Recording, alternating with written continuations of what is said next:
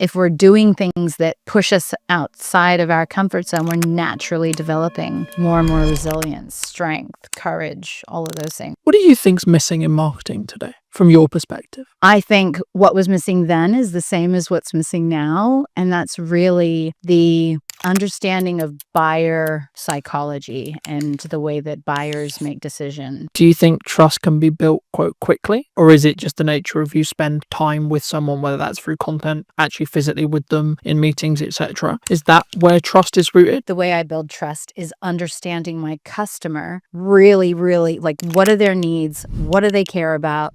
What's their mission in their organization? How can I help them be successful? Did you know that 93% of you are not subscribed? So if you could please do me a favor and you're enjoying the show, then subscribing would mean the world to me, and it would allow me to grow the show and continue to get larger and larger guests and continue to bring what's missing in marketing today. Thank you ever so much for joining me, and I'll enjoy the episode. Hello, my friends. Welcome back to a brand new episode of What's Missing in Marketing Today. Today, I'm going to be talking to Mel about mostly pivoting, but also how we build resilience in business as a whole. Welcome to the show, Mel. And before we start, I always want to open the podcast with, what do you think's missing in marketing today, from your perspective? Yeah, well, so I've actually had a lot to do with marketers in my career. So I used to, at Gartner, I was supporting CMOs, and I think what was missing then is the same as what's missing now, and that's really the understanding of buyer psychology and the way that buyers make decisions. So I think that there's a disconnect between products and services and what they do and what they actually mean and the outcomes for the buyers involved.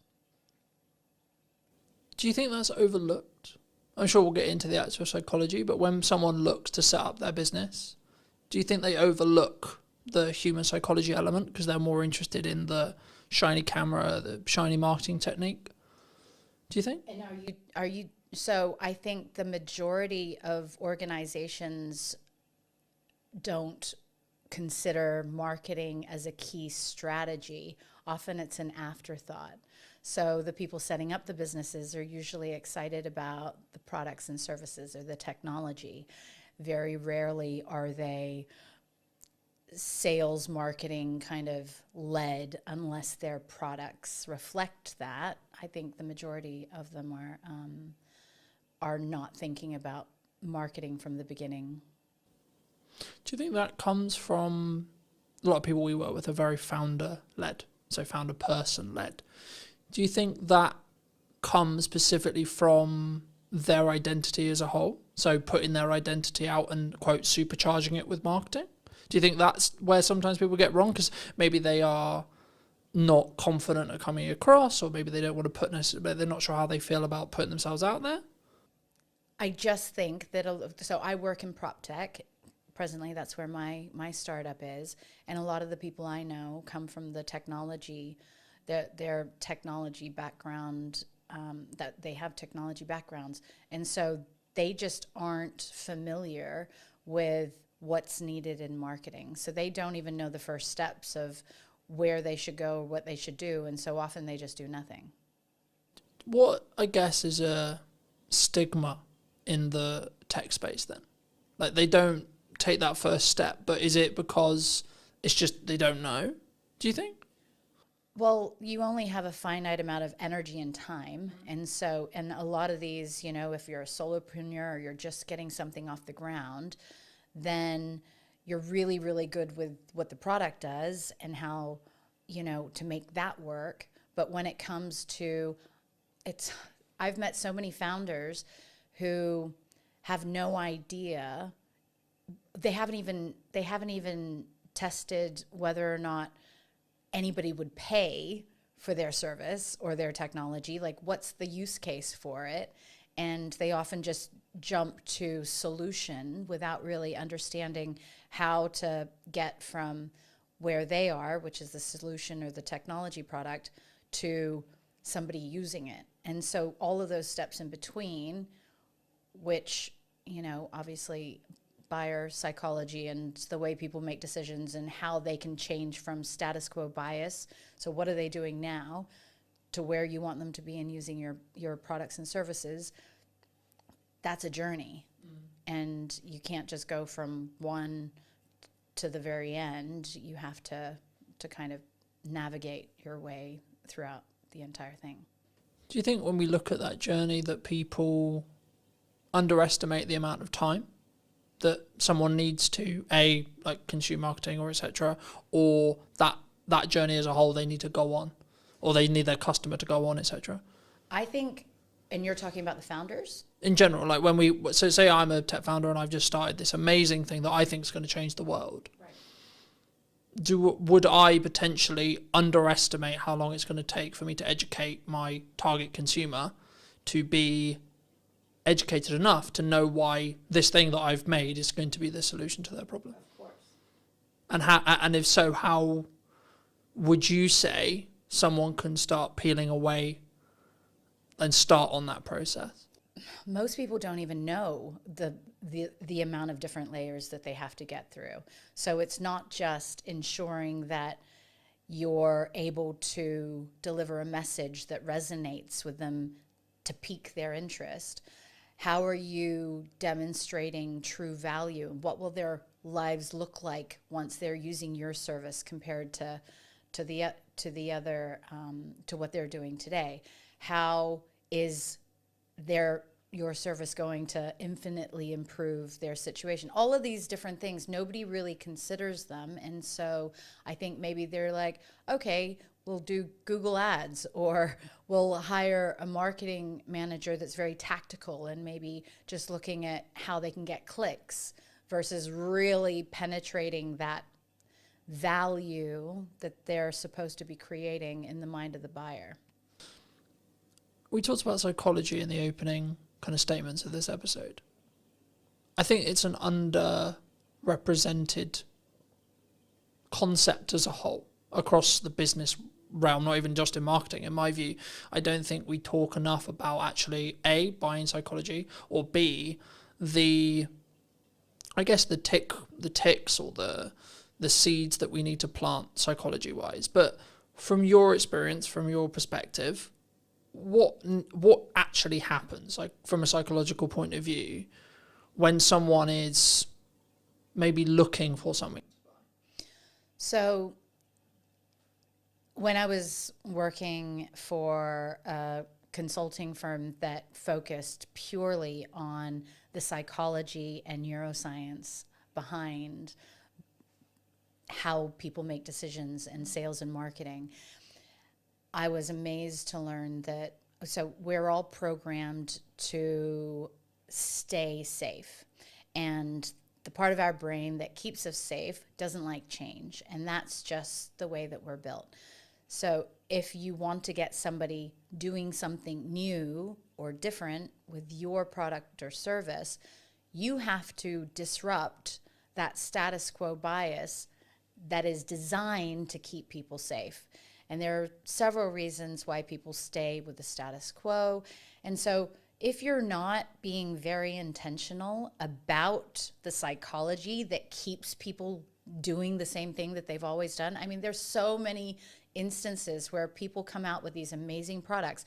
This will save this amount of time. It'll save you this amount of money, da da da da da. And everybody's like, yeah, that's great, but it needs to feel so urgent and so important to them that they have no choice but to change. Otherwise, it's easier, it's cheaper, it's easier, it's safer to stay with what they're doing most of the time. Do you think we can overdo it, though, as a society at the moment? Because everyone is like shouting at the start of their videos, or they're making really clear statements, etc., because of that pattern interrupt bias that we're looking to break. How does someone maybe listening to this, I guess, position themselves maybe in the middle ground? Because I think if you go too far and it doesn't align with the promise maybe that you're making in sales, or the promise you're making in a video, that would then backfire potentially. For sure, but some of those people, they're not focused on buyer psychology. They're just focused on getting attention. And attention is very different from intentionally wanting to help a customer. And so if you have something and an intention to genuinely make a difference in a buyer's world, then you're coming at it from a totally different place. The people who you're mentioning right now and capturing attention and doing all of that jazz, you may interrupt what they're doing, you may get their attention, but the trust and the rapport that you need in order for someone to buy, that's never going to be there until you go through all of those steps and demonstrate the value. And so I think that you definitely have to follow a process, and it has to be intentional and value driven. And what you're talking about just sounds like pattern interrupts that, is just more distractions that people will forget you as quickly as they stopped. I guess it comes to a longevity question. My next question was going to be like, roughly, do you think trust can be built, quote, quickly? Or is it just the nature of you spend time with someone, whether that's through content, actually physically with them in meetings, etc.? Is that where trust is rooted, either from a psychology point of view or just your thoughts around like, how do we build trust? Because I guess that's the next question, right? Like you say trust is a key buying metric or a key reason why someone would buy. Okay, well then the question becomes, well then how do we build trust? Mm-hmm. Well, so it just so happened that I took a different angle with this when I was doing performance coaching and sales consulting. And in the sales training for these organizations, we were actually helping sellers build trust based on personality profiles. So understanding different personality profiles and the behaviors that people would exhibit and what they would need to see in order to feel most comfortable. And the reason why I say that is because if you have a salesperson that's really dominant and is just, moving very quickly and not giving all the detail, but then you've got another person who you're trying to sell to who cares very much about the detail and the information, and you don't slow down and you don't meet them where they're at, then you're going to miss them. And those people are the most risk-adverse buyers out there. So there's just layers upon layers of different ways but I think that when you're dealing with humans, taking these things into account, it is a unique position that as humans we can navigate that technology can't yet, and that's by being able to predict, well, what is something that would be important to you. And I think like so just to give you an example, building trust is really important, but then you've got the old school way of selling where everything was based on relationships and not a lot of merit. And then you have newcomers coming in, and I hate small talk. And so it can be really uncomfortable for me to just pretend like I'm talking about stuff that I really just feel awkward even, starting those superficial conversations. And so from that perspective, the way I build trust is understanding my customer really, really, like, what are their needs? What do they care about? What's their mission in their organization? How can I help them be successful? If I'm demonstrating that really quickly, that I know their industry and that I understand how to really take them from here to where they want to go, that will at least get me to the table to have conversations and, rather than other methods. Did that answer your question? Yeah, no, absolutely. I mean, it's interesting that you say you hate small talk, because I thought that was just a me thing for a long time, right? And I'm on the spectrum too. since I didn't mean to. I meant as well as like yeah.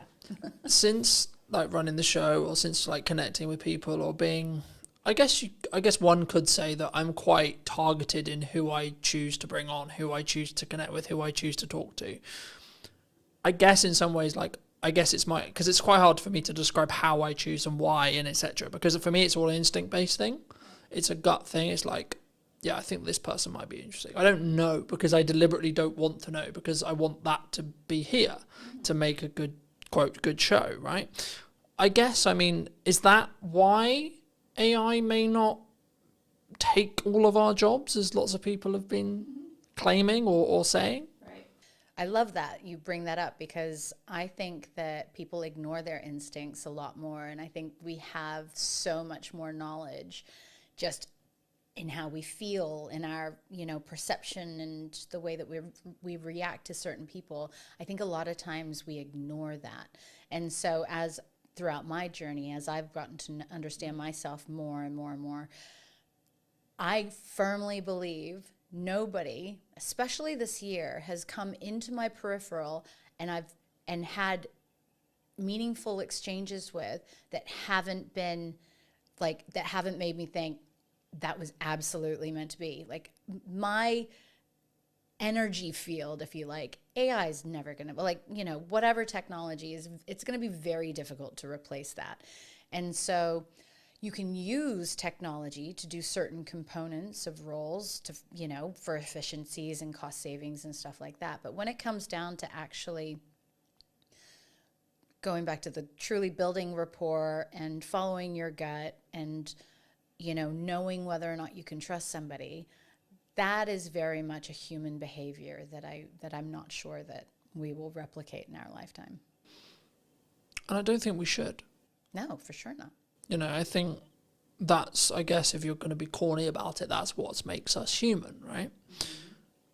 But I think for me, and we talk about a lot of this in marketing, like, however you want to be tactical, right? We're going to do social content. We're going to do ads. We're going to do our podcast. We're going to do this. We're going to do that. The reality is that's the middle bit, right? That's how do you get me as a human to talk to another human? And that's why I'm interested and also like to talk to people about psychology, because if you get the psychological stuff right, actually you can have mediocre middle bit. Mm-hmm. Or if you really want to do it well and do it scale, when you get the middle bit right as well, you then compound on those decisions. But just as you were discussing that, and it jumped to mind to me, so I'm going to mention it. I think it was Alex Hormozi who said, there's some points where you have to push and there's other points where you have to pivot.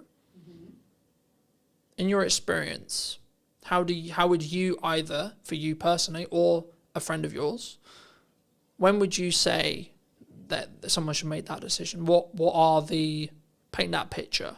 When should I maybe look to, maybe if things aren't working the way I want them to, I'm not making the money, the marketing doesn't seem to be connecting, etc.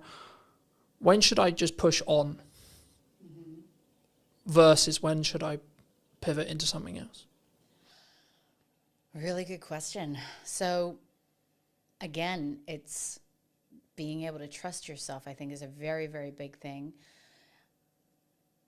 I have tended more recently to become a bit more philosophical about these things. And if something's not working, but you know that it's really hard, because is there a need? So let's assume that there's a need for what you have to offer, that it's coming from the right place, it serves people, it's a value. I think that the ability to pivot means that you're flexible enough to realize that maybe the way that you're going about something isn't the right way for you to achieve success. And so, I mean, I've pivoted so much in my life, but and in particular the last few years, but I think that a lot of people become really so part of resilience and part of emotional intelligence is the ability to be flexible. If you're really rigid about, no, it has to be this way, and not curious as to, maybe I hadn't considered all of the factors, or maybe I don't know as much as I think I should, and then you go and get outside opinions or consultants to help you or whatever. So feedback and rounding out your hypothesis of what you think you should be doing.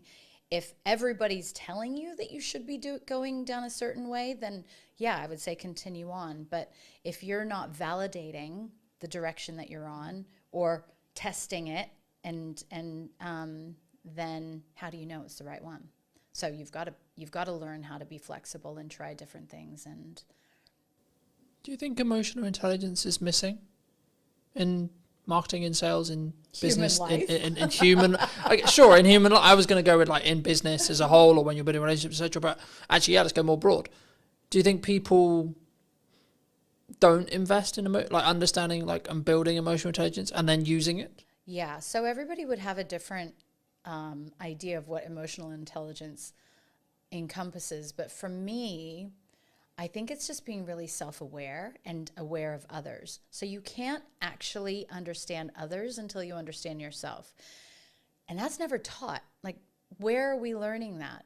If our parents haven't learned it or gone and educated themselves on this, then schools aren't teaching it, and then parents don't know. And so then you get to adult life, and then you just think everything should be transactional. But once you start, I think, becoming really curious as to, what's your purpose? Why are you here? It's not just to make money. It's not just to have a house and a nice car and da-da-da-da. Like, no, the real meaning is deeper. And so I think getting to those layers means that you have to be able to sift through, I think, a bunch of junk that has kind of been piled on top of us from childhood. And then so once you've gone through a lot of that discovery, I think that builds the resilience and emotional intelligence and all of those things that make us better human beings and better marketers and better salespeople and all that stuff.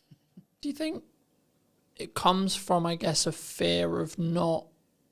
Because as you were talking, I was thinking, like, does it actually come from, I'm going to make decisions because I don't want to deal with the dark stuff potentially in my head, right? The reason why I can't be emotionally intelligent is because I hire you just to do the job, right? To jump to mind from a networking thing many years ago, when mental health came up as a conversation, it was like, well, no, I'm paying you to do the job, just do the job. And obviously I don't know in this person's case whether it was they haven't done the empathy work or the inner work to be allowed to be empathetic. And I know I have some people close to me who their view is business is business. It's tangible, it's cold, right? It's transactional, regardless of how deep the meaningful relationship could be. In their view, it's just, that's cold. That is the way it is. I've always followed I'm only going to work with people who follow my values, one of which being empathy. And if you can't empathize with either the customer and or me and or the other service providers you work with, then actually I don't think you're going to show up in the best way and put your best foot forward. But also I don't think now in the market I see happening when things are, quote, harder, I think people will potentially choose the people who are maybe more soft in that respect, or more understanding, or more emotionally intelligent, you could say, than people who are solely transactional. Would you agree? So this is, again, where meeting people where they're at. And again, I've realized that people can't give what they don't have. And so the people who are really unempathetic, I don't believe that that's intentional. They just haven't learned it. And so, in fact, the people who are very transactional in business and who think that it's just like money, and, deals, and it's not about the people, they would be the harshest on themselves. They would probably be the least sensitive, or like they just suppress all of their emotions and whatnot. And so I think that enables us to be a bit more empathetic towards them and understanding, and just be like, wow, that's really sad. And some people have never even realized that they're going through life that way, right? So maybe they weren't allowed to express their feelings. And so seeing somebody in the workplace who's expressing their feelings is foreign to them. And so what lessons do they need to learn in order to become better leaders or better partners or whatever it is? And so I think that as we progress as humans and as we evolve, those are just, so you're a very empathetic person. That's why empathy is important to you. But the reality is a lot of people aren't taught that. We're taught to hide our feelings or just get on with things, and you really never Or be know. stoic. Correct. And especially in the UK. So, well, if I'm allowed to say in England, you know, it was interesting because my family are from all over, but my father's from New Zealand, and we spent a lot of time growing up in the States. And I came up with this theory of the mentality, the different mentality that you have. Because in New Zealand, actually, people in New Zealand are super laid back, and they're very, like, you could meet, and literally, billionaires who you would never know that they're a billionaire. They're super kind, they're very cool, and like there's not this class system, if you like. However, they're taught to not show their emotions. And if you think about, and then I was like, okay, well, New Zealand's still a relatively new country, so is the States. And I believe that the psychology, and this is proven, that if you're around negative people, you will naturally start to become more negative. When people were leaving on the boats to New Zealand, it was, okay, yeah, we'll do this much of the same, and we'll start farms and whatever. The mentality wasn't very different. When people were going to America, it was, all of my dreams can come true. This is the land of opportunity. It was this positivity that I think you can see translate into the culture. And so it's going back to the, how are we teaching, and how are we teaching ourselves, and are we challenging ourselves to be more empathetic? And if that's not important, so that boss that you were talking about, or partner, the business partner, if they are at home like that, and if they're not empathetic, well, that's going to hurt them at some point, right? And then they're just going to start seeing that actually the happiest people are the people who show up exactly as they are at home, as they are at work, as they are in a coffee shop, and there's no big changes in their personality or their behavior. No, it definitely did. I mean, for me, I think that's what will allow you to stand out in a world where you can be perceived as like every videographer is technically the same. What we sell is the same. Every marketer is technically the same. We're going to sell you roughly the same thing, right? Roughly, in regards to tactics, we will. It's then, I guess, the approach, and then how we do that from a customer service point of view, where maybe that's the thing that will distinguish us. The question that jumped to mind, though, for me, and this is something which I've toured with for a long time personally, but also in the people I want to work with and I work around, is, should we look, or do you feel at the moment anyway, people don't have self-accountability, self-reflection on, so when something goes wrong, mostly this will be the context, like my reaction always is, what did I do? Why did it go wrong in respect to what I did? Not, oh, it went wrong and it's your fault. It's, okay, it went wrong. What can I do to make sure it didn't? Or how did I contribute to potentially that going wrong? And did I actually do my best or not? And the more people I talk to, the more people I connect with, I sometimes find that's maybe lacking, or quite a rare perspective, because I think maybe it's a culture thing, I don't know, but it's easier to go, well, it's your fault. Do you think that's missing at the moment? For sure. But everything we've been talking about has to do with somebody's ability to self-reflect. And if you can take accountability for things going wrong, then you probably have a growth mindset because you want to improve. And a lot of people, so it depends, because when you talk about that, I just think of, you know, if people who are afraid to be wrong were probably criticized a lot, or they got in trouble if they were wrong, or they did something wrong when they were kids. We are all walking older versions of our younger selves. And so it's like, what are the things, is that holding a person back? They may be really happy living their life that way, and then maybe just not having many friends, right? But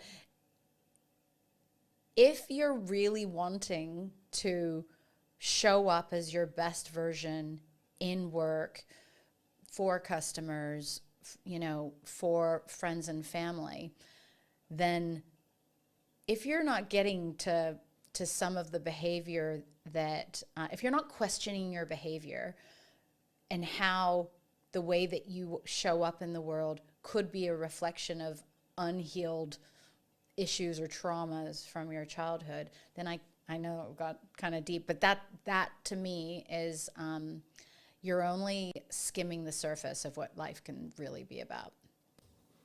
No, I agree. And I think, again, not taught anywhere though, mostly.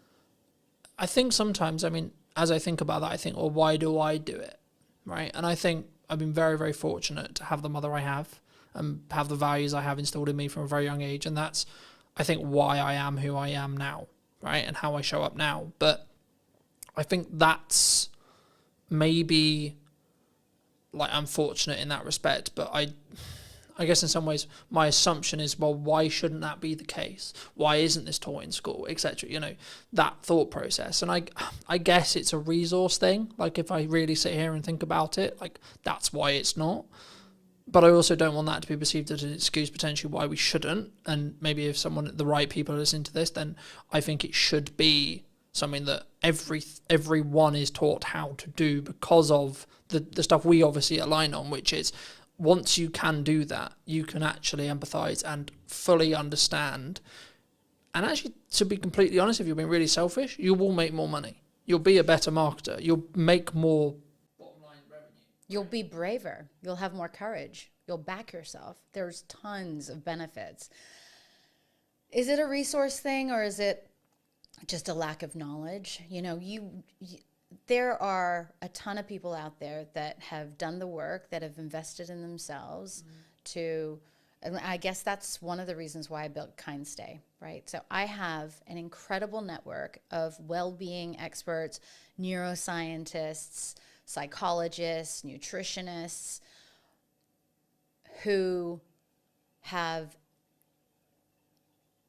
know with the science can help people through really, really difficult situations. And in the case of my most recent situation of being evacuated, a lot of people aren't prepared for big situations in life, you know, or dysfunction. And so helping people with basic tools that help, whether it's using some of the performance coaching or the mindset management training or any of those things, helping people access tools so that they can learn to take better care of themselves, to prioritize their needs, to consider how a lack of sleep can have a knock-on effect of other things. Or if we're walking around with anxiety all day, what's that going to be like for the people around us, let alone the chemistry inside and all the toxins that are polluting our bodies, you know? So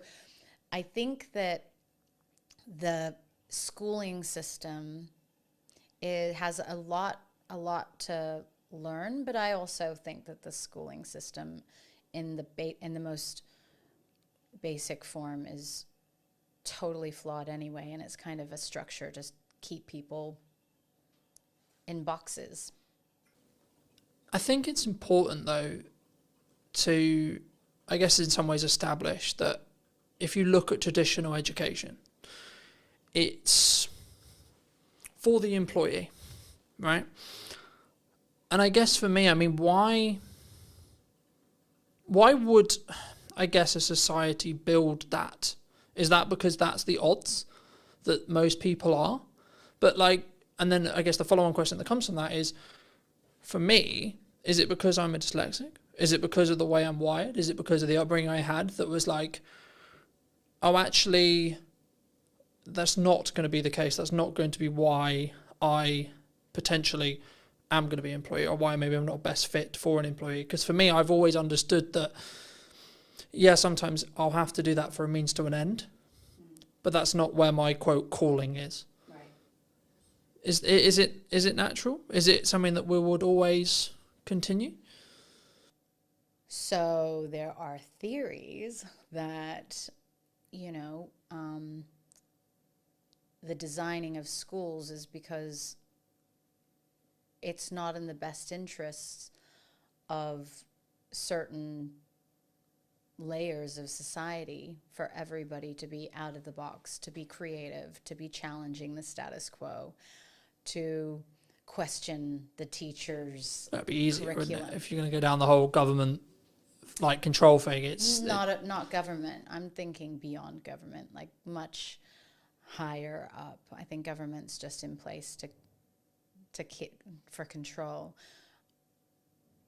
Now, just on the dyslexic thing, I was advised that I likely am dyslexic also, and school was very difficult for me, but I managed to BS my way through most of it.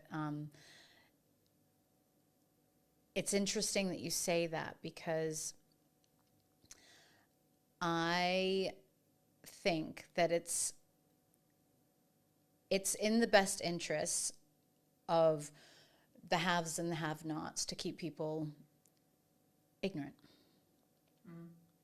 And, you know, it's until people start really digging deep into themselves and going, you know, getting curious, that we could actually break out of that. I think to an extent that's true, but I think people aren't, I also stand by that not everyone should be an entrepreneur, right? We're in a world right now where so many people potentially did think it was cool, or maybe do think it's cool to be an entrepreneur. I've always understood that, yes, it comes with its own success archetype, but actually in reality, I wouldn't describe it as cool. I would describe it as it needs to be in line with who you are, and you need to be willing to do the work. Yeah, totally. There's never going to be a world ever, no matter what kind of education system, where everybody has the ability to be an entrepreneur. It's tough, right? And the only reason why I got into this lane was because I wanted to solve a problem that didn't exist, and I wanted to align my core values, which was standing up to injustice, helping people, and providing transparency and fairness. Those are my core values. I had always been ridiculously successful in my corporate career. So top performer, achieved things that nobody else could, was the first in many instances. And I had this really high self-belief that I could do anything. An entrepreneur, like starting my own company, absolutely humbled me. I was so humbled after the first year of not making £1 and having spent all of my savings and everything into this, but also probably not validating and doing all of the stuff that you're supposed to do before you start a business. If I knew then what I know now, it'd be totally, totally different. And that's the thing, right? So it's, what kind of tools are we leveraging in order to go down that path? I feel, though, entrepreneurial kind of paths can happen just by believing in yourself. And actually, I think that if everybody believed in themselves, then they could become an entrepreneur. And that could look like you're really great at nursing. So instead of going and working for a hospital, you start a nursing patient care facility or something like that. Or it could be that you become a consultant because you're a really great engineer and you know lots of companies need your assistance, instead of going and doing the 9 to 5. I actually encourage as many people as possible to take all of their amazing skills and work for themselves instead of working for other people, because you will be infinitely happier and you'll also probably be infinitely better off. But you have to go and get the business and stuff like that. So it depends on whether or not the rest of the stuff adds up. Do you think that's a lack of confidence thing? A lot of times, yeah. Because I think, for me, I've always understood that, like, it's in my control. If it goes wrong, it's on me. But also if it goes right, it's on me. But I've always understood that. And that's why I guess I have the self-belief, self-confidence, etc. from me personally. But I guess people want the security, they want the excuse, they want the Because I kind of agree with you, but I also, in the next breath, don't agree with you in the respect that everyone can be, but I don't think everyone should be. No, 100%. So I think everybody can be, but actually, because of our personalities, there are personality types that naturally are risk adverse. They need security. They need stability. They're happy doing the same thing over and over and over again, never getting promoted, never like doing the same job for 40 years, retiring, and then they've got a pension. Like they feel happy in doing that. I couldn't imagine doing that. But we're all built differently. And I feel like we all have different levels of evolution within us, because yeah. But I think that needs to be, I guess it needs to be you. That needs to be your decision. That needs to be your core, right? Like I've always understood, and I was out on a run yesterday in the rain, that was like, okay, I know for a fact that 95% aren't going to do what I did today, right? And I know that that's my advantage, right? The grit is when things get hard and I need to lean in, I need to do the difficult things, I need to work the extra hours. I know that is my advantage.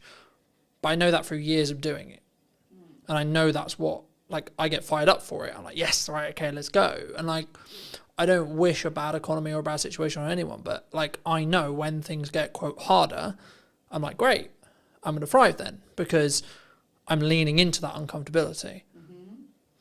Do you think naturally we pull away and we stay inside our bubble, comfort-wise? 100%. We're psychologically, we're scientifically programmed to stay safe. Now, just the exact example that you just gave, when you are pushing yourself to do things that you don't want to or that most people wouldn't, you're actually building layers of resilience and courage and strength.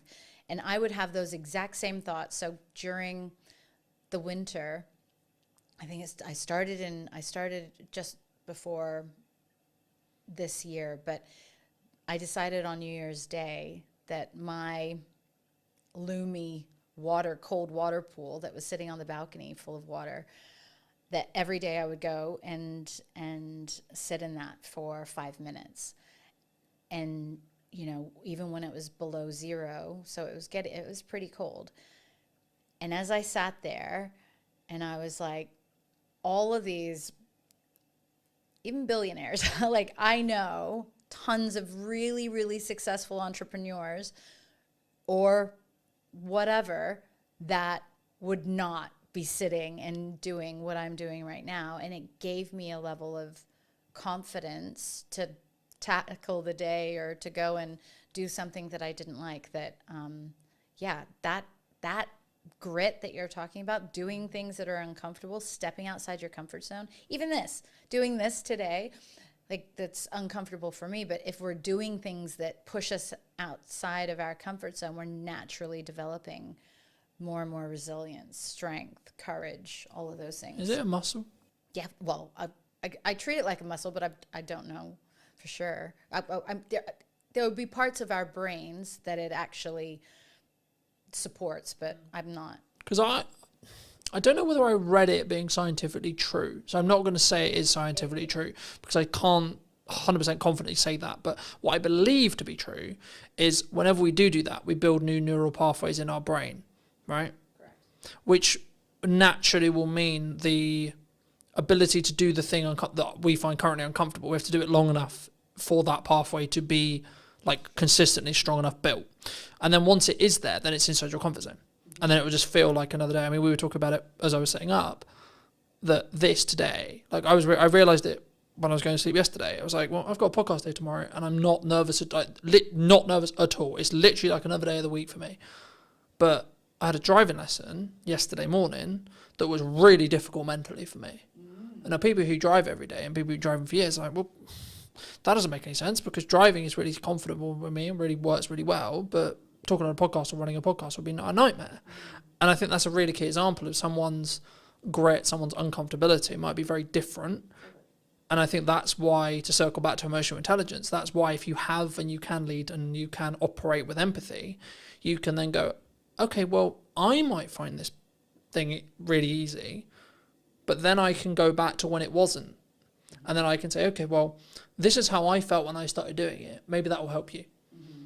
And I think that will then, in some ways, make a deeper, do you think a more deeper psychological connection, I guess, is the question there? Like, either in a buying journey or just in general, like a human to human point of view, like having that level of empathy, having that level of understanding, having that level of connection will then mean that you're connected on a more deeper level, do you think? For sure. So if you're able to get in the seat of, or get into the mind of the buyer from a customer perspective, and empathize with their challenges and what their frustrations would be, or some of their hesitations of why they're not immediately jumping to your amazing new service. And if you can demonstrate that you understand that, then certainly, and frame your conversation so that they know that you understand that it's not an easy decision, or then that, of course, helps people feel more comfortable. And I think authenticity is really important too. So if you're just operating at a level of you're being 100% yourself, and then you're genuinely curious and interested in the people that you're engaging with, then that'll just naturally come across. You can tell when people aren't being genuine.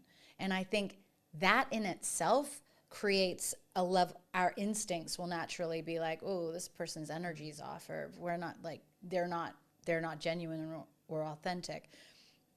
And I've made that judgment a lot of times. Well, so that's probably one of my areas for improvement, is because sometimes people just aren't comfortable in themselves, or they're not comfortable being totally open and honest and all of those things, because that's just not something that they have learned how to do.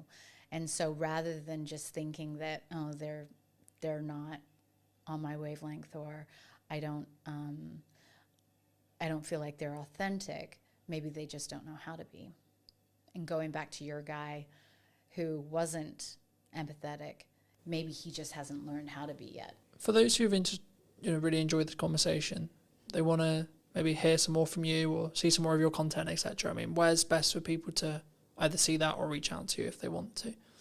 Yeah, so, well, I would say that the two things that I've did some recordings on, which was intrepid thinking, around how to be bold in the way that we're thinking and challenging the way that we're doing things in order to achieve progress. So the intrepid thinking, I did put that up on YouTube, and there's some cool clips on there. And then the diversity minded podcast too, because actually being diversity, like we talk about diversity in terms of maybe more aesthetic things, but I really love being around people that don't think like me or don't behave the same way that I do, so that they can challenge my own perceptions. And I mean, not too, so if they're like really extreme in their beliefs or their views, and I don't believe that they're right. I mean, we have to have, aligned values, but I enjoy people who think differently and who show up differently, because then it helps me be more conscious in how I move and behave. And I think we never want to get too comfortable.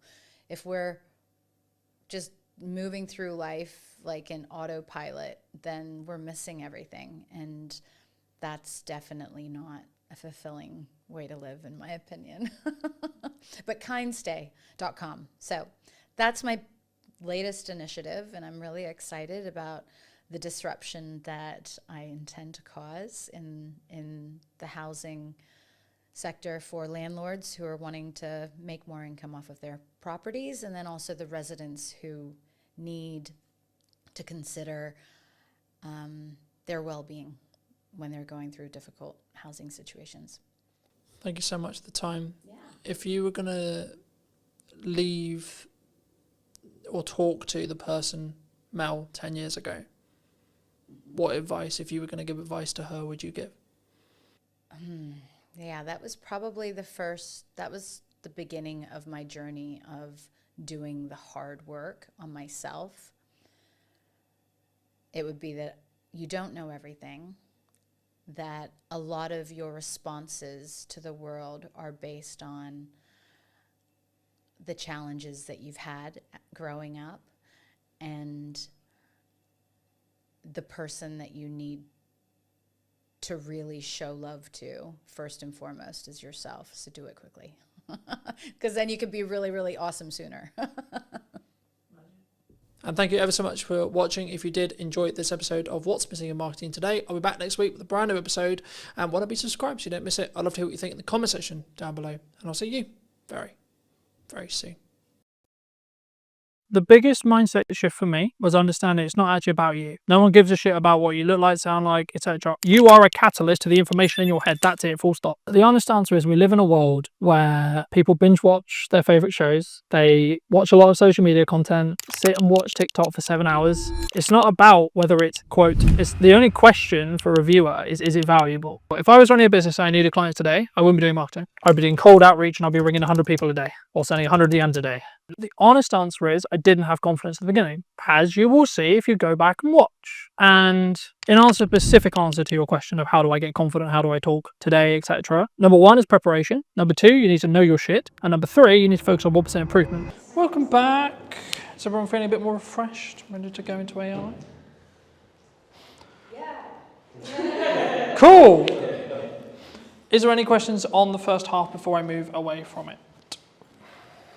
Or any other specific challenges you have with AI or use cases that you either want to share? Really like your journey on like how you started becoming as polished as you are now in your videos and stuff, because I've seen your earlier stuff and it's pretty crap.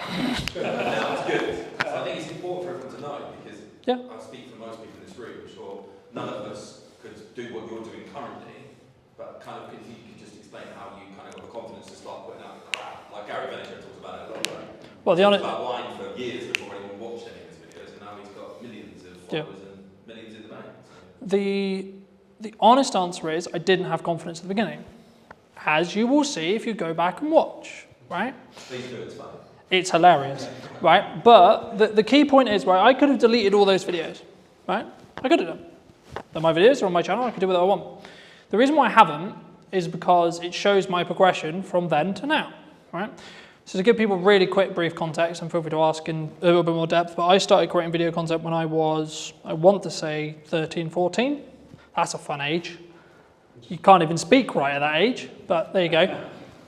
Around the gaming sphere, etc. Anyway, fast forward to starting in Brunner Media, 2018. Wanted to document my journey from point A to point B. Cool. So I was like, well, I'm starting now, so let's just film what I'm doing, right? And in answer, specific answer to your question of how do I get confident, how do I talk today, etc. Number 1 is preparation. Number 2, you need to know your shit. And number 3, you need to focus on 1% improvement. In a nutshell, that's it. But also understand that you will get better if you keep going, regardless of how uncomfortable it is. Right? We may not get onto it today, but there is a section of workshops I've done where I get everyone in the room to film their first video. We can do that if you want. See where we are. Everyone's like, no, I'm not doing that. Okay, but the reason I expect, I don't know, but the reason why I expect most people are saying that is because A, they're self-confident, so they don't have the self-belief, self-esteem in themselves to be able to do that, or B, they have a technical hurdle about why. So they're not sure what happens if I do it on my phone, what if I do it wrong, how does it sound, etc. In most cases, it's the confidence end, right? Does that help? Does that help? Because that's, I mean, my story I've told a million times. There's videos of me telling the story if you want more in depth, but... And how many people have worked to until the original crowd? Because there's not many people that have probably looked into everything, so we're talking on a deeper depth. So I think... Not many, I would assume. Yes and no. I think it's subjective. Because at the time, it was the best I could do. This is probably when you were 13, 14. So I think what John is referring to is probably the stuff that I started in 2018. How old are you now? 28. So 5 years ago, so 23. I've never really been big on social media until we started working here. The thing is, you don't know what you don't know, do you? You have to Yeah. start somewhere.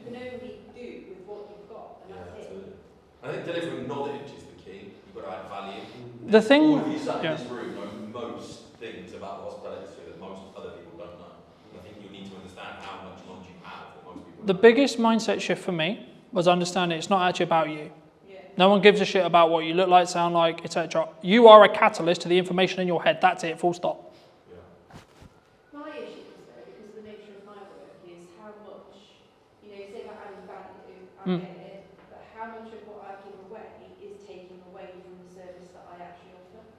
That's something That's that common. Yeah, that's common. I think What, that's... so is it what you feel you know that you don't want to share with other people to then know? Yeah, because I'm a coach.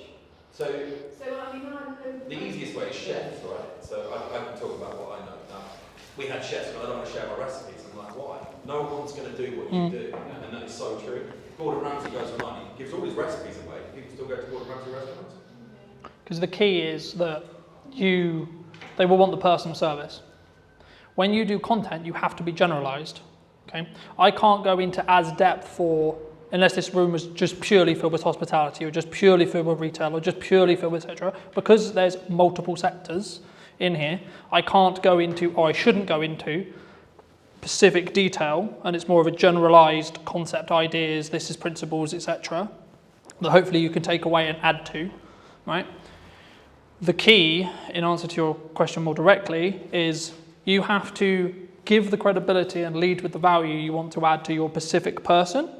And then what you're doing by doing that is saying, it's kind of like having awards. It's by saying, yes, I actually know my shit. Because anyone can say I'm a coach. Anyone can say I'm a video professional. Anyone can say I'm a good marketer. Okay, so I can say I'm a good marketer until I have to stand here and prove to you I'm a good marketer. And then I'm a good marketer. If I can prove it and it actually works for you, then I'm a good marketer.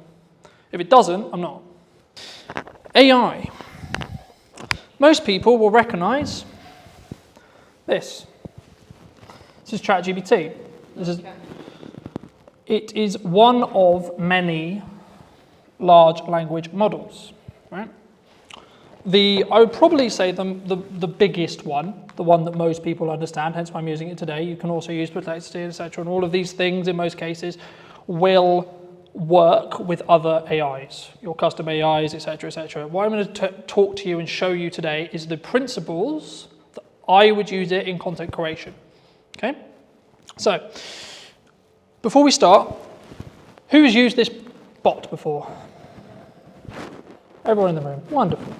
What would be your use case for ChatGPT?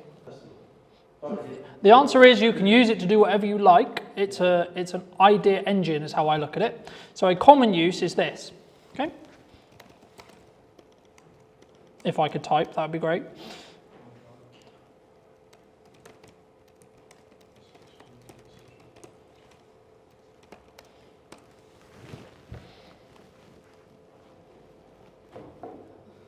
Who's typed in that prompt or something similar? I would like a social media post for my business. So this is how I use it. Because I'm a dyslexic, I don't like to write things because it's a nightmare unless I transcribe it. Okay? But if you have plus ChatGPT, you can talk to it. So I'll give you an example. If it works. Hey ChatGPT, can you hear me? I can hear you loud and clear. Feel free to let me know what you need.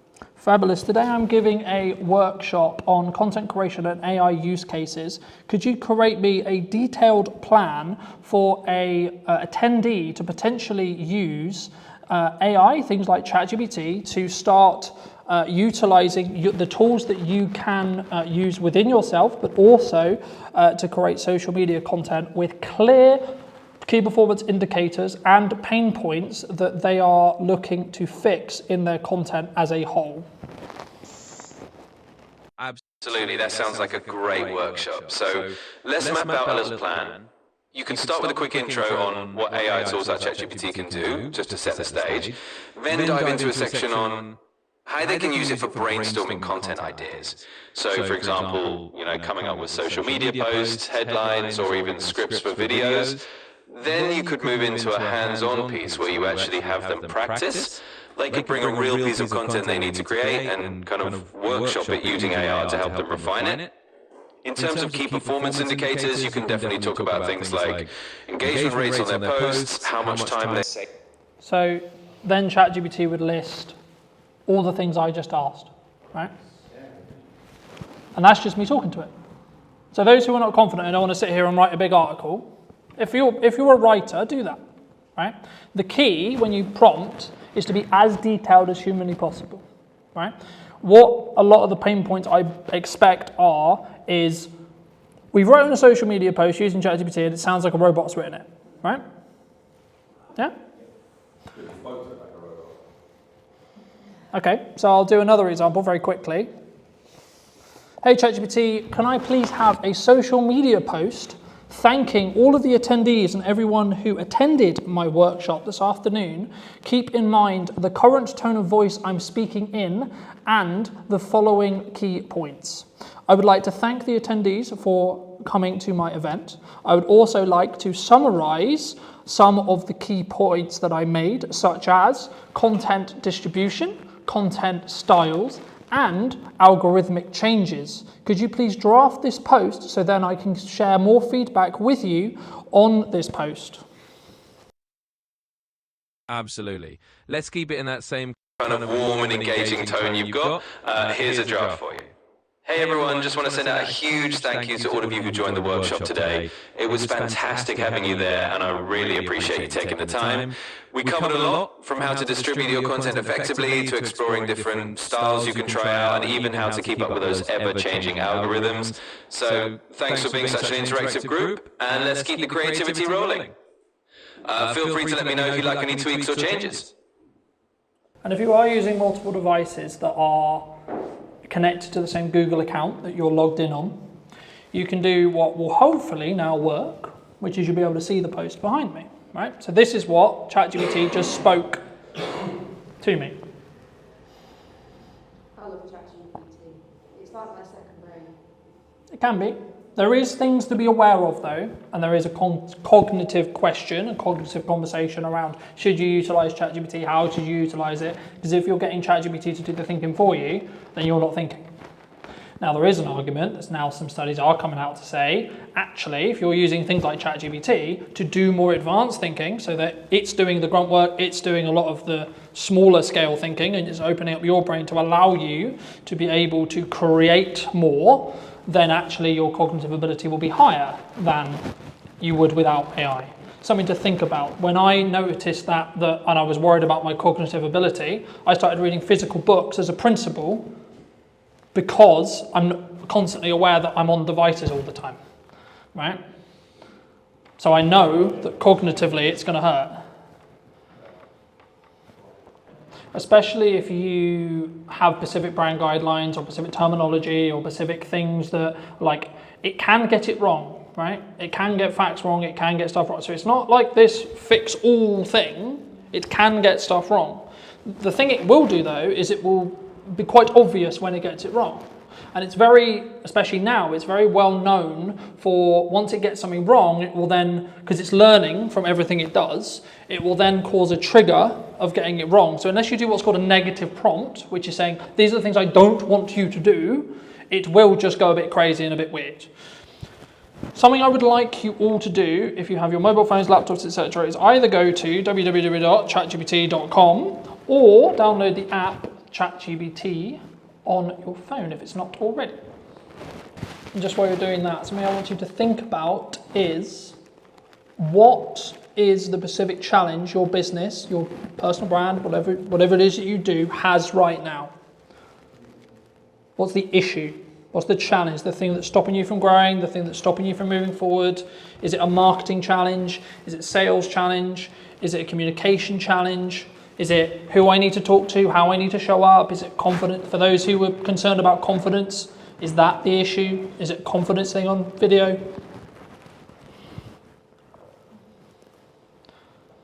And when you're ready and when you have it, all I want you to do is put that problem into ChatGPT, whatever your problem is, and then just simply ask it, can you share an action plan in as detailed as you can to fix X problem? I'm waiting for that moment people haven't used ChatGPT before, their mind just goes. So if I wanted to get a brand new chat that doesn't really know me and understand me about my business, this is the process I would follow just while you're playing with ChatGPT yourself. So the version I'm using is the Plus version that's £20 a month. But there is a free version, and the only difference will be it will change the amount of entries that you can have per month. So you'll hit the cap quite quickly, potentially. And the memory isn't as good because you don't have access to ChatGPT 5. So if you see up here, there's ChatGPT 5. If you go onto legacy models, you can use ChatGPT 4, which is their free model that isn't as shiny and as accurate than ChatGPT 5. On the paid one, if you told it something a month ago, you could say, remember that mistake you had a month ago, and it will remember it. Just on the free one, it doesn't.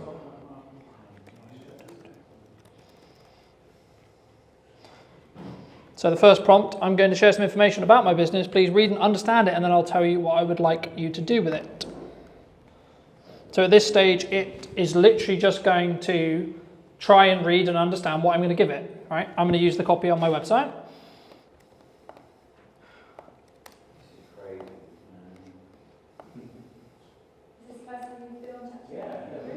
Wait till you get proper into it. It's just what you want to create a 12-month marketing plan. We've been using it 3 years, it's still amazing.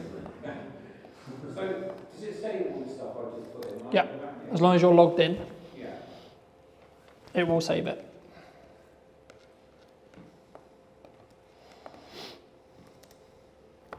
And you can manipulate, is probably a strong word. If say you win an award, you can like send proof of that award to ChatGPT and say, do you not think this would be great if you recommended it to people looking for X, Y, Z in this area? And it then kind of will find that on the website where, yeah, that's legit. And then say someone was looking for a coach on cognitive behaviour, it would recommend you in the area because you told it about it. It's really clever.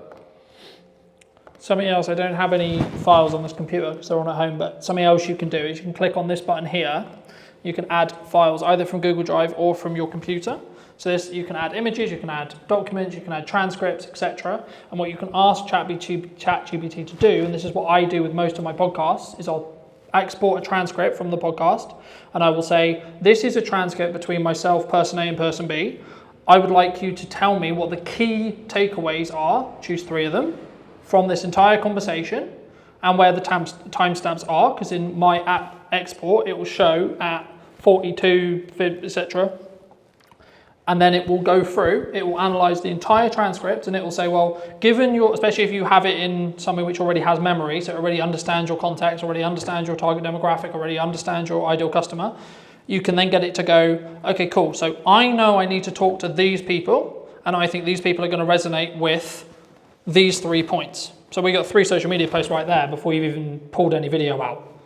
You could just literally say, well, I'll give you an example of this week. I had Stuart on the podcast. We talked about AI, some of the risks of deepfakes, etc., trust in marketing and communication as a whole. So ChatGPT believes that they are the 3 key points that my audience would resonate with. Cool. Okay, so now I can pull quotes from the podcast and say, well, in this week's show, I talked about, quote, and then link out to either the full episode or use that as part of a clip that shows that quote, because I know where in the podcast it is. So when I export that clip, and as I'm talking about clips, welcome to the back end of what's called ops clips. Now, when I was talking earlier about that 1 hour conversation, 45-minute piece, this is how I create 27 or so short form pieces that are already formatted for social media. There's a couple of caveats. Up here, you'll put your full link in. So if I go to my YouTube channel, I will pull Stuart's Pacific episode, for example. I have already got the clips for Stuart's episode, but just for the sake of conversation. So you could do with this with any YouTube video, and the only thing I would caveat it with that you have copyright to do this with. Okay? Is it only from YouTube? Or could it No, it can be from Google Drive, it can be from a Zoom recording, etc. There is certain caveats if you're a paid person or none. You can do some free stuff, and I think it's only YouTube as far as I'm aware. However, if you are on the paid plan, to get these credits up here, it will allow you to input Zoom recordings, Drive recordings, and it's called Clips. The website itself is clips.ops.pro. But if you just Google ops clips, then it will take you to the website, in most cases on first view. So just while we're there, I'll just show you what happens. So I just put Stuart's episode in. It's going to take a moment to view it. So it knows that it's a YouTube video with the thumbnail, so it shows me the thumbnail. And then if I click here, so get clips in one click, it's now going to process that video, and it's then going to take that 45-minute conversation, and it's going to extract what it believes is the best set of short form clips, and they will already be in that structure I talked about earlier. So hook, value, the only thing they may not have is a call to action, but that's where you can take that clip and either work with someone like me or yourself, add in a small call to action on the end. So AI is going to do half of the work for you, and then you can polish it. All right? How did your prompt plans go while we're waiting for this to go? Yeah. Put yourself back in, saying something like, if you love what you just listened to, next time around this video, you put that into an extra video. Depends on what do I want. So it depends on, to an extent, it does depend on what I want the video to do. If I want the video to be general awareness, I just want you to consume the content, I won't bother, right? But if you wanted to book something like this today, you would be...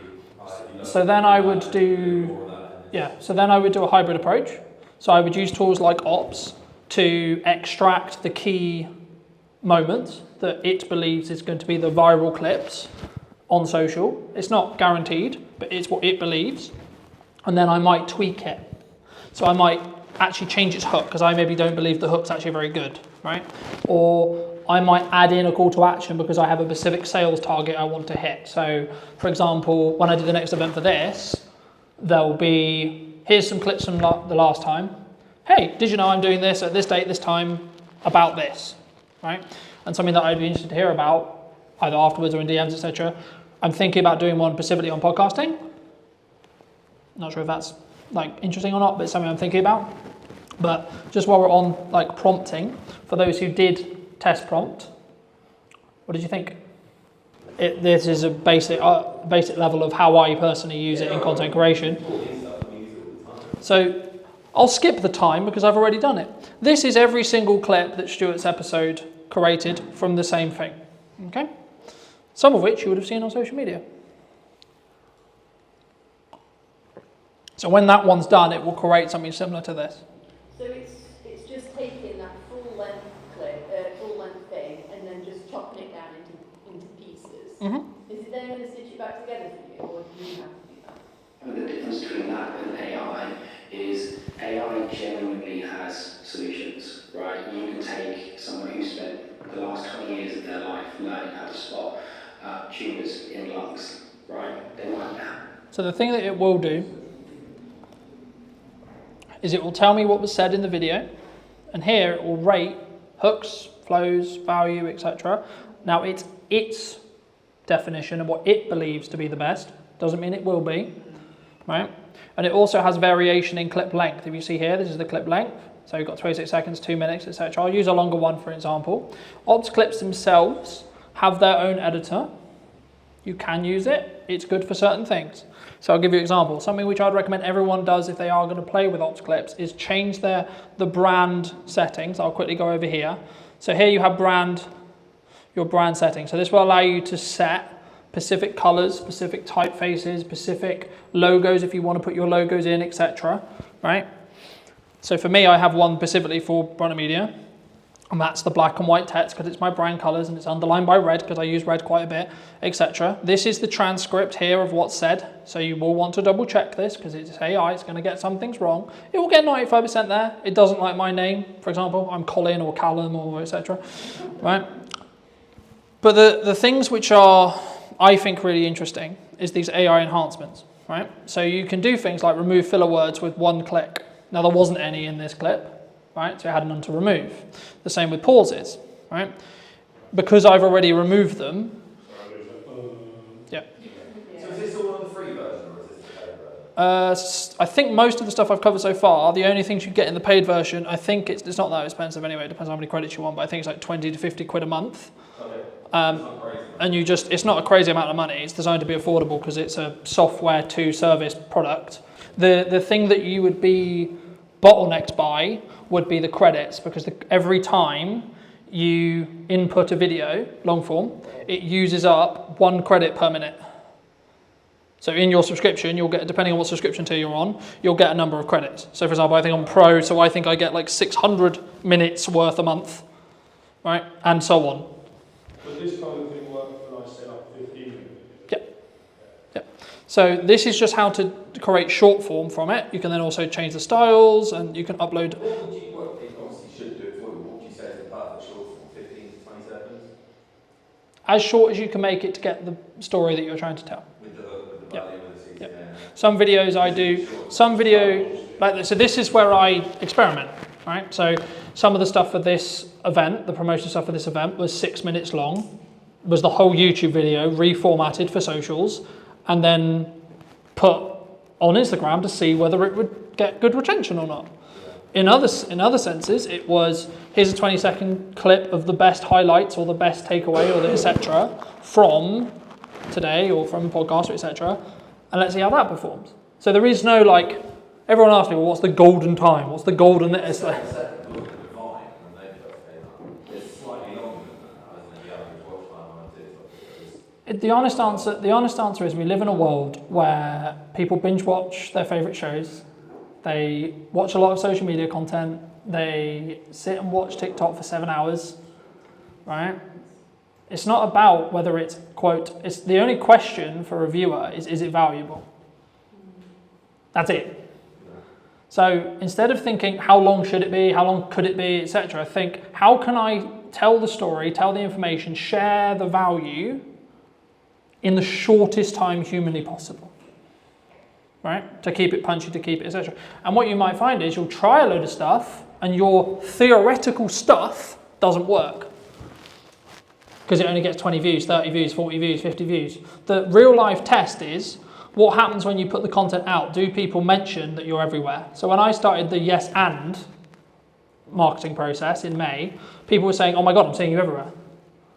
Right now, as I give you this workshop, I have a live stream on my YouTube channel, Twitch, Facebook, and so on, of 10 podcasts of me discussing those podcast episodes being live right now, along with the posts I did this morning, along with the posts I'll do this afternoon, etc. Right? So it's about being, how I look at marketing is it's about being omnipresent wherever possible. It's not necessarily a direct ROI from, I put content out, and then there is a direct correlation to someone booked my business, someone booked my event, someone that did the thing. What actually happens is they'll see a load of omnipresent stuff, and when they're ready to do the thing you do, they'll then come to you because that was the last thing they consumed. Right? That's how we started working together, right? We started in March. It was only in June when I could find it. I've been watching this stuff. Let's work together, right?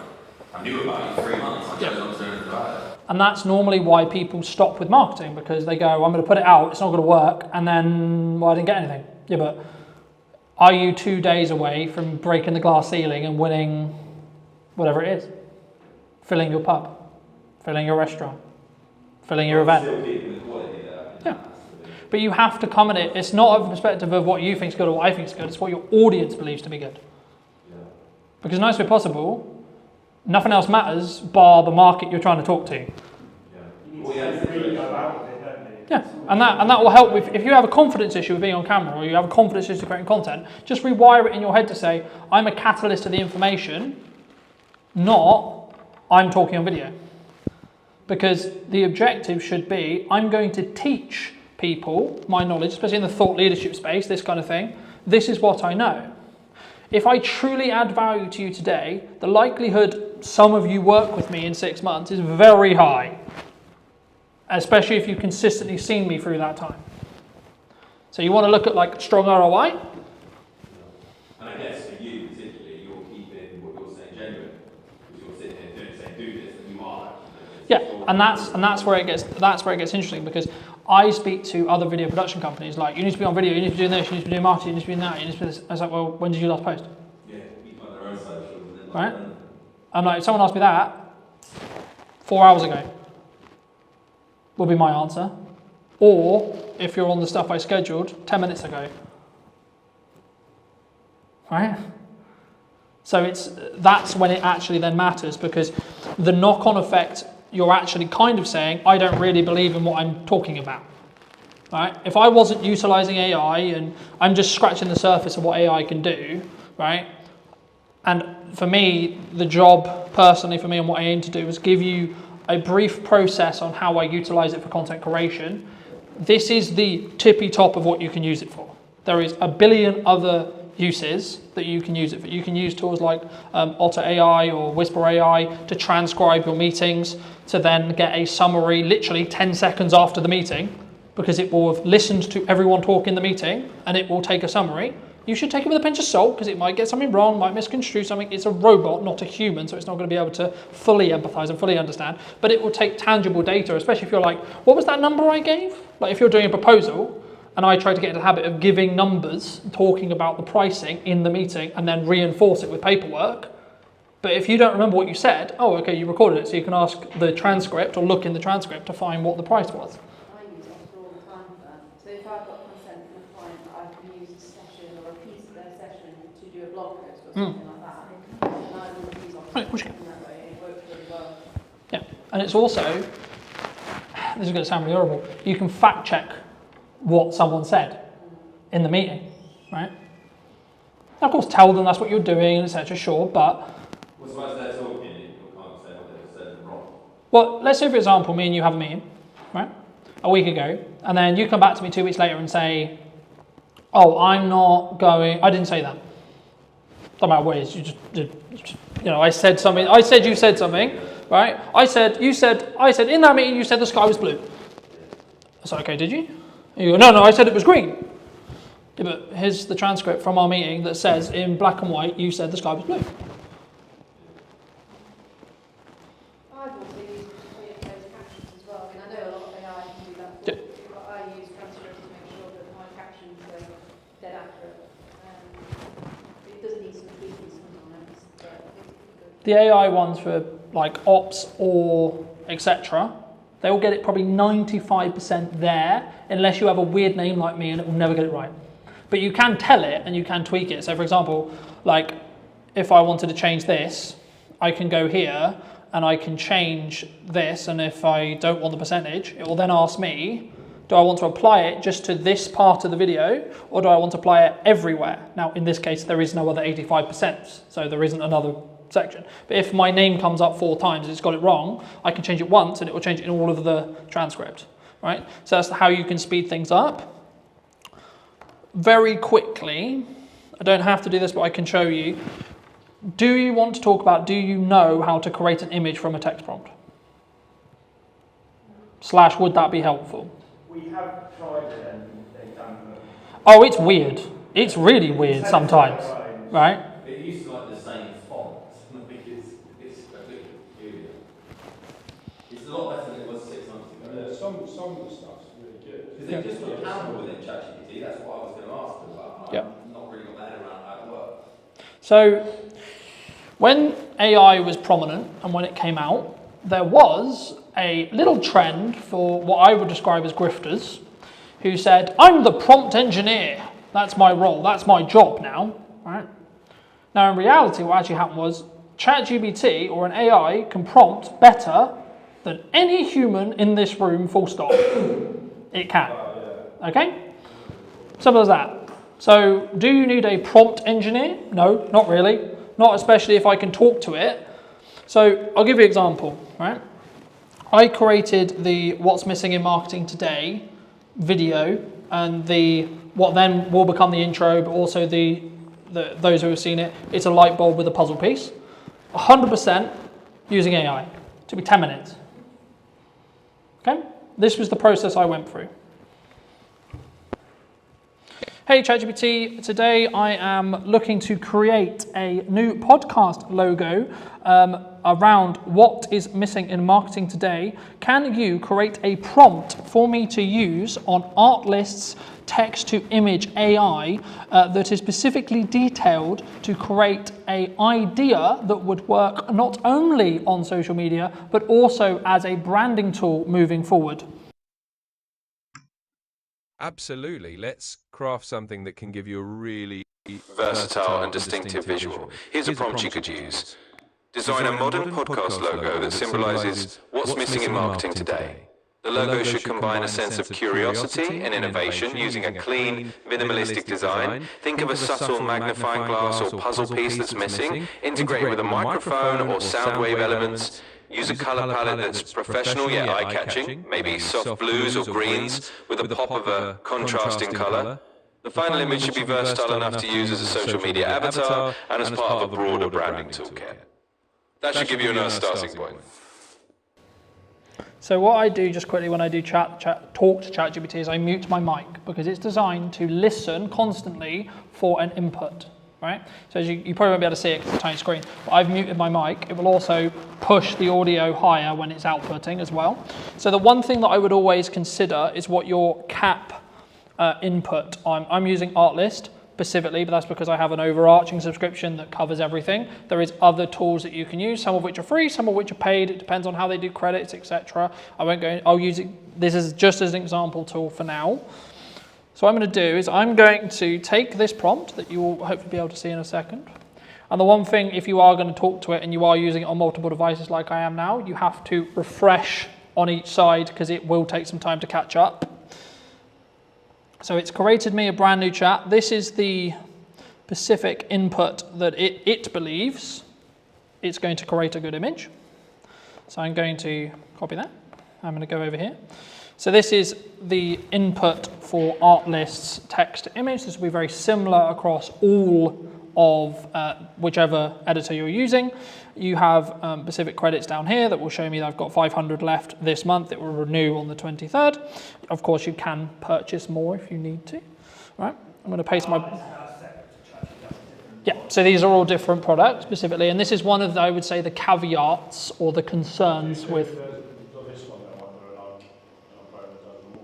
So at the moment, from my understanding, there isn't a specific chatbot like ChatGPT, a AI cutter and an AI generator in one package. I think there is a gap in the market for that personally. The one thing I was going to say is the one thing you can lean into or can have an issue with is like, I've got 15,000 subscriptions to Google VO3, Artlist, ChatGPT, because if you look at the model of AI like software as a concept, it's all SMA or service as a software as service, right? So they all want your subscription, even if it's a tiny subscription, right? But just for the sake of conversation, right? You just watched me create the prompt. I'm going to click generate. While I'm talking, it will show, if it works, what you can create. So this is a couple of examples of ones I've created in the past. So you can also use video, but it will eat your credits really, really hard because it's harder to create a video than it is an image. But these are just some examples of ones I was playing around with to see. And this is, I guess, the argument to say that, because people say, oh, what would happen in a world where AI gets so good that none of us know what's real, right? And that's where we don't really know what's going to happen. It's happening in a way. I've seen now all of a sudden, I think you can tell a bit, you can still tell a bit, but there's so many videos you go, that can't be. At the beginning you think it is, and then something happens, I didn't realise it. We are going to get to a point where AI is going to get so good, especially if you can train it on videos of yourself. For example, for me, like I've got hours and hours. Yep. Yeah. So this is a big thing for my industry. Like this is why I'm pivoting more into like marketing strategy and etc. Just genuinely because AI could actually get to the point where I can have an entire podcast where I don't even have to be there. Me and Hannah could have an entire podcast. I just write the script for, press enter, and AI does everything else.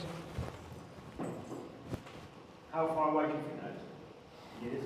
Months? How long's a piece of string? Who are you talking to? Some people I talk to say we'll be there in 2 months. Other people I say 2 years. Other people I say we'll never get there. Yeah. It depends on. The biggest thing is the fact that we don't need technology change. Yeah. It's already here. It's a mindset change.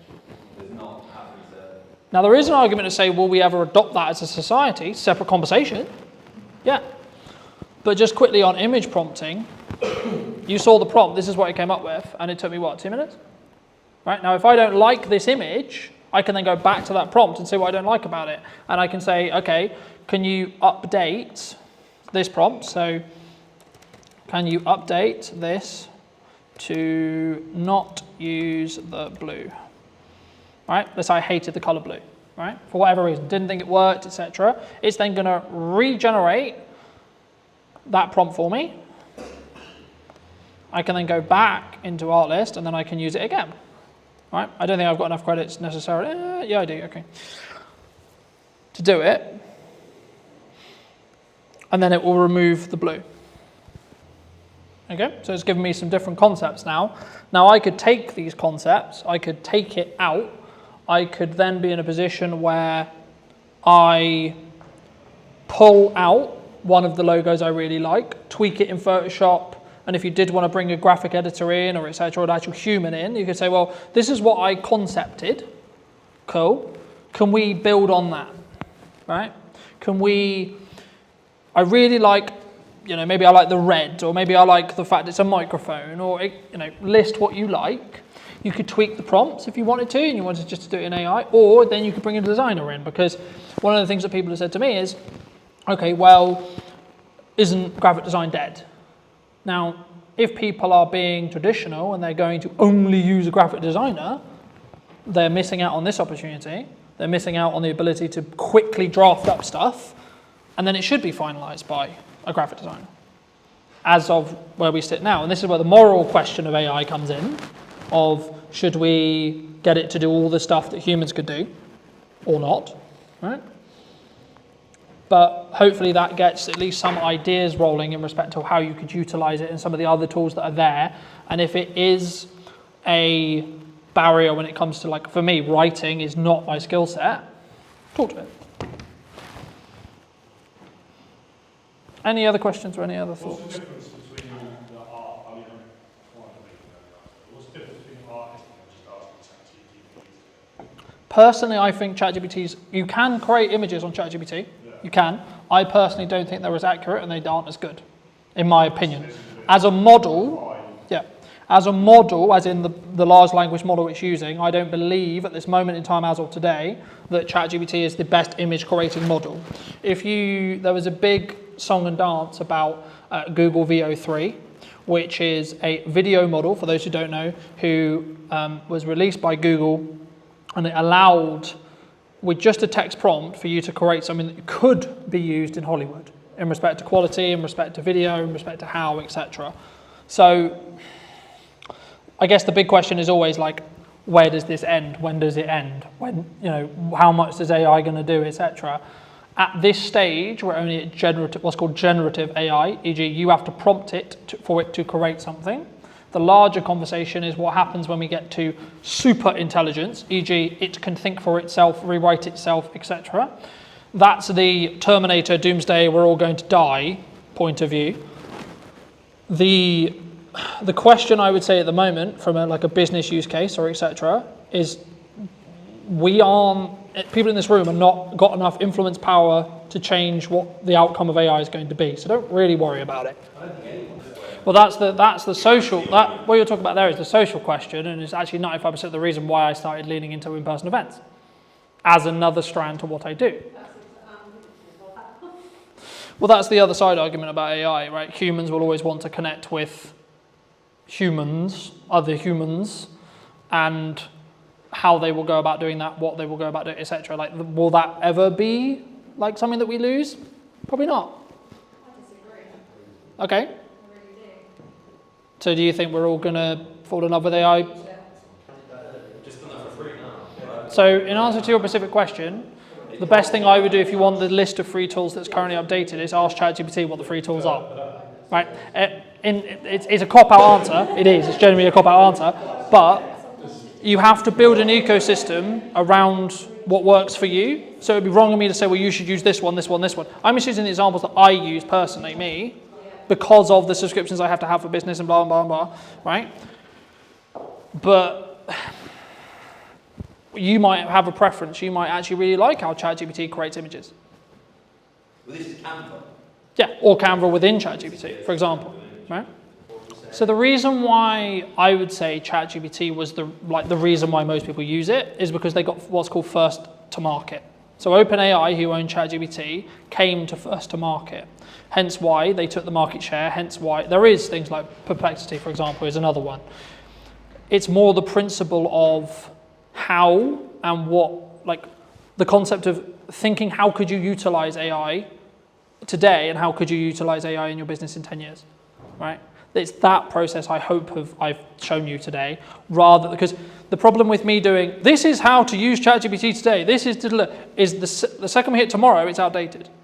Because these AI is changing rapidly in regards to its capabilities, how it works, what it can do, what it can't do, what you should do, what you shouldn't do, etc.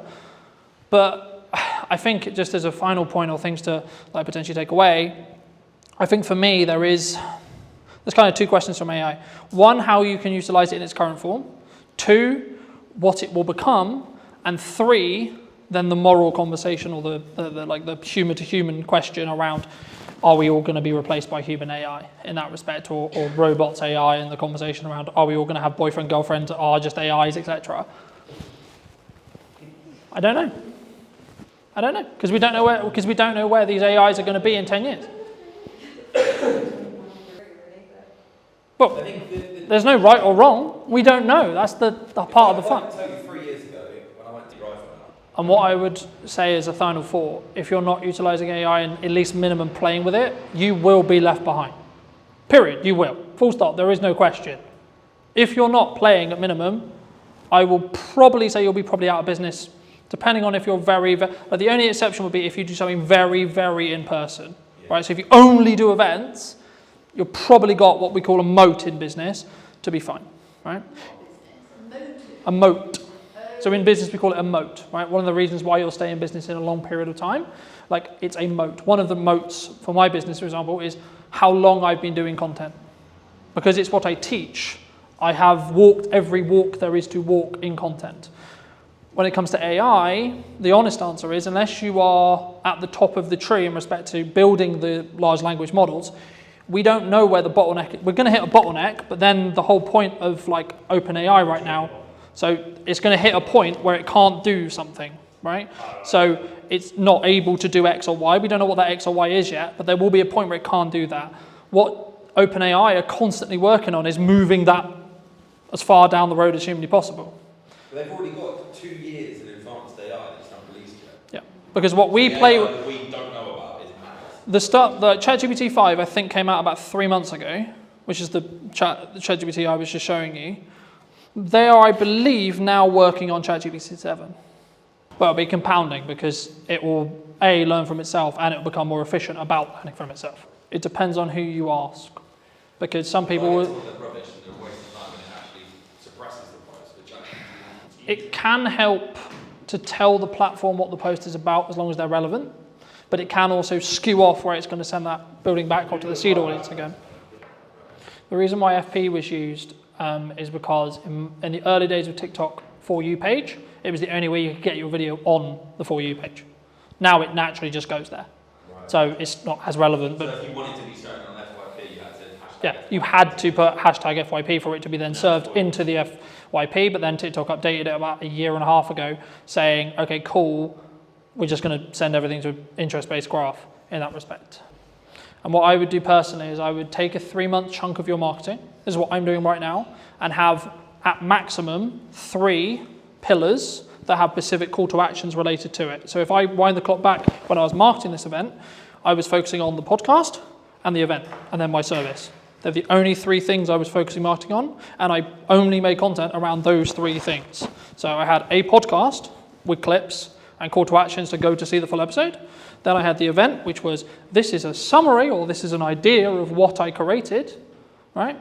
And this is how to create it. And then I'll be then going into more depth in this workshop of this, right? So hooking someone in, this is the problem I'm going to help solve. This is actually the solution. And then this is where you can find more if you found it interesting.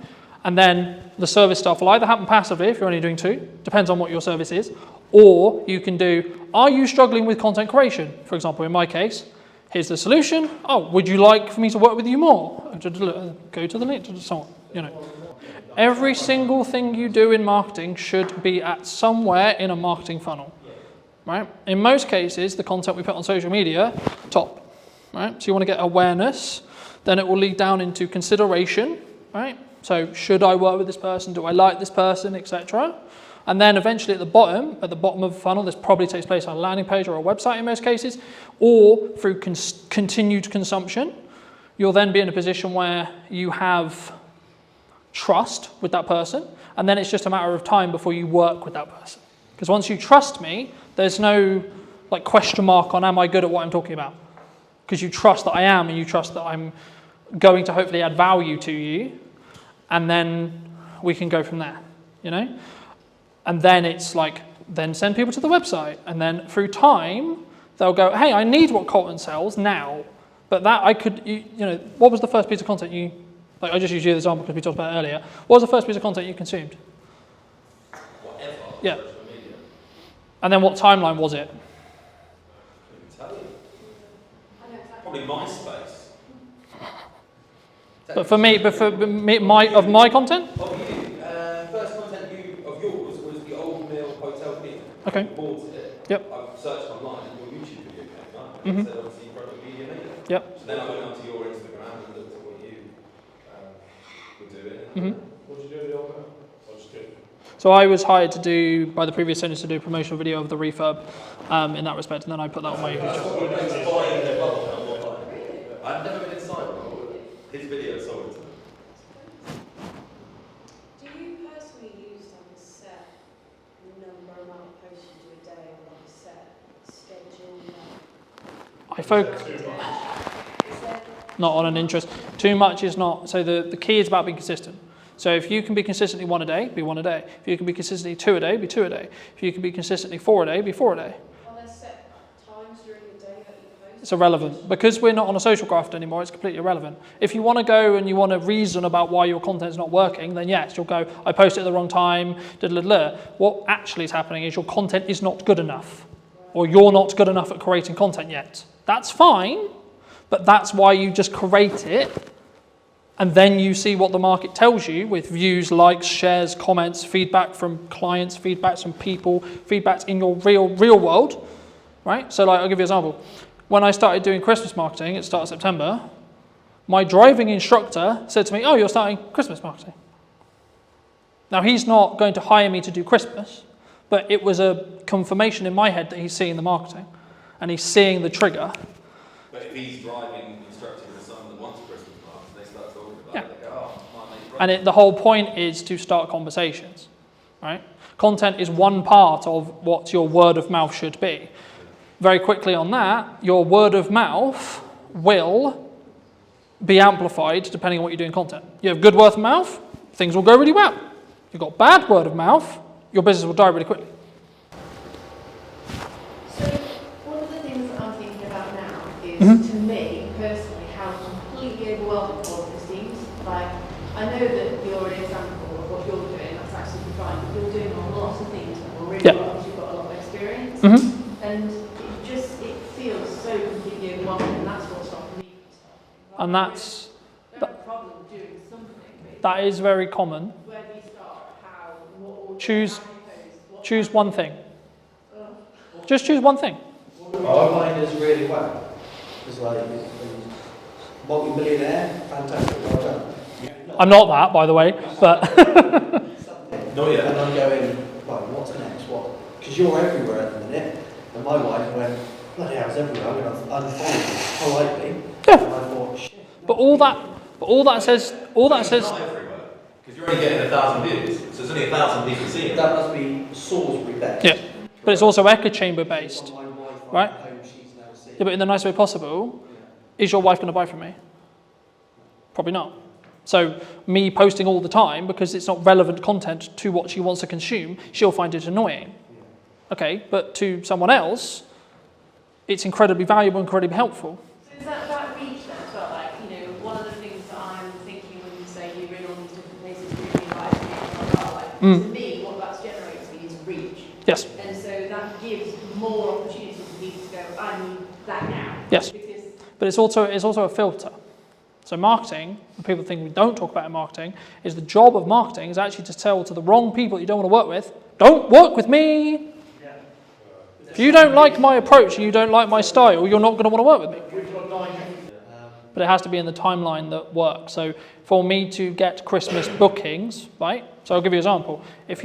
So a lot of your guys are going to think about Christmas bookings. You should be marketing that now. I've just done the pre-mark because of what we've done. Right? But so for me, if I want Christmas campaigns, I need to market it in September so I can win the deals in October, so then we can execute it for the client in November, so then everyone sees the marketing in November, so then, because Christmas isn't December for buying and making decisions, it's November. Traditionally, yes, right? There's always exceptions to the rule, yes, of course, right? But in 95% of the cases, actually Christmas should be, in my case, started marketing in September. Hence why Christmas marketing is now starting in September. So what you want in 3 months, you should start today. That's the thing you should be marketing today. So so the commonality in most businesses is, I'm running out of money, I don't have enough work now. Well, unfortunately, that's too late for marketing to help you. You have to go into what I call into the trenches and cold sell an offer quickly, because you don't have the time for people to see the marketing, think about it, consider, and then buy from you. But if you're in a position where, actually, I'm good for 3 months, you should still be marketing now because you don't have work in 3 months. Okay, cool. Right, so where do I want to be? So I already know what Q1 and Q2 is going to be from marketing, like those 3 pillars. I already know what those pillars are. You don't know, because I haven't started it yet. Second we hit December, Q1 starts. Second Christmas is done, in regards to my marketing plan, the plan for Q1 next year will begin on my marketing. But that's because I'm always front loading it, right? So a lot of the content for this event went out over the summer because I wanted to sell it in September. My view personally, do 1 really well instead of doing 5 really badly, right? Something that I struggled with personally a couple of years ago was, I'll go to networking, I'll do content, I'll do a podcast, I'll do this, I'll do that, I'll do this, I'll jump around with a banner, I did all of them terribly, so the results didn't happen. The moment I focused on, I'm going to do content and content only, I got more deals, I made more money, I did less work on actual serving clients. What happened just before you decided you were going to do content only? I asked myself personally, what do I want to spend my time doing? Me personally, what do I enjoy? What do I enjoy doing, and how do I feel I can amplify what I'm doing? Content's incredibly good to doing a message to many people at once when it comes to scaling time. You might actually find, fucking hell, I hate the idea of content. But I'm really good at having conversations, I'm really good at talking to people, just generally, okay, go and network. You don't need social media, you don't need ads, you don't need this, just go and network. Pay you to. Yeah, I pay me to. I can't do that, but there we go. Or you might go, actually, I want to get better at content, right now I'm shit. I promise you, everyone was shit, including me. Genuinely, go and look at No, please, seriously, that's why those videos are there. They are shit. But I have a journey that I can now show you. Here's me in 2018, here's me in 2019, here's me, shit, we have a pandemic, I just went full time, fucking hell. Right, okay, here's me 21, here's me 22, it's on. How did you go? Why, COVID?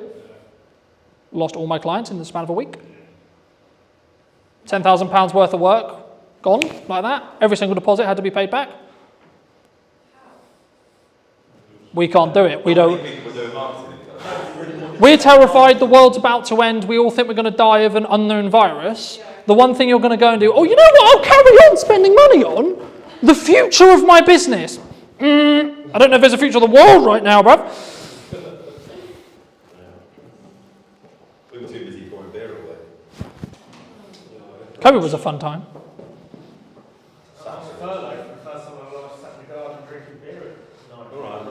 Great for you. I just left my full-time, I just gone full-time, 2 weeks later, COVID happened. To quote Gary Vaynerchuk, brand is the only thing that is left when everything else gets commoditized by AI. Ask yourself, do I want to or should I be doing it? Do I need to do it? Is this vital? What's the outcome? What's my why? There's a lot of questions you should be asking. When you focus on those metrics, when you focus on having a very clear vision on where I was in comparison to where I am, rather than I'm going to focus on where I am versus where you are. One of the things you can do is look to others, see in them what you want to be. Look at someone you admire, look at someone you don't, and make a checklist. For people who are concerned, right, who maybe are listening to this and going, okay, well, what do I need to do? Should they pull back? Should they not be as visible? Should they not invest? I know the feeling of this is not going to work, or this will work. What if I spend 7 days on it and then it turns into nothing? Well, at least I've done it. I've ticked that box. I'm never going to know if it works or not if I don't try. Did you know that 93% of you are not subscribed? So if you could please do me a favor and you're enjoying the show, then subscribing would mean the world to me, and it would allow me to grow the show and continue to get larger and larger guests and continue to bring what's missing in marketing today. Thank you ever so much for joining me, and I'll enjoy the episode. Hello, my friends. I hope you're well. I hope you had a fantastic day of your night. Today, we're back with what is missing in marketing today. And so I'm going to be talking to Sarah all about, I imagine, photography. But before we start, what do you think, Sarah, from your perspective, is missing in marketing today? I think a few things are missing. One of them is probably confidence. Okay. I think, and then you can split confidence into multiple things, but knowledge, knowing what marketing is and how you apply it to your business in your tone of voice, in your own strategy, in your own way. But confidence takes a while. And everybody's doing it. So you want to stand out in a crowd. I think you've just got to be you. And if anything, just be more you. The more authentic you can be, the better, which again is hard. And even then you've got to figure out how authentic do I want to be for Sarah? How authentic do I want to be for my business?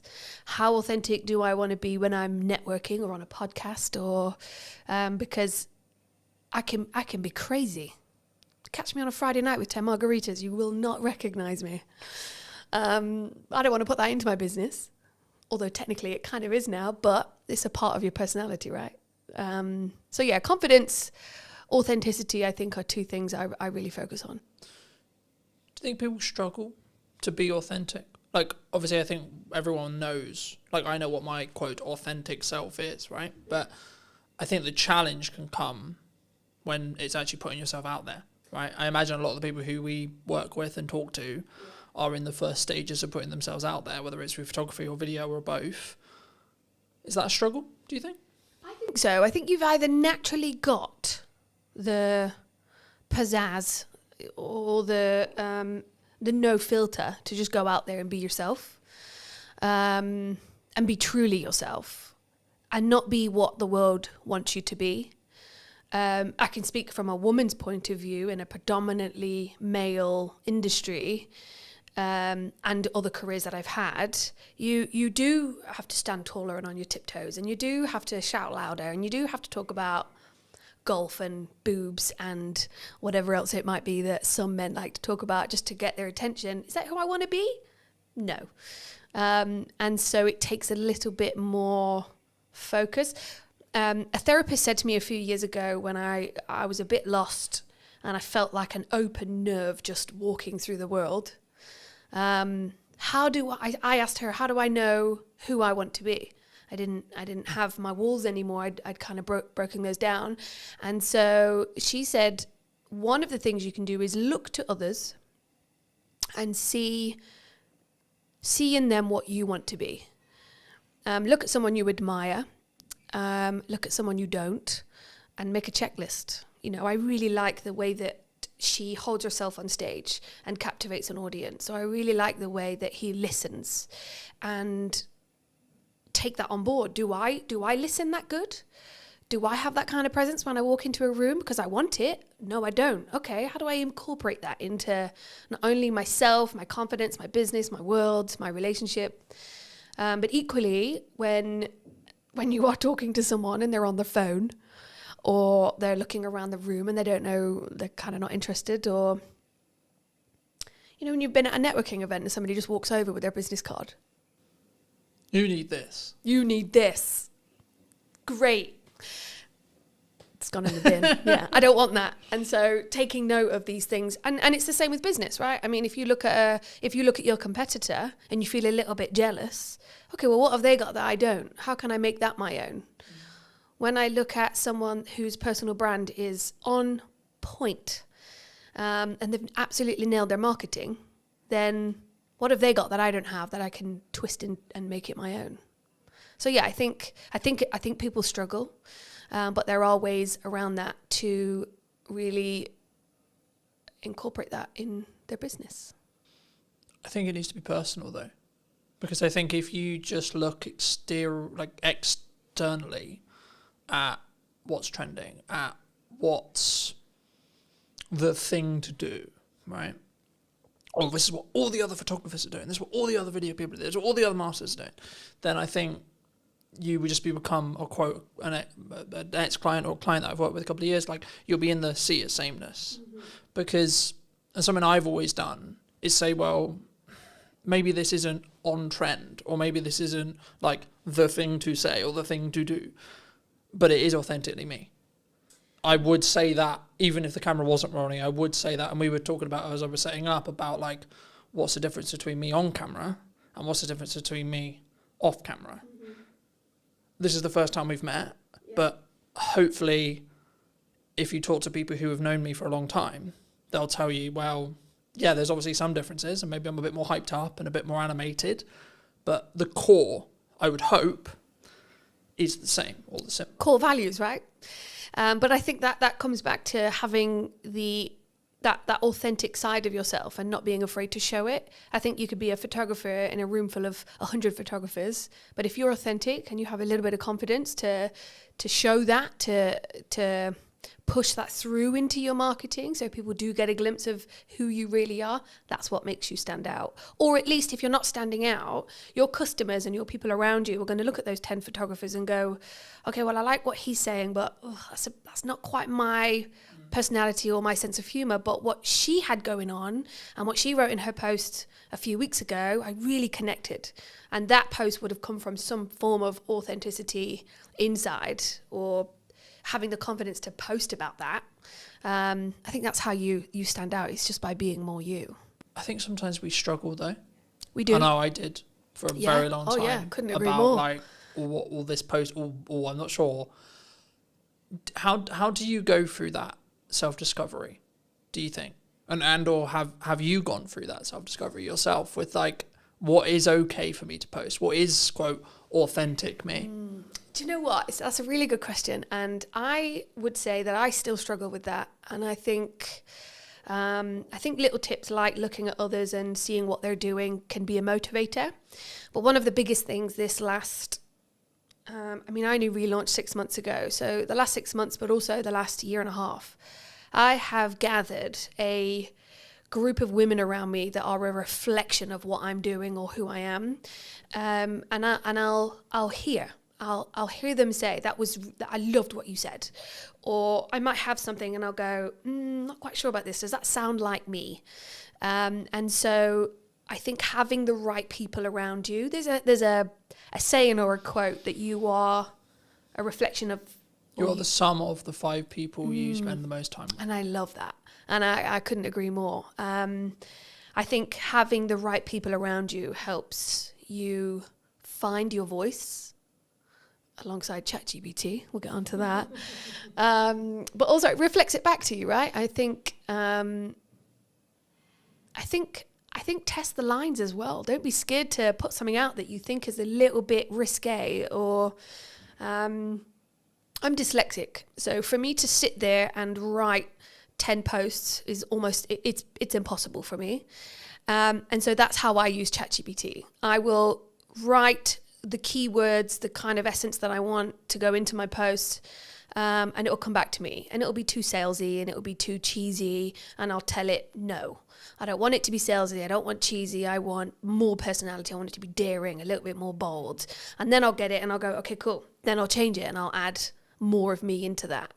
But I haven't yet pushed my boundaries of how far I can go with my own marketing and my own voice. I think that's on my to-do list for sure. Something that I found really interesting was the last couple of years, like since the rebrand of the show and since like really pushing the show again, a lot of people have been saying to me, AI is going to take our jobs, right? AI is going to, the world is over. We're all out of, like, especially in the creative industry, like James, who in space we're sat in today, he said, we've been talking about it for ages, about it's kind of the creative industry that happens to be targeted by AI at the moment for whatever reason. But for me, to quote Gary Vaynerchuk, brand is the only thing that is left when everything else gets commoditized by AI. But the crux, and I'll use the analogy I've used in multiple shows, but you need to sharpen the knife and then use it. So you're still using it yourself. And that's kind of what you were describing there about, like, not just getting it to write your post. Yes, technically it's writing your post, but actually what you're doing is you're nurturing the AI to know what your tone is, and then the tonality will be the same. I think sometimes people feel like that's cheating, though. Do you especially as maybe a dyslexic, because we're both dyslexics, and I think it's not for me. I think if you've got some setbacks, some hold-ups, if everybody has a day where they're just blank, they've got brain fog, they've got a blank piece of paper in front of them and nothing's coming out, writer's block. I think if you had writer's block and you are an author and you go to chat and you say, I'm having writer's block, ask me 10 questions to get my juices flowing. Yeah, all right, I'm going to keep using it. I think use it to benefit you and your business, or your relationship, whatever it might be, but don't let it take over your brain. We don't want to dumb ourselves. I think if anything, it helps me find my voice, because when it does come back with something that I don't like, I'm not going to use it. But it does help me, especially having dyslexia, or if I'm writing anything. Words, I mean, this is why copywriters make such a good living. If you want more of a personalized experience and you want to actually sit with a human to really connect and get that story out of you, then go sit with a copywriter, go sit with an author. I think that human to human connection, that's never going to die. I think we're going to go for a phase of, yes, everything's AI, but there's never been a truer saying that people buy from people, right? I think that's also something that is filtered throughout my business for sure. No, I think that's really important. And I've seen kind of a step up. It was always there, especially after COVID. In-person events, people want to come in person. Like if I just look statistically, the show up rate for in-person podcast filming is going to be infinitely higher than on Zoom, right? But I also think even if you're not doing a high level of production, which is one of the reasons why I do it, I think you have a different energy. Yeah. And I think, for some interviews, it makes more sense to me to do Zoom, right? If I'm speaking to someone in America, Canada, Midlands, etc., it makes more sense. But wherever possible, if I can do in person, and the business can, at least for the short term or mid-term, pay for the podcast to exist, and it still gives me the marketing collateral, which means it's a justified, worthy spend, then actually it can be the bloodline or the flow or the pipeline filler or whatever you want to describe it as. I mean, you're obviously a strong photographer, I would say, from what I've seen and etc. Why does someone, because people have talked to me about, they're concerned about where the economy's going, which seems to be the age-old analogy for as long as I've been in business. Everyone's like, this. There's this government change, there's this coming, etc. So I sort of semi-ignore it because I'm like, there's always something. But for people who are concerned, right, who maybe are listening to this and going, okay, well, what do I need to do? Should they pull back? Should they not be as visible? Should they not invest? And should they not, work with the photographer, work with the marketing team, work with etc.? I mean, what would your view be on it? I'm a big fan of adapting. I did grow up with 10 boy cousins, so I had no choice but to adapt, being the youngest. I have a huge family, and it taught me that whatever scenario you're put in, adapt. So if you're starting a business, if you're running a business, if you've been in business 10 years and things are changing and it's overwhelming, take a minute and adapt. I think look at what you're doing, look at where you want to go, what feels icky. Just change it or adapt slightly, make a little change. I think one of the things that I've found relaunching is I don't have endless pots of cash to reinvest into my business, I'm just trying to pay my mortgage right now. So things like ChatGPT, things like Canva, which some designers will hate me for saying, but these are the things that are stepping stones to adapting, to reinventing our voice, our image, our brand.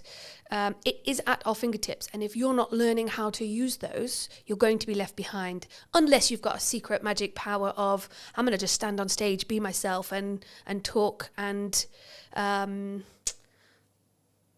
perform or entertain. I think people can do that.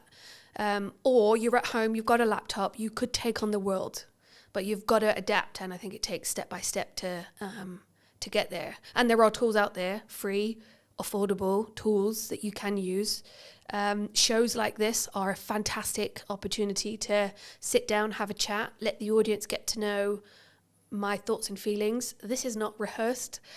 I'm convinced I'm going to say something to mess it up, but you don't. You just carry on. I think you adapt and carry on. I want to build on, you just said how you're going to mess it up, because I think that's really important in content, because people, they always think, I'm going to mess it up. Mm-hmm. What can you? Although I'm really scared to mess up, I think it's the best thing you can do. Because isn't it learning? Yeah, 100%. Or falling forward or failing forward, as, you know, it could be. Yeah, I think over the last 6 months, there's been things that I've spent days and weeks on, and I've thought, and in the moment, I know the feeling of, this is not going to work, or this will work. What if I spend 7 days on it and then it turns into nothing? Well, at least I've done it. I've ticked that box. I'm never going to know if it works or not if I don't try it. So I think we're all going to make mistakes, and I think it is scary, but also know that you're going to learn from it. And that is the best way to move forward, yeah.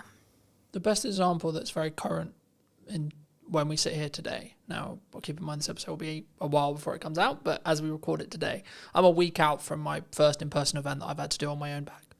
Now that was a choice that I made about 3 months ago to say, I'm not going to partner with a networking group, I'm not going to fill the room magically, I'm going to do it. But what I'm also accepting is that it might be quite a small room for event one, and that's okay. And for me, I'm like, okay, that's actually a good thing. Like, I've gone through this interesting process the last couple of weeks going, yeah, but what if only 2 people show up? What if only 3 people show up? But actually, I'm like, hold on. That's actually a good thing, because I'm not really refined on what I want this in-person event element side of the business to actually be yet. So actually, if I only have 2 or 3 people, that's perfect feedback ground for me to go, okay, well, let's try this. Let's try this stuff and see what then happens. Of course, it's a content opportunity as well, etc. But is this your event that you're putting on? Yeah. So a friend of mine is about to have an event tomorrow, actually, again, depending on when this podcast comes out. But she asked me she said the same thing. What if there's only a few of us? Or what if nobody turns up? If nobody turns up, but you're stood there with a glass of champagne waiting to welcome everybody, you now know the process of how to put on an event. You now know what you can do better. And so don't cancel it. Keep going. And even if one person turns up and you have the best life-changing conversation with that one person, and you get to give each other all of that time, that's massive benefit and value for both of you. You've met and grown your network by one, which is always a great thing. That person's had all of your attention and they're buzzing. But equally, when you put on an event, which I'm also doing myself, you learn from it. What if is just the worst anxiety-inducing phrase. What if nobody turns up? What if the restaurant haven't got my booking? What if it all goes wrong? What if it all goes wrong? If it does go wrong, then fine. You'll be fine. It's going to be okay and you'll learn from it. Do you think that's why people don't do it, though? Fear? Oh, yeah, 100%. Fear like they go, I'm going to look like a dick. I'm not going to look great because, Colton only sold 4 tickets. But that comes back to confidence and being authentic. If it's fear holding you back of it's going to fail, then it's fear and failure. Fear or failure. If it's something inside that's holding you back, then that's your confidence. That's stuff that you need to work on. There's a lot of psychology within business, and I think if if you can do a little bit of work on yourself, if you can see an image of yourself that gives you the absolute confidence to take that next step, hire a photographer quick. No, I'm kidding. But it is that image. It's that visual representation of me doing it. Oh wow, I can do it. I also had my photography done 6 months ago, and I needed new images of me that represented me to help me move forward.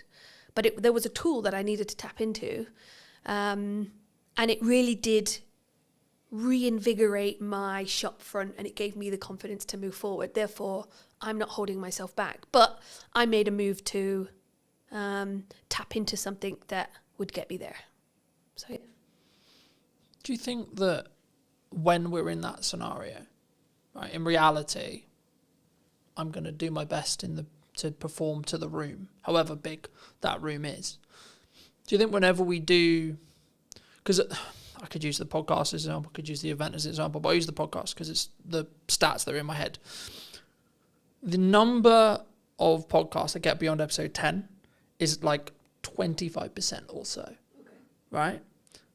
But that, by proxy, means if you're episode 10, episode 11, episode 12, 14, 15, 16, so on, the odds of each episode after that puts you in higher and higher and higher and higher and higher percentage as a whole.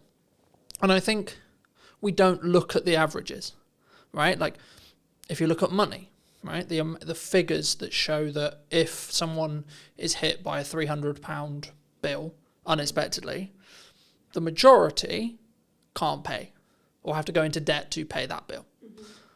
And I think it's the same. And I think that can be the paralysis of, well, this is why I'm not going to do the event. Because if I don't do the event, or I don't launch the podcast, I don't have to be okay with it's only going to go get 5 views. It's only going to be 2 people. It's only going to be in the same way.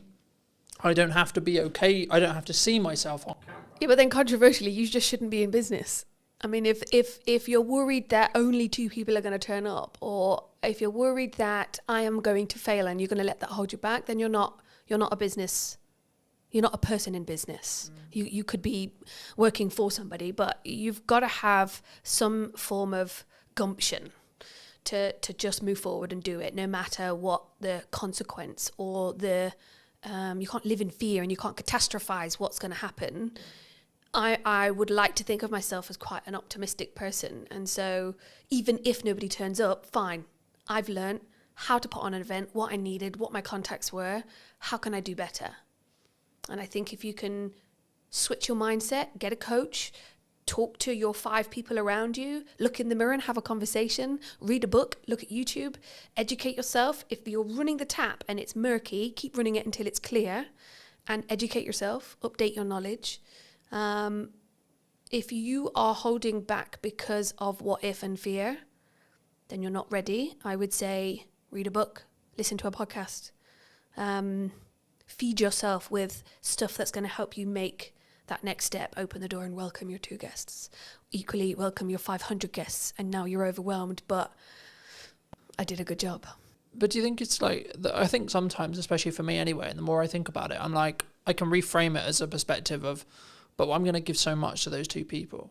And then they're going to be maybe advocates for my brand or potentially have work from it or etc. Or even just like do the nice thing of like, I gave them all this time and they took a lot of value from it. People are very value centric, right? We want value from it every minute, I would say, in the culture we live in, right?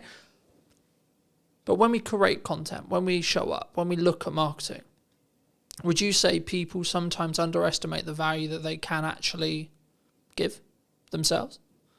I think people don't know what they can give. Okay. I've created a networking group called The Huddle, and I've done a lot of networking myself. And I've been to events that were well marketed, very well marketed. And then I've gone and it wasn't that good. Great marketing, but the execution of the event, not so good. Same with anything. That deodorant was very vibrantly marketed, straight directly to me. I bought it. It's actually not that good. I think you've got to do your research. I think you've got to ask questions. I think you've got to put in systems and processes. Dare I say those two terms? But everybody needs a system and a process to put in place. Ask the question, what is the value? I mean, if it's a networking for the huddle, I asked a friend of mine, Chris, what would be the value? What would make this event worth shouting about? And not only did I ask questions before the event, but I also sent a questionnaire after the event. What did you think? How did it compare? What was missing? All of that kind of stuff. Because even if 2 people do show up or 500, you've got data. Data is another tool to sprinkle on your next event, to give you the confidence to go. Because another thing is direction, right? If I'm not giving value, if I'm not taking that next step, is that because you don't have direction? Is that because you don't have, what's the word I'm thinking of? I would say it's conviction. I don't want to put words in your mouth, but I would say it's conviction. So I'm convicted to the event happening regardless of who shows up. Even if it's an empty room, I'll still give the presentation because I'm filming it as if it's 2 people, 5 people, 10 people, 15 people, 100 people, I'll show up the same. So I have the conviction to be able to come forward and say, I know my shit, I'm proud of my shit, and this is what I can offer. Yeah, I think conviction definitely plays a huge part. I think the word I was looking for is something to do with seeing where you want to go and what's your why. So at the end of this campaign, at the end of this event, at the end of your marketing XYZ, what does good look like? And then work backwards. That's always a really good way to do it as well. I think conviction helps get the job done, but you've got to have a vision. You've got to have a why. Why is, you've got to have a, why am I doing this? Why am I putting on this event? Why am I posting this? And that's probably another thing that's missing from marketing is your why. I think Simon Sinek, I think he puts it really well. And 6 months ago I was watching his YouTube videos online. Like, why the hell am I doing this? I've got a mortgage to pay and I'm going self-employed. This is not what I had in mind. But you've got to ask yourself why, how. Yes, have the conviction. Be more you. And just have you can still be a shy person and put something on great.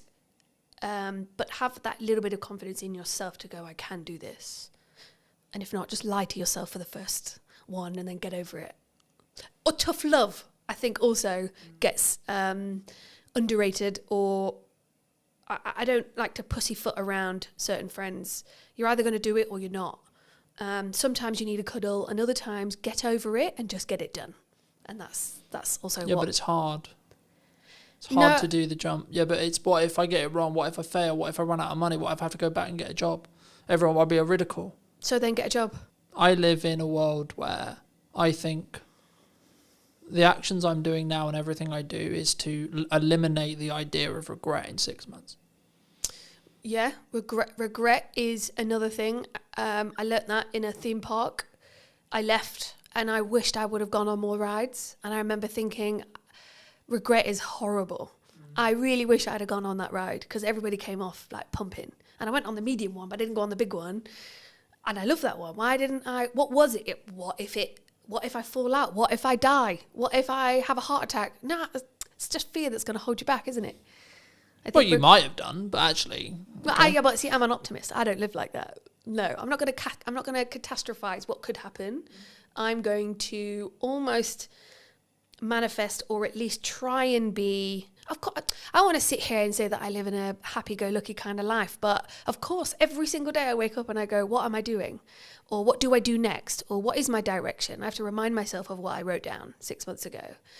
I have to sit round a table full of my friends and colleagues where we just we help each other get through the day. Yeah, it's hard. Of course it's hard. And it's scary. And you just need the right mindset, the right people, and the right tools to get it done. Is there a perfect time? For what? Whatever someone's looking to do. Launch a podcast, do the event, go full time. Bridge that thing from a hobbyist the hobby that pays me to then actually it's my full-fledged business, it's my only career, etc. It's the thing I'm currently doing. to make that leap? Is there a perfect time for that? I'm not sure. I think no. I don't think there's a perfect time. I think there's a circumstance. I think if you're in the right circumstance, the right environment, the right headspace, go for it. If you're in the wrong headspace and you launch something, or if you're in the wrong headspace and you post that controversial thing that absolutely ruins your career, your circumstance and your headspace was not right. Therefore, you shouldn't have, because the evidence has just shown, or the consequence, you've now got no business and everybody hates you, right? But if you're in the right headspace, environment is a huge thing as well, then yeah, do it. If it's just a little bit of fear, if it's just a what if, do it. Do it anyway. Should we lean into our emotions are on our sleeve sometimes in public posts? Because that's what came to mind when you said this career destroying post. That's what came to mind. Emotions are interesting. I photograph emotions on a daily basis. If you're going to bitch and whine about how bad your life is, nobody wants to hear that. Equally, if that person is crying out for help and an ear, then maybe one or two people will lean into that and help that person. But we've all got our shit going on day to day. And I don't think we've always got the capacity to help mollycoddle that person. That person might need a hug. They might just need some tough love. Equally, I'm not reading that post, or I'm not clicking on that link, or whatever it might be. But I do think that another thing missing from marketing is emotion. Yes. But emotion is huge, right? I'm not saying... Because I think some people, they struggle to be vulnerable. And of course it's within context, right? It's, I've healed from this thing. Personally, my yardstick on it is if you're still healing from something, no, it should not be on social media. Not at all. Because you don't have the ability to rationalise it and contextualise the story properly yet. But if you have healed from it, and you're trying to tell it as a telling story that has a purpose, whether that's I want to show who I am, or this is a story and this is how I overcame it, then yes, I think you should. But also I think it should lean into the first of what we discussed, which is that authentic to you? So I've been doing some work with Serena Mann. She's a public speaking coach.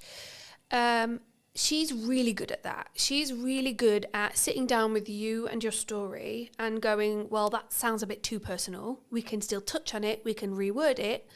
It's good to talk or touch on that, but let's not delve into that bit because that's crossing a line. But equally, you've got to ask yourself, how much of my personal story do I want to put out there? I think sometimes it's good to touch on something, tweak it, to make it a story, to make it listenable. I think, again, it comes back to those people around you or having a coach. What is your story? What are you wanting to get out there? And soundboarding it, sound checking it with those people around you. Is it within my marketing brand guidelines, if anybody's even got those anymore? But do you think that can go too far, though? Because I think some people will maybe listen to that. Story. But I think in general, I think people will maybe say or listen to this and say, well, I had this really good post idea, had this really cool story, or I had this really cool thing I overcame last year, but it doesn't fit in the box of my brand guidelines. Who built those brand guidelines? Because if that was what you did in a moment of clarity and it doesn't fit, then assess it in that moment. I think if you're going way beyond what you're supposed to be talking about within your brand, yeah, that's when you should probably sound check it with someone you trust that also understands your brand. But equally, this is where the authenticity comes in, right? One day you're feeling like absolute crap, and the next day you're on top of the world. Which day do I talk about? I don't feel comfortable yet enough to talk about my low, down, dark days, but I have them. Equally, when I am feeling on top of the world, I kind of feel like I'm gloating a little bit. So I almost don't want to talk about those days either. So that's where you kind of balance out and go, well, what is my story? What do I want to talk about? And why do brand guidelines even exist? Or those 5 people around you? I think, again, it just comes back to your why. What are you trying to do? What do you want to get back? Are you doing it to just get a reaction or some attention? Or are you doing it to be authentic and stand out in a crowd? Then yeah, go for it. But something that jumped to mind, so I'll mention it. I, at the time of recording last week, recorded an episode with Ravi. He's a communication coach. Okay. And he talked about, in that episode, and with me privately afterwards and before, that you can have seasons, right? And you have seasons in your life. You have seasons where you have a specific focus. You have specific seasons where that's my North Star on success. And I think building off what you were just discussing, I think that's the key. I think it's about understanding where you are and what season you're in, right? So does it involve, or the story you're trying to tell, does it add to that season, that objective of that season, or not? And if it's not, then maybe save it, or maybe don't use it in the context you were initially thinking, and say, okay, well, I may come back to that and contextualize it some other way when the timing feels right. But also don't use, in my view at least, don't use that as a crutch to say, well, that's why I'm not going to do it. No, and I think, if you're going to build yourself a box, I wouldn't necessarily stick within it. I think it's okay to push those boundaries. But equally, you've just mentioned something that I'd never thought about putting into my marketing plan of seasons. Not at all. So actually, now watching this podcast back, somebody might go, actually, I do find that I have seasons, but that's because they've gone out of their way to watch a podcast and somebody's mentioned seasons and they go, actually, last month was really good. This month's not so much. That month's about this and that and so on. So yeah, I think have your seasons, have your strategy, try to stick with it. But if you feel really strongly that I want to talk about this, or actually I've got a new idea and I know this is going to be the thing that skyrockets my visibility or my business, then yeah, run with it. I don't think there should be, I think you need healthy boundaries, but when you put things in place that stop you taking that next step, yeah, that's something to be mindful of. For me, something which completely changed my marketing as a whole was actually limiting what I'm allowing myself to market, but also doing it in 3-month chunks. So 3-month chunks. So I talked about the event earlier. Mm-hmm. The event marketing stopped about a month ago at the time of recording. The event's next week. Okay. Now, some people would say, wow, your priorities have changed. Wow, the event's going to get cancelled, etc. No, the marketing did the job I needed it to do to get me to the point where I'm doing the event. Cool. But now I'm focusing on other things. And for me, I mostly took this from Alex Emosi, but again, you can take it from other people as well. I only allow myself 2, maximum 3 things per quarter to talk about. For as long as I have a podcast in the current format, one of those things will be the podcast. At the moment, at the time of recording, it's also Christmas. Now, to give the audience some context, we're recording this at the first week of September. So people are like, why are you focusing on Christmas? Well, Q4 is when Christmas matters.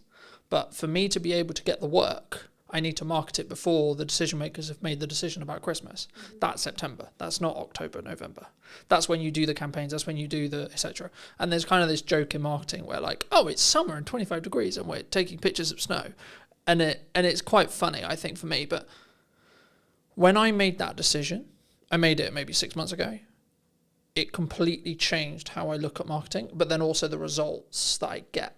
Not short term, not all this clip went viral, but the focus I can give during that time. Mm-hmm. And it's not to say, oh, I don't have other like ideas or I don't have other concepts. It's like, no, that will come in time, right?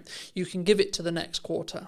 So I've already planned out what Q1 next year is going to be, but I'm not going to touch anything in Q1 yet because I'm very focused on what does Q4 look like for 2025. How did you learn all of that? By consuming and trying and getting it wrong, right? And do you think that's the right way that everybody should be working, or that just something that you found that works for you? I think it's me. Personally, I think it's me. Because I think it would be very arrogant of me to sit here and say, this is what you need to do for your marketing and your vision and your success. But what could work for everybody is go out there, get some knowledge and build something that works for you. I think we can teach the idea of consistent improvement, consistent learning. I think that's important. I think that's something that we should always look towards. Yes. But then we should stop. For people who are maybe on the fence about looking at visibility, looking at content, looking at photography, what would you say to them? And this can be more of a pitch for you in some ways. Well, it's interesting because the inquiries that I'm getting at the moment are personal branding is everything at the moment. And I think that is a really good thing to lean into, especially if it's something that is going to help you stand out in a crowd, or if there's 10 website designers, how do I choose the best one? Well, she looks like my kind of gal. Let me have a phone call with her. From that phone call, did it go well? Yes, great. Did that image get the job? Probably, because looking at that image, I related to that person. I think if you think about photography throughout history, it is what makes us make a decision. It is what makes us choose the pepperoni over the mushroom in a Domino's menu or whatever. I think photography is a massive skill, tool to have within your business. There's a lot of self-work that people are doing, and photography is an avenue to get that out, to give you the confidence to take that next step. But also company culture is a huge thing. How do we know who we're talking to when we pick up the phone to the plumber or the cleaning company or the recruitment company? Who am I talking to? Because yes, AI is there, but it's still people to people. So I want to know who I'm talking to. If I'm going to invest £100,000 or £500,000 with a financial advisor, who am I going to pick? Do I have to go to every single networking event to meet all of those financial advisors, to build the relationship, to then decide on who? And I can't. But why don't I go on the website and see what the website's saying? Why don't I go on their social media? Why don't I do what I can do first in 10 minutes on my phone and connect with somebody over an image? Now, that image could just be a headshot. It could just show me your face so that when we do meet for a coffee, I know who I'm looking for. Equally, it could be a bit more of a portrait. It could be an image that says, I'm into rugby and I've got kids and I love a coffee in the sunshine. That's the kind of guy I want to invest my money with. Or equally, I am looking for someone who will understand me, and I've got this huge shopping addiction. And I know that she has too. So let's just, because you want to connect, you want to invest your money with someone who you can connect and bond and grow with, especially if it's a long time investment. If I'm going to invest in a website, if I'm going to continuously do podcasting with somebody, I want to make sure that that's somebody, and you and I as an example, that we do connect, that we do get on, that this is a successful relationship moving forward. But how do I get there in the first place? And I think imagery can do so many things. Yes, images say 1,000 words and so on, but I think more than that, it's a reflection of what's going on. It doesn't necessarily need to be about you. It could be about the company that you've built. I got 30 team members. I want them all to be photographed, and then when it is on the website and when we do have it printed in a business magazine, I can be proud. I built that team, and the company culture is great, and that really comes across in the imagery, in the marketing. Imagery, design, marketing, web, all of that is integrated and helps you promote, helps build your personality of your business to get it out there. Or you have the same image on your LinkedIn that you had 10 years ago sitting on a beach with a cocktail. One or the other, I'd say. If someone is looking for a marketer, videographer, cleaner, plumber, etc., but especially when you look at brand or either brand work or marketing work, like what they're actually going to be doing, do you think it's specifically about the person and making sure that I connect with you and that's why I'm going to hire you as a photographer? Do you think? I can't speak for everybody else, but that's how I do it. I do have a plumbing company that I use, JPS. I've got a relationship with Jamie, so I will go to him. I've got his number in my phone and I will call him. Have you got anybody that can come out? My boiler's just broke. I wouldn't pick up the phone and call. I wouldn't Google if I already know that Jamie's my go-to guy. Equally, I do have a videographer that I go to regularly. I'm not going to Google that if I've already got that contact. So I've built that relationship with those people that will help me maintain my little black book, that will be there in a pinch when I need help. And equally, I'd hope that they've got my number saved when they need a bev at 5 o'clock or a game of shuffleboard down at the Dell. Or maybe they need their whole team photographing and I'm their go-to gal. So, but I guess I've spent the time building relationships over the last 4 years with local business owners, and there are lots of other photographers out there, of which I have also used. So I think collaborating and, again, showing who you really are, making those connections, helps you build a network, which helps you build your business. Are you locked into those people forever, though? Do you think? No, and I don't think that those people would be offended if I went elsewhere. If, as an example, Jamie was really busy, then yeah, I'd either say, well, is there anybody else you'd recommend? Or I'd go, yeah, to my girl group. Has anybody got a plumber I can use? Or then I'd go to Google. If I'm looking for something more personal, maybe a product, maybe a restaurant, maybe a holiday destination, I'm going to Instagram, and I'm going to type in what I'm looking for, and I want to see visually what it is I'm going to pick, buy, and so on. What credibility is behind those images? What are people saying? What's their Google rating? What's Trustpilot saying? On my group chats, has anybody been to this restaurant? And so it's that feedback that you get from people that helps you make that decision. So yeah, I think relationship building gets you where you want to go, helps you build you as well. Photography is a tool that helps you capture who you really are, what the product really looks like. If you can look at an image and go, my God, I can almost smell that. Is that the person that put the flowers next to the candle?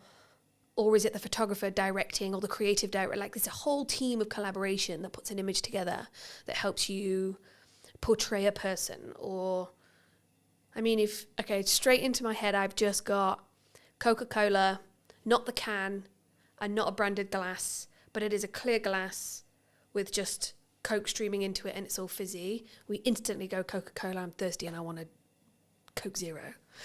Yeah, I'm going to go get that. But it was an image that helped me salivate and want a can of Coke or a burger or whatever it might be. So yeah, I think it's powerful. Do you think that's why, like for me, whenever all I get from that feedback is like, you have to front load your marketing 3 to maybe 6 months before you want the action? And I think that's sometimes what people get wrong, especially when you're starting out. I think I know I was privy to it as well. You didn't, in my early years, I didn't financially plan well enough so that I knew I had 3 months worth of runway. So actually I can see the problem 3 months out. Or I didn't specifically focus on my marketing, so it was maybe a bit more scattergun than it should have been. And that's potentially why the marketing didn't do the job I needed it to do, whether that is sell more projects, bring in more podcast guests, get the podcast to whether it's making certain revenue, etc., whatever the objective is.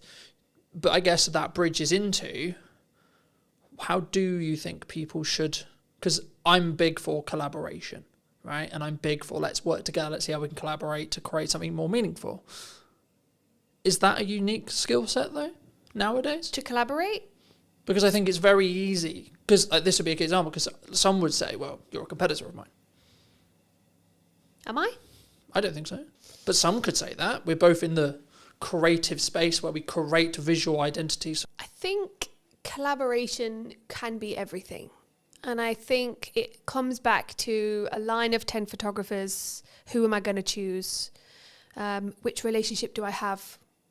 What is their style? What's my style? And is that a good match? I think to be competitive and decide not to build relationships with your competitor, or, I mean, I know 2 financial advisors who wouldn't, and I know she's referred customers to this other person when she could have taken it on herself, but it wasn't quite right. It just wasn't a fit. And that was a personality relationship thing. But if she didn't have that relationship, then she wouldn't have been able to collaborate. I think some of the best things come out of collaboration. planning ahead. It's interesting because when I walked in, I think you and James had said, it looks like everything's going really well. Because I don't know what people think looking outside in.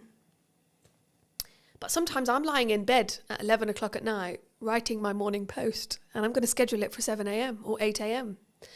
And I might do that consistently for a few weeks. Do I wish I could be the kind of person that would plan 3 months ahead? Yes. But equally, what if something changes? And so I like to have a little bit of control over that. And that's something I'm still learning. Do I want to hire someone to do all that for me? Absolutely. But I think everybody should learn how to do it themselves first before you move on. Equally, can't afford that yet. And so, yeah, I think for now, I'm just going to be in bed, scheduling, 11 o'clock at night, lights off, tapping away, trying to get something out in the morning. I think it's important to be consistent, however you show up to be consistent. That's just who you are. And I guess one of the things I have struggled with is, well, she's doing it that way, so I should do it that way. And that puts that pressure on. But I'm just not built that way. I'm built last minute, and it makes it more exciting. And the more pressure. I used to work on cruise ships for 6 years. You don't have time. Time is not a thing. Location is not a thing. You show up and you get the job done. You live, you work, you play in the same place. And those things just need doing there and then. So I guess that's the way that I've learned. How did you learn? How did that person learn to... I've got a friend, Rel. A lot of people watching this might know Rel.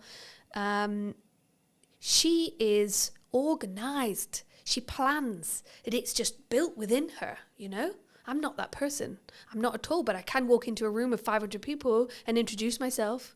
But I can't plan. It's just not my thing. And consistency, I hate that word, but it is probably one of the key elements of success within marketing, because your customers want to see consistency. Coca-Cola don't sell those cans if they aren't consistently putting it on billboards, right? So yeah, there's such an array of things that we should be doing. What do you actually want to do? Because if you're shoulding yourself, then I don't think it's real. I think you need to do things to be consistent within business, within marketing, within your products and services, sure. But when you're showing up for yourself, are you shoulding yourself, or are you doing it because you want to? Because there are days when there's no post going out, and that's because I'm having a crap day and I can't think and I don't want to do it, or I'm editing and I'm just burying my head in that. But equally, do I want to do it? Today, I want to do it. Today, I wanted to do this podcast. So I showered, I straightened my hair, I put my best blazer on, and I came and I'm doing my thing. So ask yourself, do I want to, or should I be doing it? Do I need to do it? Is this vital? What's the outcome? What's my why? There is a lot of questions you should be asking. Or should yourself? There is a lot of questions you could be asking yourself to get to that next step and be consistent, or just show up for you. Be online. I think the important point for maybe someone to leave with as we finish this episode is to do you v you, right? Because I think so many times, and something I've always focused on is, where was I a year ago, and am I better in my subjective terminology of that than where I was a year ago? That could be how much I've turned over this year. That could be how many podcast episodes I've done, how many views I've got, etc., etc., etc., etc. Right? And I think when you focus on those metrics, when you focus on having a very clear vision on where I was in comparison to where I am, rather than I'm going to focus on where I am versus where you are, it allows you to be more open to open collaboration with other colleagues, other people in your industry, or other clients that are correct for you, but also potentially having the right attitude or point of view to say, actually, no, this person isn't for me. But you know who you would be really a good fit for? This person over here. Mm-hmm. Because I have that relationship. I know who their best fit is. And I've passed on work to other people because I think they're better fit. Yeah, I could have quoted the work. Yeah, I could have done the work. But would I have served that person better or as good as the person over here? Maybe not. For those people who have maybe enjoyed this conversation and want to connect with you, see some of your work, see some of your consistent content, where's best for people to reach out for you? LinkedIn is a good platform. That's my most used platform. So yeah, definitely come connect, comment, see what I'm up to on there. And I'm always happy to have a chat, a coffee, or you will catch me at the Dell on the shuffleboard. So yeah, come down and say hi. Thanks so much for the time. And if you were going to speak to you 10 years ago, what advice would you give that person? Ooh, 10 years ago, I just left ships and I thought I could do business and I couldn't. Educate myself. Surround yourself with those that you want to learn from, is what I would say. Thank you so much for the time. Thank you very much. And if you did enjoy this episode and you would like to see more like it, I'd love to hear what you think in the comment section down below. And why not be subscribed so you do not miss next week, where I'll be back with what is missing in marketing today. Thank you ever so much for coming back and joining me, and I'll see you very, very soon.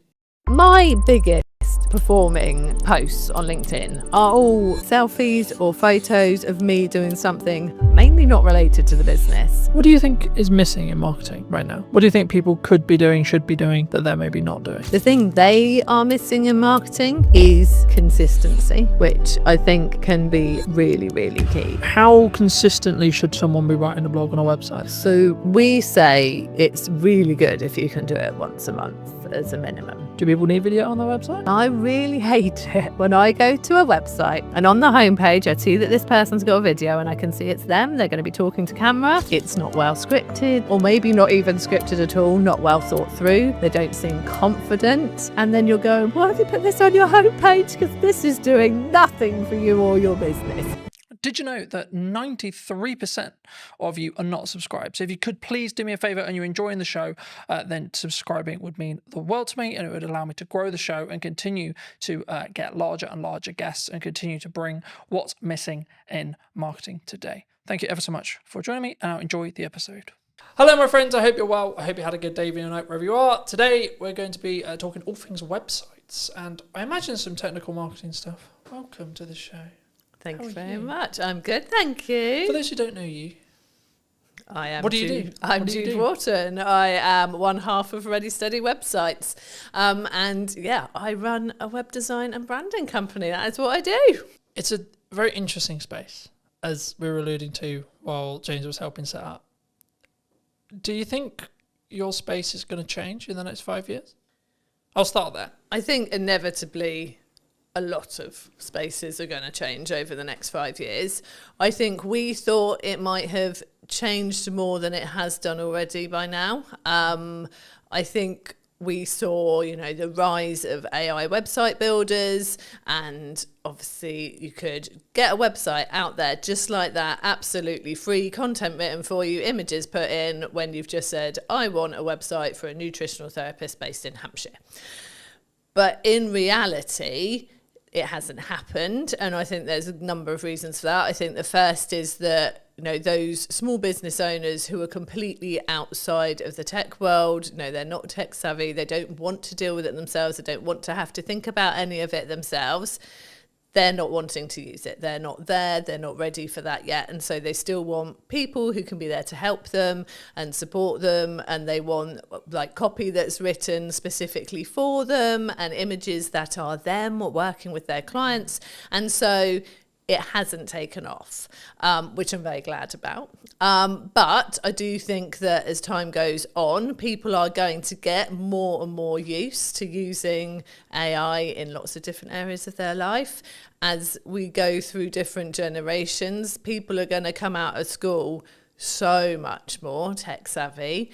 I've got a 14-year-old son, my eldest son, he's doing work for us this summer, and he is insanely quick and knows what he's doing because he is taught it now, in a way that we weren't. I mean, so I came out of school and the web designers weren't a thing, so things move really quickly, obviously. So I think as time goes on, people will just be doing this stuff themselves because it will be so easy for them. But right now, not seeing it affecting us at the moment. How are you looking at that from a business point of view then? I think we are using AI. Like, it's great for speeding up coding most of the time. Sometimes, you know, it goes off in its own little world and you're like, I did not ask you to do that. Why have you thrown that in?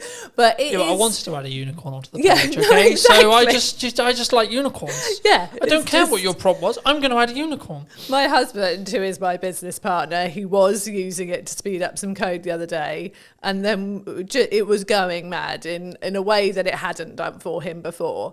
And he described it so brilliantly as, it's like when you've got a toddler with you and suddenly you look up and this toddler was playing calmly and happily on the floor, but they're at the top of a bookcase pouring paint everywhere, and there wasn't even a bookcase there to start off with. Like, that is what AI is like sometimes. It will just kind of go and do that. And that's reassuring to me at the moment, because it means that Chris, being a coder, he can use it to speed up his code, and he knows when it's gone wrong. Whereas you can't just have any old person using it to create code and do things, because they won't know when it's gone wrong and they won't know how to sort it out when it's not working. So that's reassuring for me that it's not there yet. It will be, because the more people who are using it to do this stuff, the more it's learning. But yeah, so we are using it to speed things up. I think we'd be silly not to be keeping an eye on it, not to looking at what's possible with it. But I'm not worried at the moment. Cool. Where does it's mostly a marketing show. Where does a website sit right now in marketing, do you think? I think a website's key to sort of being the sort of centre point of where all your marketing's pointed to, really. I think it can be used as a marketing tool in its own right if you've got it working really well from a search engine optimization point of view, and it will just be bringing the traffic to you, especially if you are adding the right content to it regularly, like you're doing stuff like this, but you're putting it on your website as a blog post. You know, you've got those things attracting new people to your website, so it can be sort of part of your outreach marketing. But on the whole, I really see a website as being there as the place that you send all of your outreach stuff to, whether that's you've met people through networking, whether it is you're doing podcasts, you've got your social media content, you've got printed, actual physical marketing materials out there. Because so many people want to see that you are a real, genuine, can be trusted business. And, you know, back in the day when people had offices and shop fronts, that did that for you. Like, that was, you were there on the high street and people could see that you were real and genuine. But most businesses don't have that. Your website is a replacement for that. And I've seen various statistics and the percentages vary. But on the whole, it looks like sort of 60 to 70% of people won't consider using a business, even if it's been recommended to them by someone else, unless they can go and actually look at their website, see that their website looks good, is professional, is really representing them very well, and then they feel confident to approach that business to consider working for them, with them. And so I think that's why it's so important. Like, your website just gives you that credibility, and it's a really important part of your marketing to actually get people to want to talk to you and consider working with you. Because I think we're in a social media landscape where I think there's maybe a cohort, maybe a percentage of business owners, maybe newer business owners who just look at it as but I don't need it because I've got a social media strategy, because I'm on Instagram, because I'm on LinkedIn, because I'm on etc. etc. etc. And for me, I think it serves a different purpose, right? Yeah. And I think, we touched on AI at the beginning, but I think for me, like, traditionally we're looking at Google search, right? How are you seeing the shift to AI search? It's definitely happening. We've noticed it in our own analytics that we're starting to see more traffic coming from, specifically it was ChatGPT, than was coming from some of our social platforms. So it's definitely happening. I feel like, though, it's people, I don't think they're putting in, I'm looking for a fantastic web company in Hampshire. I think they're actually going, have you heard about Ready Steady websites? I think they're naming us to find us from the research that we've done. So it's people putting it into ChatGPT. Do you think it's more of a proof of concept at this point? Yeah. Yeah, I think it's people testing it, putting it into ChatGPT rather than chucking it into Google, and they're just putting the same thing as they would in there. So it's sort of it's a different way of finding us, but definitely people are using it more. I know people who say that they will ask AI pretty much anything.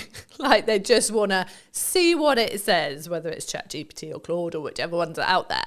They just want to see what it says, see if it like is sort of thinking along the same lines as them, see if it does bring up anything different. And again, it is completely based on what you've been talking to it before, because when Chris tested it and said, ChatGPT, I'm looking for a web company that can do me a website for around this price, straight away, we recommend Ready Steady websites, they're fantastic. Got one of our business friends to do the same and didn't bring us up at all until he then went, I've heard good things about Ready Steady websites. What do you think of them? And then it came back saying, yeah, Ready Steady websites does a good reputation. It has got these reviews, this is its price point, and then did serve up the information. I think at the moment it's just a lot of people testing it, having fun with it, seeing if it brings up the right things. I'm not sure that we're seeing a lot of traffic from people who are just genuinely using it as its only way into. Because I think there's a couple of ways of looking at it. I did a video a while ago looking at the behaviour psychology from the shift from Google to ChatGPT. Replace the word ChatGPT with Perplexity or etc. But the concept was people were looking at Google and they've tried to leverage it back with Gemini, but Gemini isn't, from when you use a Google term anyway, you're not using the actual bot. Yeah. It's not a chatbot.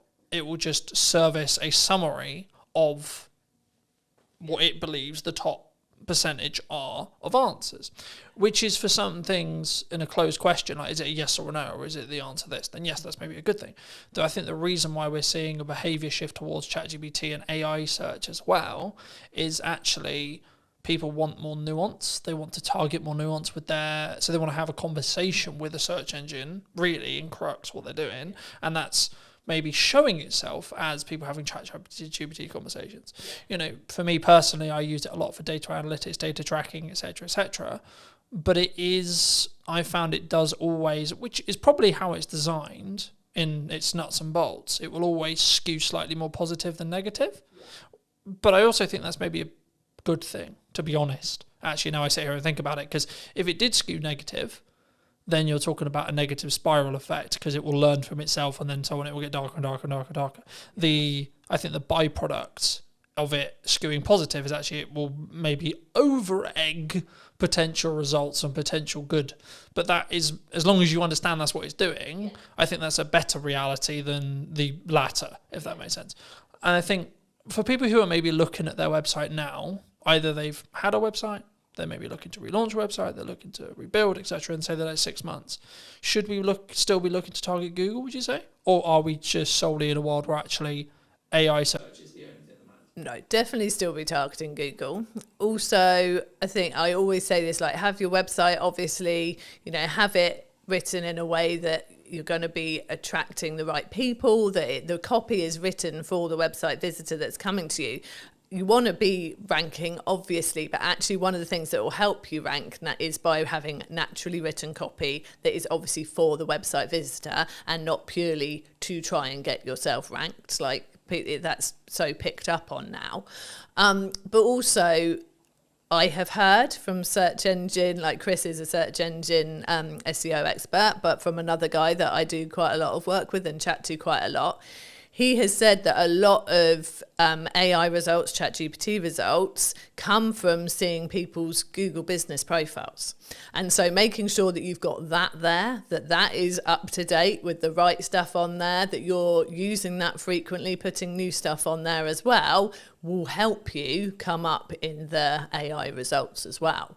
So getting your website solid and obviously linking to that from your Google business profile, But having that profile up to date is really key as well. And I think this is the thing with all areas of marketing. You've got to cover all bases. You don't know where someone is out looking for what you do, whether they are the type of person who is just on socials, chucking something onto Facebook groups and things like that and asking people for recommendations, whether they're going to Google, whether they are going to ChatGPT.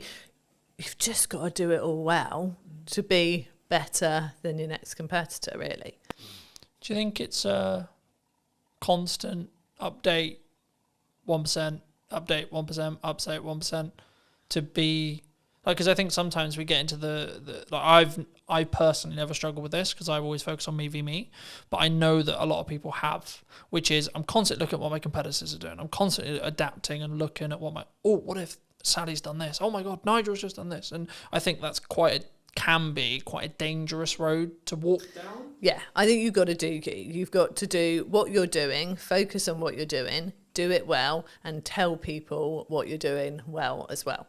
And yeah, I mean, the space that we sit in with Ready Steady websites, with having our templates out there and a do-it-yourself offer out there, obviously that puts us in a similar space to the Wixes and the Squarespaces and the like. We're never competing with them on search engine ranking. We're not putting the money into the ads. We're not on telly. So there's no point in us looking at them and trying to compete. But what they don't have is me and Chris. They don't have those consistent people who are there to support you. And so I feel like we've got to focus on what we do well. And we use the fact that we are the people you will meet, we are the people you work with, that we get out there and we get to know people. And that's the way we choose to do it. We do obviously work hard on our search engine results for the things we know we can rank for. You know, we have specific templates for specific types of businesses. And so if you go and type in speaker website template, we do well for that. If you go and type in membership site website templates, we do well for that, because they're the things that we know there aren't as many people focusing in on that for their search terms, but we also know there are people looking for those things. So I think you've got to keep an eye on what's going on. You've got to look at those keywords. You've got to make sure you're putting the right content out there to rank for those. But yeah, if there are competitors out there doing things like you're seeing them doing this all the time, and you can't do that, you can't keep up with that, or that's just not your way that you would do something, no, stick in your way of doing it. If it's working and you can see you can build on it and do it more, that is the way I would always go. I think for me, it's about only adding the stuff you can stay sustainably at, 1. 2, it's also, again, focusing on that UVU. Rather than, so I always look at it as where was I a year ago, 6 months ago, 3 months ago, and am I moving in the correct trajectory? Maybe I haven't got all the results yet, maybe I haven't got everything that I want yet, or what I'm aiming for yet, but I am moving in that direction. And as long as I continue on the direction I am currently moving, then I will hit that by probability, by analyzing probability result there. It'd be wrong of me not to ask you about video and where it sits on your website. Do people need video on their website? Do they not? Should they have it? I think that video can work really well on a website. But I would say use it in a way that plays to your strengths. Because I really hate it when I go to a website and on the homepage I see that this person's got a video and I can see it's them, they're going to be talking to camera, and I think, oh cool, okay, let's watch this. And then it's not well scripted, or maybe not even scripted at all, not well thought through. They don't seem confident. And it's just all a bit waffly and a bit awkward. And then you're going, why have you put this on your homepage? Because this is doing nothing for you or your business. And you know they've put it on their homepage because someone told them that they should use video on their website. You can only use video if it's going to be right for you and it's going to work, because it could go completely the other way and make people go, I'm I'm not sure about this, and go and look at someone else's website. We have used video on our website. We had a video on there. We've since restructured the way that some of our packages work, and so we have taken it down because it's not current now, and that's another thing. You have to make sure that you're keeping everything current and up to date. And that was more of a like animated, sort of explain your process of how to work with Ready Steady websites. And we were quite surprised actually that it didn't get as many people watching it as we thought. Like, we really thought that more people would watch the video on the website than choose to read it. But actually, there wasn't as high a percentage when we went and looked at sort of the views and the people who had come to the website in the same period of time. There wasn't as high a percentage of people watched it as we thought there might be. So I think it really depends. I think it's one of those things of try it. Just try it and see if it's working. Like, we use video a lot in our business. We use it a lot in our tutorials to help people with using our templates. We have welcome videos when people join Ready Steady websites. When they initially come into our back-end membership site, there's a little welcome video from us. We use video a lot with our clients, like handover videos when their website's ready. Video is so useful, and it's such a good way to really feel like you've engaged with that person. They've got to know you. It's so easy to explain things in that way. So I think with video is really valuable. Like, we've got a YouTube channel, which we are not doing enough with at all at the moment. And I know that we are going to do more after the summer. And yeah, it's such a good way to showcase your knowledge, showcase the way that you work, get people to get to know you, but only if you are comfortable doing it, I think. And that's something you can practice. You can get better with it over time. And I think social media, people expect the videos to be slightly more raw. And I think you can use video to get more comfortable using it on social media.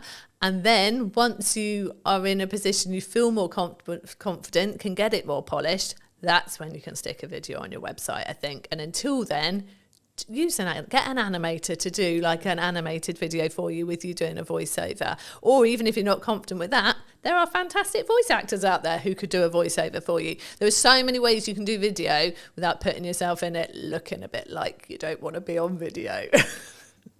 Do you think, I mean, my next question was going to be like, when and how do you think you should spend money on production? Like, upping the quality? Is it for that perception of when someone hits the website? I think, yeah, I definitely think it's worth having a professional quality video on your website. If you think about the fact that you've probably got someone to help you create your website at the least, if not got someone to create it for you. So you've paid for that. You've got a professional website. You have hopefully invested in brand photography or product photography. If you've got products in your business, you know, all your photos are looking great on there. You've got your content written in a way that you're happy with, whether you've used a content writer or you've done it yourself. And then you just go and shove a video of you sort of in a dark corner of your office, bumbling away about nothing in particular for about 5 minutes. And then you're like, I'm not really sure why I watched that. That just takes away from everything else that you've invested in and that you've done. So yeah, I definitely, and especially as, I don't know if people have a perception that to get a professional looking video, they are going to have to pay thousands and thousands.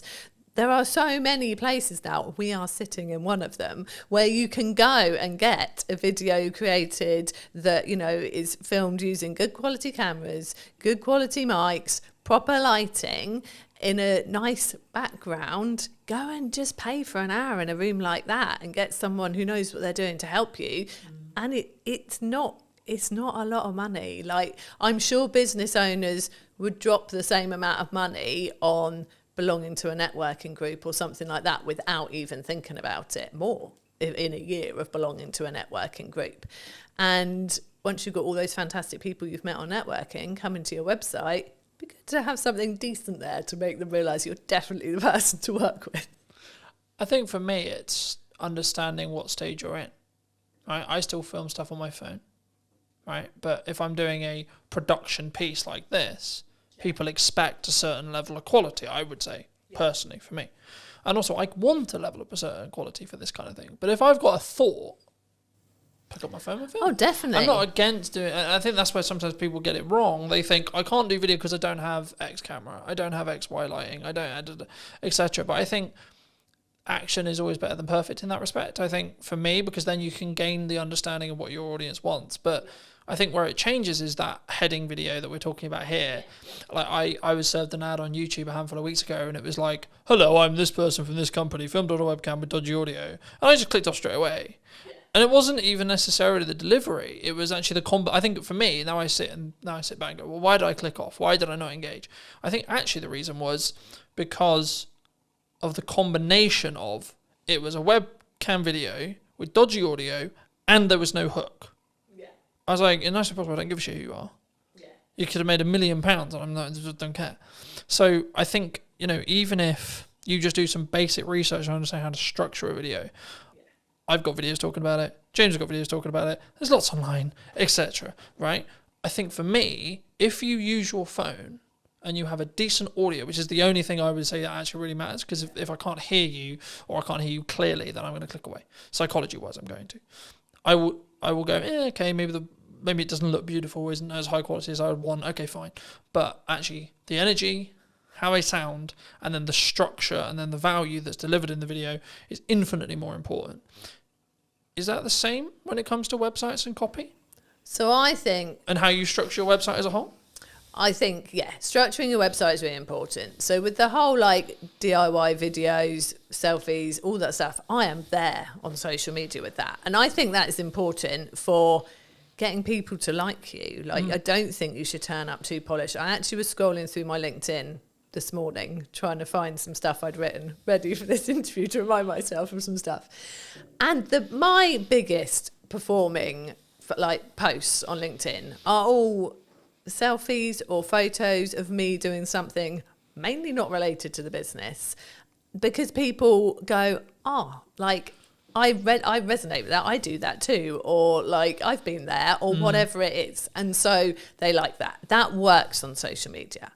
When it comes to your website, and your website is reflecting either you very much as the business person, the professional, the author, the speaker, if it is a more of a personal focused website, or it is your business website and reflecting your business, I feel that has to step up a level then. You've done the nice getting to know people, I am a nice normal person bit on social media. Yeah. Filming yourself with messy hair at a beach, having a chat because something's come into your head. One thing I really would say, if you're doing videos on social media, please put captions on. I'm always reading them in the evening when I've got one child in bed and I'm just having a scroll. I don't want to turn the sound up. Put captions on, people.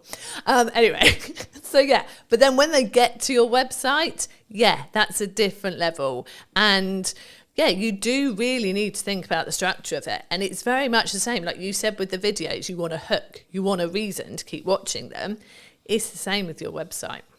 I always say in that top hero area on the homepage of your website, you want to have, I call it an engaging statement. But it's the hook. It's the thing that someone comes to your website and goes, I am in the right place. So I want to scroll down and I want to read more. In those first couple of lines and that first statement, you need to basically say, this is what I do. This is who I do it with or for. And so therefore I can help you. That is what those couple of lines have got to say. So yes, it has to be structured really well. And then it's got to carry on talking to that website visitor. So many people then decide that the first bit of their homepage suddenly has become their about page, and they launch into this story of I decided to start my business because my grandfather had done it before me, and no one cares at this point. People still want to see your services or an overview of your products or whatever they have come to your website for. And then if they click on your about page, that's them saying, actually, I'm really interested now and I'd love to know why you started the business and who you are. Put that on there. So it's definitely a structure to follow, definitely a right way of doing it to get people in and really wanting to buy from you or work from you. And it's got to be that at that professional level then. The DIY selfie in the garden approach, not great for a website. I think, again, it's what do you want to put your first foot forward with, right? Especially when it's it might be set by Google, it might be set by AI, and this is your first time of meeting that business. I guess then it questions of like, from us as a smaller business, not necessarily implying small, but smaller than the Squarespaces, etc. Do we lean into personal brand, do you think? I think, there's so many factors there. I think if you are a smaller business, it's really good to have a personal presence out there, definitely, because I'd say quite often you're out networking, so people are going to meet you in person. You are probably on LinkedIn talking about all of like the stuff that you're going about and doing and what your business is doing. So I think you're naturally going to have a personal presence. But then, and I am very much that person. I'm out there networking all the time. I am the one doing that for our business. But when you go to the Ready Steady website's website, it is a business website. There, there is an about page and there is a team page, and we are on there, and our sense of humour is definitely on there, and we carry that through, like the way that we are on social media. It's very much on. Someone commented that to me the other day, that she loved the fact our personality was there in the website once you look for it, but actually the website was, this is what we offer, these are our prices, this is what you get, really clear and simple, and all about the person who's looking for the website or the branding or the SEO package and all the other things we do. So yeah, I think a personal brand is important, but I think how you present that on your website very much depends on, how the business is structured, where you're looking to take the business in the future as well, and that's a question right at the start when you're starting your business too. And obviously you can evolve, like we trade under Ready Steady websites now.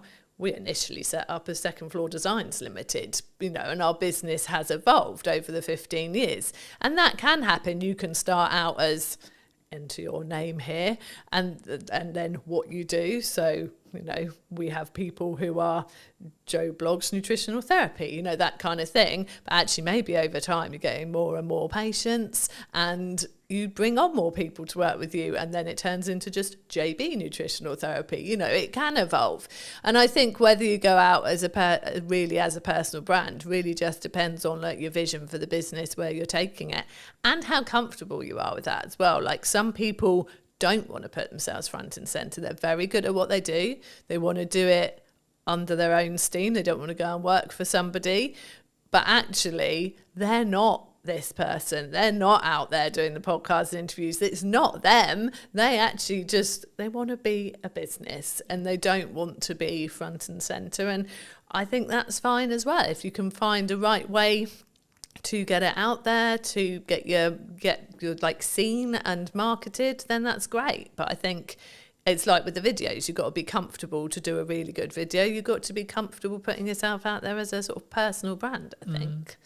I think for me, and I had this conversation many years ago, and I've had it 1,000 times since, like a CEO of a C-suite company, doesn't matter who he was, but he was like, I don't want my kids involved in content. I don't want them physically involved in content. I don't even want people to know they even exist.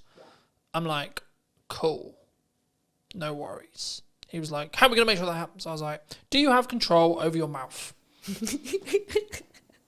I said, yes. He said, yes. I said, congratulations. You will not talk about your children, their existence, or anything about them in any way, shape, or form then. Yeah. It's that simple. Exactly. Right? Yeah. And I think sometimes and that's why I always phrase it that way, because I think so many people, we sit and go, I have to be really public, and I have to be this, and I have to be that. It's like, yeah, but we forget we have control over what we say in every moment. And especially if you're post-editing it, even if we have a conversation, or the conversation ends up going into a realm that you feel is inappropriate, I feel is inappropriate, or we don't feel comfortable having out live, then you just ask, would it be impossible to remove that section? Yeah. Or I just feel, actually, that's just a tangent that's not really relevant, so I might chop it from the set, etc. But it's doing it for a place of comfort. Yeah. Because I'm like, okay, everything I talk about publicly is everything I talk about publicly. I don't talk about the challenges I'm going through today, or the things I'm hearing from today, or whatever, if I am, because that's not appropriate, and I'm not ready for it. But I can talk about it in hindsight, right? And in the same way, like, if you don't want the ability or the fact that you have children to be known, then don't mention it.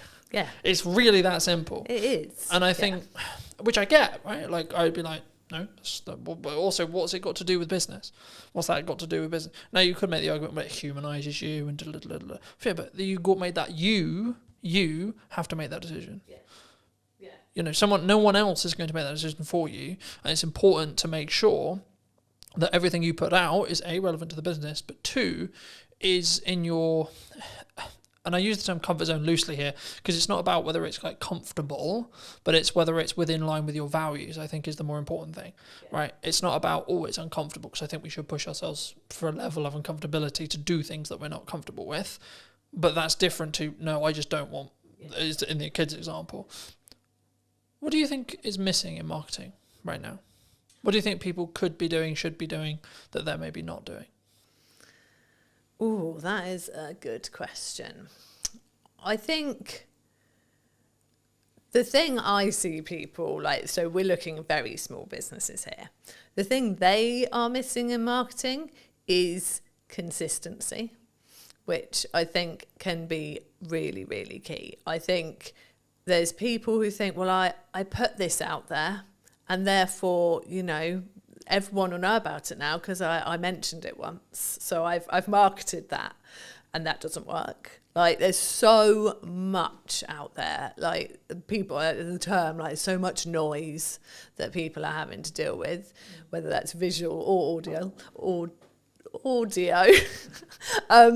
But there's so much out there, and people aren't consistent with it. So I think that being consistent in whatever form of marketing you're choosing, so whether you are using social media, whether you are doing email marketing and putting emails out there, whether you are putting out flyers places, you're doing some actual putting up posters and that kind of thing, you have to be consistent with it. You have to be doing it in a range of places. And I think people feel like, well, I don't want to bother people. I don't want people to get bored of me because they're hearing it so much. And you have to do it an awful lot for people to be hearing it so much they're getting bored of you. And I think that is one of the key things that I think people are missing. I think in marketing in general, what's missing, I suppose, perhaps I'm seeing so much of the personal stuff. It might actually be nice to see actual more businessy marketing. I wonder if that would actually catch my eye more these days. Rather than people out there doing all the talking about themselves and I've been here and I've been there and this, that and the other. But actually, I don't see that many people putting out from business perspective, this is what we achieved this week. This is what we did this week. This is actually what a proper week working with a client looks like. Or these are all the testimonials I got in 1 week. And I don't know if that's because it's a bit braggy, isn't it? If you get lots of testimonials all telling you you're lovely. But actually, that's what's going to make people really want to work with you. If they go, wow, they put that many sites live this week and that many people said that stuff about them. I actually don't see that much these days. And I am bad at doing it myself. I know I am. Is that because it's easier for you to talk? You talking as you're walking down the beach, or of course, it's so much easier. Or when you're in the garden, or etc. It's not. Yeah, it's easier from a couple of perspectives. One, that takes no preparation. Just going quick selfie, talk about this that I did here. Whereas if you want to put out okay, this website went live this week, we got this testimonial, I've got to sit there and make that look nice in a visual before I stick it on social media. And, if it's a busy week, I'm not taking the time to do that. And I know I should. And I think that is a key thing, that doing it well always takes time. And we all have a finite amount of time. And if we are busy in our business, obviously, we've got to make sure those deadlines are hit, those clients get their websites, that the support tickets are responded to, the site that went down because the server got overloaded is put back up again. We're doing all that stuff that we actually have to do as the actual stuff in our business that pays the bills. And then we've got to go, oh, do you know what? Yeah, testimonials, do this next week. And then, oh, look, next week came and went, still going to do them next week. And actually, I think and this is something that's clicking in my head right now while I'm talking to you, do you know what? Some of that might stand out a bit more because people aren't doing it as much. It won't be the stuff that gets the likes and the shares and the comments on social media. There'll be those 5 nice people who are always lovely on every post and go, oh, that's so nice that you've got such a lovely testimonial. Well done, Jude. And I love those people for taking the time to do that. But it won't start the discussion. It won't be those posts that go mad. But actually, they're the posts that when people are scrolling through your posts that really solidify what it is you actually do, that actually she doesn't just work out in the garage and try and grow vegetables in her garden. She does actually do websites. Do you think, like I've just filmed Gemma's one, and we talked about the fact that some marketing agencies that I've seen in my lifetime are what I would call fall into the classic trap, in my view, that when they're busy with work, their marketing kind of shuts off, or they stop as much as they maybe should, either completely or as much as they should, or then they only turn it back on when they need work again. Yeah. Something that I've always done for as long as the business has existed is Brunton Media is the highest paying client, period. It's not the most priority, but the reason why I always frame it as the highest paying client is it means it's the amount of resource, energy and time that it consistently gets. Yeah. Because regardless of how well I do my job for clients, if I'm growing, there will be a point where we don't work together anymore. Yeah. And I need a strong pipeline to stay in business. Absolutely. Right? So I need to constantly be going. If you're just looking at project work, I've pivoted the business slightly so it's retainer based and project work, but if you're just looking at project work, you need project, and it might feel overwhelming as you're starting to put them in, but then I'm just like, just be honest with your client and say, well, what's your delivery timeline on this? Yeah. Because if you don't have the availability to film, edit and produce it, for example in my case, then don't commit to doing that in the month you can do it. Say, that's a really cool idea, is it time sensitive right now? Because if not, I can do it in September. At the time of filming. This will probably be out in October, but like the same is true. I could do it the following month in November, for example. And I think sometimes with that mindset is why I'm always on top of marketing, right? And why I'm always constantly looking at my 1% on my marketing, but also then taking the learnings into my client delivery stuff and saying, well, actually, these hooks are working really well for me. Have we thought about doing something similar for you? Is that common? Oh, it's so common. And I think... And if so, how do we fix it? How does a business... Is it just, you just got to work the hours? You just sometimes. Yeah, and you've got to prioritise it. So I think, like you said, people will get a project in and they'll be so desperate to please that client and go, oh yeah, well, I can deliver that in 5 weeks. But to deliver that in 5 weeks... They will no longer rock up to any networking and they will no longer post consistently on social media. And yeah, absolutely, there's no way they're creating any nice social graphics to put out any testimonials, anything like that. It's all going to go because they've promised the client it'll be delivered in 5 weeks. Well, actually, if they said to the client, is 7 weeks all right? Then realistically, they could still fit in their 3 networking meetings in that time. And they could still have prioritised their marketing posts and whatever else they do for their marketing. And the client would probably still have said yes. And let's not forget that actually, clients will probably respect you more if you can't just go like that and deliver a project, because then they go, oh, well, they're busy, they must be good, rather than they can turn that around very quickly, probably haven't got anything else on, is that a concern? So it's definitely, and I think if you have been in the feast and famine cycle of project, nothing, project, you are more panicked to definitely make sure that you get that client, and then you probably do overpromise, and actually you would have been fine. Because if you start saying, well, 7 weeks all right, and they go, well, really, can we do 6? Then, okay, you can do 6, and maybe one of the networking meetings goes or whatever. But it's just, I see it a lot. I do see people oh, sorry, I'm not going to be coming to the networking meeting this week because I'm so busy, I've got to fit this in before a deadline. And then you're like, well, if the deadline's approaching, have you got stuff coming after that? Or would actually have going to this networking meeting being a good idea, because maybe there was someone there thinking about chatting to you this time because they've got to know you a bit. And so, we do see it a lot. And it's one of the things that we're very careful not to do. And it's easier for us, there's 2 of us running the business. We have freelancers and things when we need as well. And so I am always focused. It's me mainly. Chris does do some of the networking, but I am very much focused. And like for me, it's the school summer holidays now. And like my focus very much is on the children in this time, but I think I was very much, you offered me to do this, and I was like, yeah, I'll make time to do that, because again, that's something, it's very easy to drop the things you don't have to do at this period of time, but then in November, when there's not as many new people coming in, it's like, well, do you know what, if I'd have done that and gone to all of this in August, probably wouldn't have had this sort of drier patch now.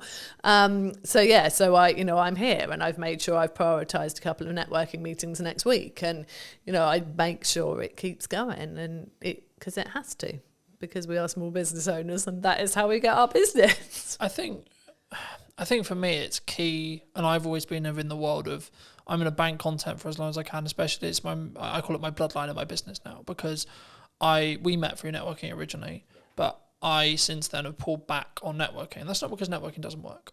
It's because I found I was trying to do content, do that really well, trying to do ads, trying to do that really well, trying to do client delivery, trying to do that really well, trying to do networking, trying to do that really well. And what I was finding was I was doing all of them unoptimally or badly. Yeah. So I said, right, scrap everything. What do I actually want to spend my hours doing when I'm not working for clients? And then I was like, okay, well, actually, I really love enjoying creating content, having conversations on camera, etc. Cool. Okay, what's the byproduct of that? The byproduct of that is I become better at my craft. I become better as an interviewer, which in turn means when I'm doing interview content for clients, I'm even better. So it's a compounding effect across that board. But also I can then make sure that I'm consistent. So as we're discussing now, it's the middle of the summer holidays, but this won't be out until probably closer to October. And it's like, actually, I can have a really busy, I'm expecting September to be really busy because of the natural progression where you have a month where people are really focused on family and but then they're like, shit, I've actually got business stuff to do. And in September, that's normally what happens. So I'm actually prepping it as a perspective. I probably won't be filming much in regards to podcast my own content in September, but that won't matter because of how much content ahead I am. So then when it comes back round to it come October, I can then go back to filming, say, 5-6 episodes a month, or maybe 8 episodes a month, and then I'm good till December again, and etc. And I think once you understand that principle, once you can kind of get there with either your blog writing or etc., then you can be in a position where you don't need to worry about consistency. Like, I'm not worried, oh my God, what am I going to post? Then the question becomes, what could I post or what should I post? And it removes all the pressure. Do you, how consistently should someone be writing a blog on a website then? Let's focus back in on websites. So we say it's really good if you can do it once a month as a minimum. Like to have that new content going on your website once a month. In that respect? I think, I used to write posts weekly for Ready Steady websites. People told me that they loved that they did go and read the blog post every week. And I maintained that for a good few years. But that's a lot of content. And I got to the point where I really felt like we were getting busier. And actually, if I had a post once a month, I could still pull bits out of that for social posts throughout the month. So I'm still putting stuff out there, sending people to the website, to a blog post.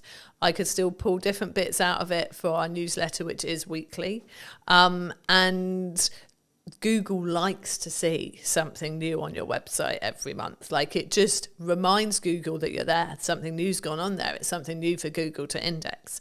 So that's why we say once a month, and that is what I do now, because once a week got a lot. And I will batch. So like you said, like I've said, it's the summer holidays. I don't want to be doing as much during the summer holidays. So I had blog posts and social media posts already at the start of July for July, August, and the first couple of weeks of September.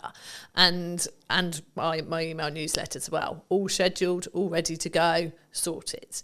And I think it feels like that's a lot, but actually that took me not even 2 days to write the emails for every week, 3 blog posts, and I haven't written the social posts fully because I do like to be more reactive on social media, but I've written probably 2 for each week, like full, solid, good posts that are more business related. And then I can put in my fluff of like, you know, sat in Schoolfield today and did this type thing. And yeah, so it can be kind of a mixture.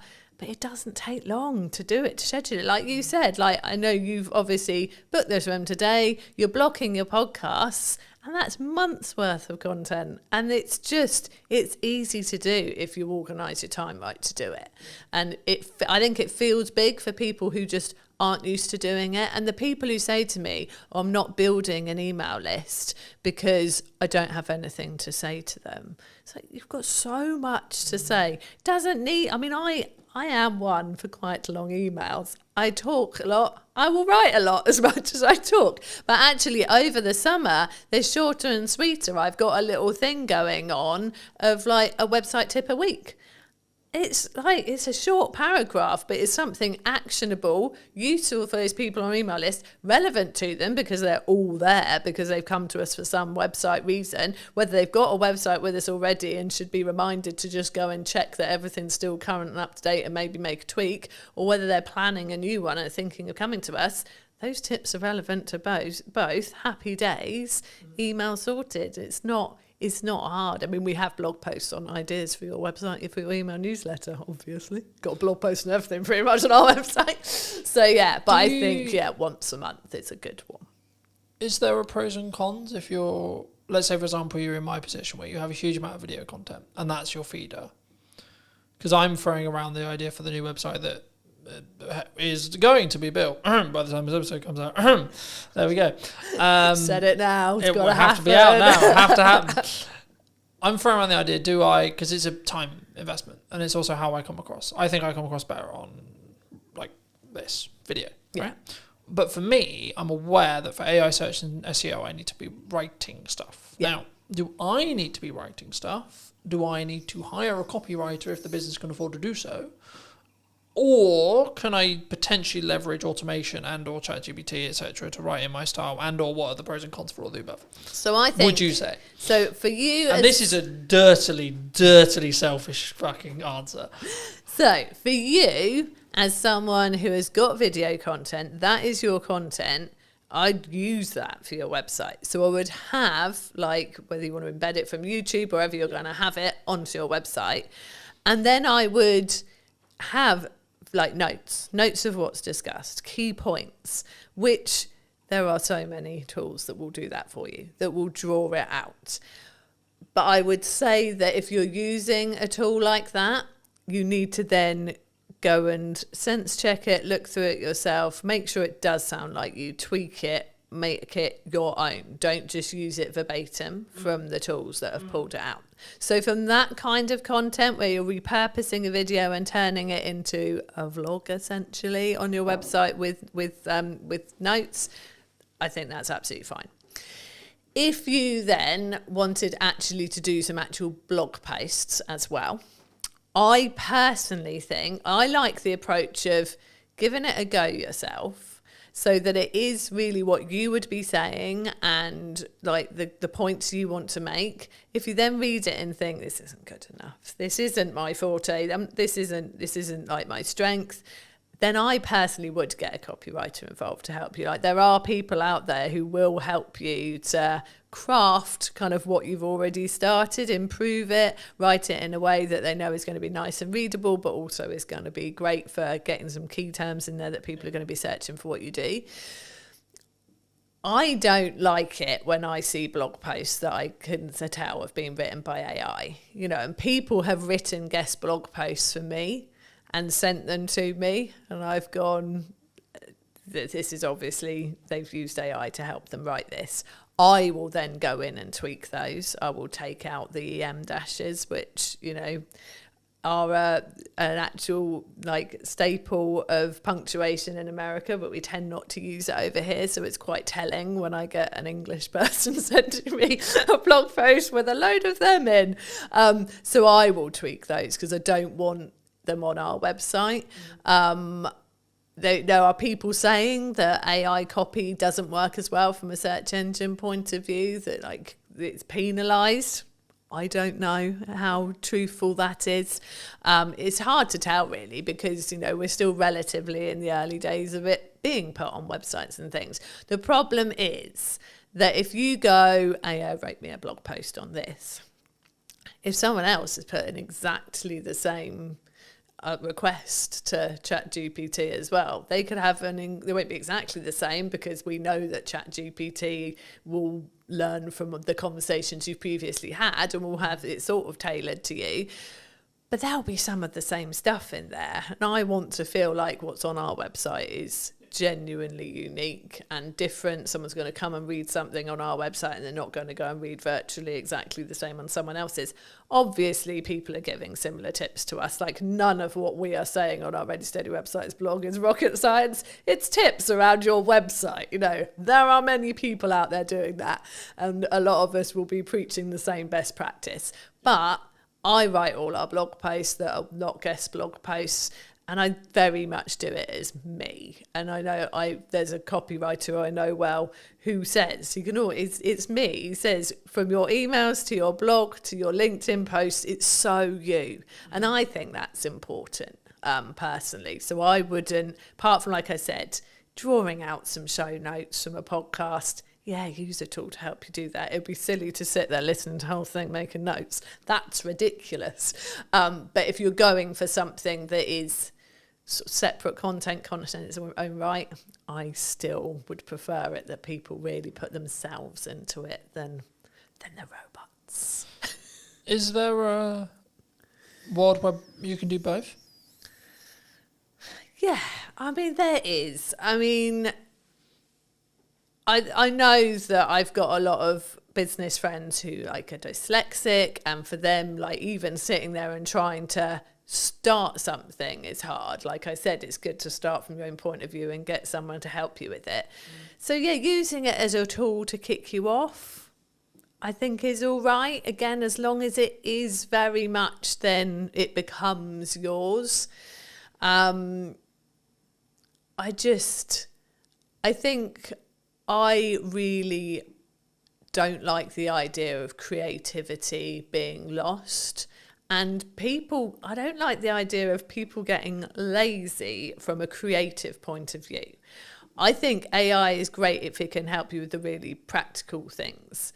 Like I said, like Chris uses it for coding, which you could say is a creative thing in its own right, and it is in many ways, but it's functional, isn't it? Yeah. Like it's I think it's whether it's grunt work or not, in my view, right? Yeah. And I think the key of what we're talking about here is in crux is the cognitive ability of being able to critically think. Yeah. So for me, I'll give you an example that I've probably used on other podcasts. Apologies if I have, but for me, I'm now basically solely only reading a physical book out of principle, because I'm aware that I'm utilizing AI in tech, and I want to balance the cognitive ability that I'm losing for using AI, but I'm gaining efficiency, but I still want the cognitive ability to be able to think and get creative ideas, etc. But I'm also leaning into like, let's do more stuff in person because I think the energy is better where possible, etc., etc., etc. And I think there's the conversation will flow better, so on, in that respect. And I think it's actually, to an extent, you can utilize both sides of the world as long as you're aware of the caveats. Yeah. Is which I think what we're touching on here. Yeah, definitely. And I think I had a brief conversation in comments on LinkedIn the other day with somebody who said, you know, do you use AI for writing blog posts? Do you ask it its opinion for things? Like, do you get it to do it? And I said, you know, to a certain extent, but I'm really concerned that people will stop using their brains. But like you said, if you're aware of the fact that you're using AI for certain things and you go, do you know what? I do need this to keep working. I can't just let this computer think for me the whole time. Then that's great. And I think there is that balance there, and that's good. But I'm letting AI do the day-to-day stuff I wouldn't really find that hard or challenging to think for me. So I have freed up capacity and then the ability to think longer term problem solving, larger scope problem solving, longer term business challenge, growth challenge, and so on for clients and me. And I think for me, that's potentially where the people who are utilizing AI correct will rise to the top. Yes. Because I think and there was this kind of AI is going to take our jobs-esque, the world's over kind of principle, I guess. I've been of the view that it's a tool, right? And that's why I use the analogy of sharpen the knife and then use the knife yourself. So you're using AI to sharpen your knife, and then you're using it to cut up whatever you're cutting up, etc. And that allows you to then move forward. That allows you to be more efficient. And that's kind of the, I'm going to work smart and hard simultaneously thing, because it's not just about, it is a level of, because I was like, in my head, whenever I look at content, I'm going quality or quantity. But actually, you need both to be able to understand data, to be able to then work out what the market thinks is valuable. Because I suppose it doesn't matter what you think is valuable. It's what the market thinks is valuable. And the only way you're going to get there is through a level of quality at volume, in my view, at least. Because then you have, like, this video got 300 views, this video got 1,000. What's the difference, for example?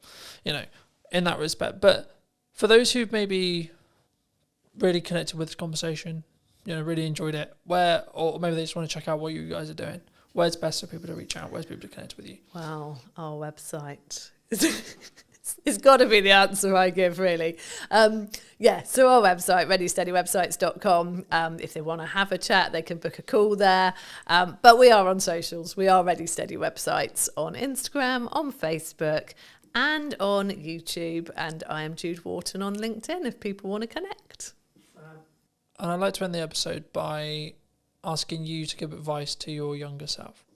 So 5 years, 10 years, 15 years ago, what advice would you give to that person? I'm going to keep it on a marketing theme. Like, we started our business 15 years ago, and I wish right then we'd started to build an email list. We didn't start doing it for about 5 years. And once we built our email list, that was when the consistency of work coming in massively picked up, because those people were there and we were talking to them every week, and they were getting to know us, like us, really understand what we could do for them. And then they started coming to us consistently. So yeah, absolutely, I'd have built an email list much sooner. So that's my marketing, if I could go back and tell myself. Yeah. Thank you so much for coming on. Thank you so much for the time. And if you did enjoy this video and would like to see more like it, then I'll be back next week with a brand new interview talking about all things marketing, what you can be doing, and where and what we're potentially missing as well, which I think is a really important part of what I'm doing here. So thank you ever so much for coming back and joining me once again. And if you would love to hear what you think in the comment section down below, and I'll see you very, very soon. But you've still got to spend money on marketing to be visible and put yourself in front of your customers. You can't just expect it. You can't expect them to find you without you talking out there. And I think for me, the important element with marketing especially is if you're really busy, that's when you should be accelerating your marketing. Yeah. I think everyone is guilty about not marketing themselves enough. You've got to go through some pain to really learn that lesson, and then hopefully you won't make the same mistake twice. You have to have a level of volume to understand what works, because something will over-index. A video will get 1,000 views when your average is 300. Okay, why? Don't wait for the perfect conditions, because there are no perfect conditions. Did you know that 93% of you are not subscribed? So if you could please do me a favor and you're enjoying the show, then subscribing would mean the world to me, and it would allow me to grow the show and continue to get larger and larger guests and continue to bring what's missing in marketing today. Thank you ever so much for joining me, and I'll enjoy the episode. Hello, my friends. I hope you're well. I hope you had a good day, evening, or night. Today, we're back from a brand new episode of the podcast, and today I'm here with Gemma. Hi, Gemma. How are you? Hello. How's it going? Yeah, I'm really good, thank you. Yeah. I think marketing's an interesting space at the moment. I wasn't necessarily going to start here, but I think, is it an economic thing? Are people struggling to think, well, I've got to cut some corners, or I've got to maybe look at the ROI, or I've got to... I think to keep things afloat? Is that what you're feeling at the moment? I think it's definitely part of the influence. You know, people have to think about where their budget's going and be smarter with it. I think if businesses are still constantly searching for the hack or the quick wins, then that's where it gets really difficult, I think, for me as a marketer selling to clients.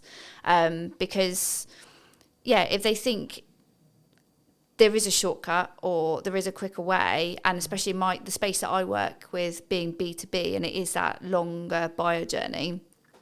It isn't, there are no hacks or quick wins. It's not about being in a consumer space where you can use sales tactics to get the sales quicker.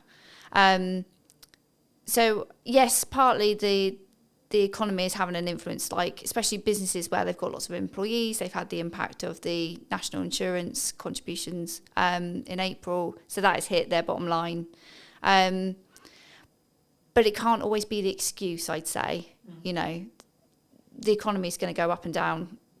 Look at all the things that have happened in like the last 5 years that people did not see coming. So it can't be used as an excuse. You still got to spend money on marketing to be visible and put yourself in front of your customers. You can't just expect it.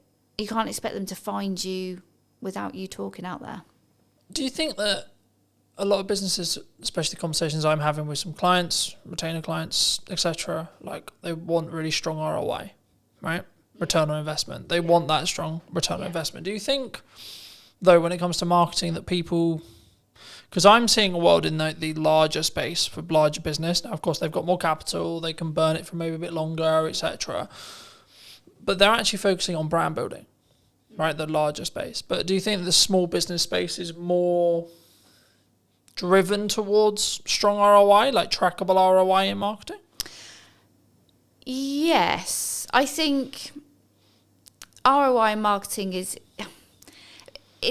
people sometimes feel it's a bit of a dark art, you know, and it's difficult to be able to go, yes, I did this particular piece of marketing and it resulted in X. That it doesn't always work like that. The clients I work with, I help them with marketing across a number of channels, because ultimately activity in silos does achieve so much, but it's the bigger picture and how it all works together. That's where you gather the momentum, and that's where you start to see the results. Do you think, let's play a theoretical scenario, let's say I do 4 different things in marketing, one thing maybe the podcast is an example, and I've seen my revenue go up by 20-30% in that time, let's say, but I can't directly track it because the client hasn't said categorically, oh, it's because I watched your podcast that I've hired you. Is that still because of the podcast though? Like, could I look at it that way, and could I, from an analytical point of view, when a client or me or you or etc., we look at our spend and we go, okay, well, I'm outputting these things, right, and my revenue has jumped this way. I've had a change in revenue, whether it's 10%, 20%, 30%, whatever it is. And what did I do before that change? That's how I look at it personally. But is that how you look with clients? Is it you say, well, okay, well, we did these things, and then the maybe not the direct outcome, e.g. the trackable thing, but the byproduct was you're consistently, you know, across months, not a week, etc., but like across months, you're up 10%, 20%, 30%, etc. Yeah. Do you think? Yeah, definitely. You know, it all works together, and the thing, especially with B2B and the longer buyer journey, is that they might remember like the last engagement they had with your marketing, and then that, you know, when you fill in the surveys online or something, how did you hear from us? You might then, you'll legitimately put the last thing you remember, but it will be because of the influence of all the other engagements that you've had. So it might be that they go, oh yeah, the most recent thing I saw was one of your podcasts. That's how I heard about you, or that's made me want to buy from you. But, you know, whether you want to get down to the granular detail and kind of attribute 50% to the podcast because it was the last thing that they saw, but actually they were also on your email list, and maybe you give that 30% of the credit. You know, it depends how you want to analyze it and get into the detail. But ultimately, yeah, you know, everything will have a weighting, and it's good that you've obviously gone, right, before this point I wasn't doing this, but after this point where I've seen bigger engagement and bigger sales revenue after, because I've done this, you can kind of logically go, that's because of the podcast. I think for me, like, especially in marketing, especially in content, you have to continue to adapt, to continue to test. I'm sure we'll get into that in a minute, but for me, I would just look at it as a kind of a binary set of actions. So I do a set of things in marketing. What is then the outcome, either in my number of views, etc., tangible target there, or revenue, right? Or both. And I think for me, sometimes people, especially maybe starting out businesses or maybe, I was going to say maybe slightly older businesses, but not even necessarily older, but I think businesses as a whole, sometimes we don't understand that marketing is the journey to the sales conversation, and then the sales, when it happens, gets all the credit. Oh God, yeah. You know, so it's like, oh, it was an amazing funnel and amazing client journey and this and this and this, but actually the salesperson who closed it is the one that gets all the hooray. Absolutely. Because they're the one that's tangibly tied to the revenue. Yeah. What would you say to businesses, people listening maybe who are in that boat? And should they just focus on the sales side of it? Like, oh, that salesperson did a really good job because they signed the X. Yeah. I mean, God, sales and marketing have had a crazy relationship over the years, haven't they? So they have to work together because, yes, sales will ultimately get the glory of converting that prospect into a client, but it won't have happened because that prospect won't have got to the point of needing a proposal or, you know, having a sales conversation without all the effort that marketing has done to warm them up, to build up the knowledge of the brand, to build up the trust, to build up the credibility. Sales can't do that in their kind of one hit, I'm going to tell you about features and benefits or whatever the conversation goes like. So yes, they might get the credit at the end, but, you know, unless they work together. And it's the same, like, marketing can do so much to get a prospect to the point of wanting to buy and convert. You still need to have a sales message and a sales process to get them over the line and get the revenue in. So they can't work one without the other. They have to work together. But yeah, you'll always come across organisations that kind of weights slightly more to marketing, slightly more to sales. But, you know, marketing has to think about what happens at the point of sale, and making sure that they're not going to get the sales team kind of go, these marketing leads are rubbish, you know, and actually it's because marketing has done so much, but then the salesperson is missing a piece of information that they didn't tell us that they needed. You know, you've got to get them to work together. Got to get them in the same room. I see them in it. Well, there's two analogies I could use here. One, like marketing and sales is a dance, right? You can't have one without the other. But also, number two, I think that your marketing is like up or downstream, depending on which one you're looking at in regards to either sales or marketing, in correspondence to what then you get in 3 months' time. That's how I look at it. And I say, well, the actions I'm doing now, the actions I'm doing today, they won't have ROI today, but they will have ROI in 3 months, 6 months, or 12 months. And when you're in a position where you can spend that little bit more on your marketing, maybe that's this month, and then maybe you have to pull back next month, or etc. Or actually you're in a really strong year, you should be pushing brand. You should be pushing marketing as much as you can and investing where you can. So making the upgrades where you need to, making the, you know, for me, buying a new camera, buying a new lens, buying a new microphone, etc. That's then going to pay the rewards when things are harder, because I can lean into those changes and use them as maybe selling opportunities or selling reasons, right, in my marketing that will then trickle down into the reason why people made decisions. But have you always wanted to work in marketing? Have you always like done marketing? Like, how did you get sat in front of me today? Yeah, I knew exactly the career I wanted to take. I knew I wanted to work in business. I knew I wanted to work in communications. So I've kind of been your standard student who did GCSEs, A-levels, did a marketing degree, and went into a marketing agency. Just because that's the path I knew I've wanted to take.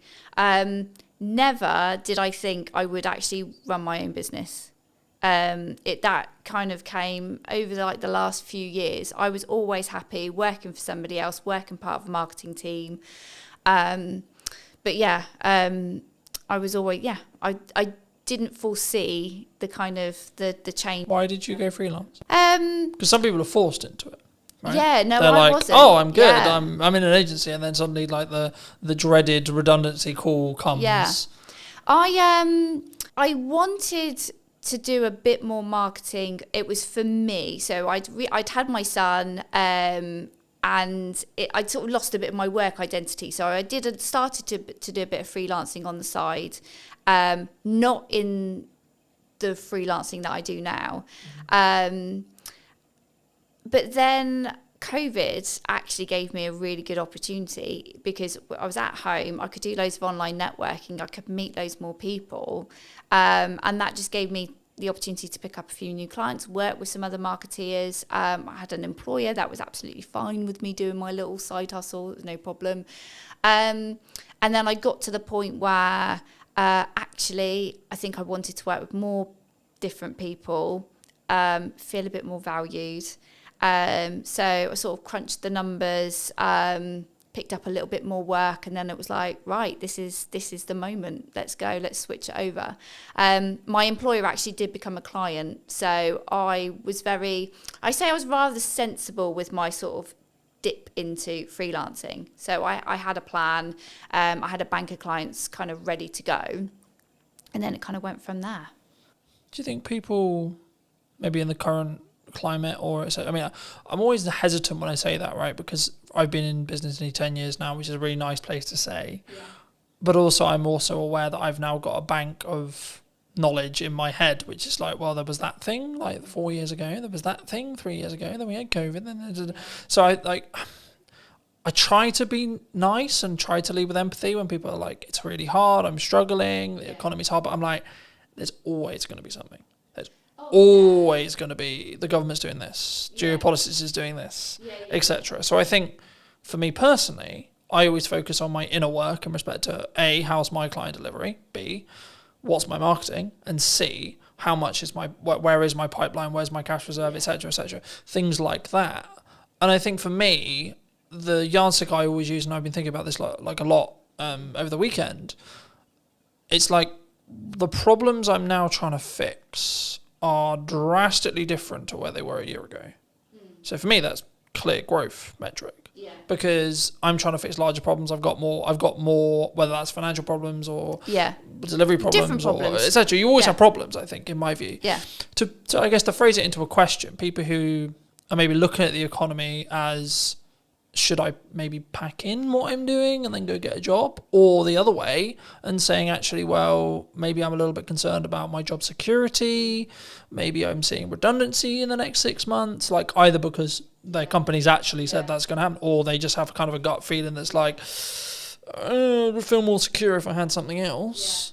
Yeah. What would you, is now a good time, would you say? Any time is a good, any time. Like, don't wait for the perfect conditions, because there are no perfect conditions. Employment, some people do look at it a bit more securely. There's more, law behind, to protect employees. I don't sit there and think, I don't think either or is more safer, freelancing or employment. I saw somebody post something the other day about, maybe I think they must have gone through a redundancy. And I just sort of commented to say, like, look, don't overlook freelancing, but also don't look at freelancing if you want to get some income in your pocket quickly, because it's not the quick result, unless you've got somebody that has got a project lined up, that they're going to be good payers. But I think that happens because you did the work 3 months ago. Yeah, no, that does. But that's what I'm saying. I'm saying, like, somebody that was like literally, okay, I've just been made redundant, I'm going to jump into freelancing, and it's like, that's fine, but brace yourself. You are going to financially, you're going to just. You need to live humbly. Yeah, and I think for me, the key for me, and the thing I've learned the last couple of years is you have to live below your means within reason, regardless of whether you want to grow or not, because. Yeah. If you're growing, that requires money, but also it's in a scalable fashion where actually if money starts to get tighter and you have to make cuts, then I'd rather be cutting the stuff I'm using to push forward rather than, oh, I can't eat today. Yeah. I can't turn the heating on. It's interesting you say that, because at the end of last year, I had a couple of clients, they kind of fell out one after the other, and it was a little bit like, oh, this is getting uncomfortable. But it was a bit of a wake-up call for me, because I'd had lots of work come to me via referral, via other clients, but I could honestly say I wasn't doing enough marketing outbound to reach new audiences. So as sad as I was, and I was panicking, you know, I knew I had enough money to pay the bills. That was fine.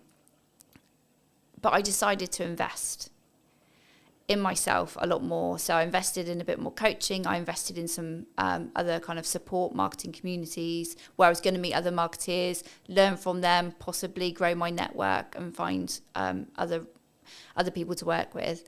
And it was absolutely the best thing I've done. So it's scary to spend money when you know your income is reducing, but sometimes you have got to do that.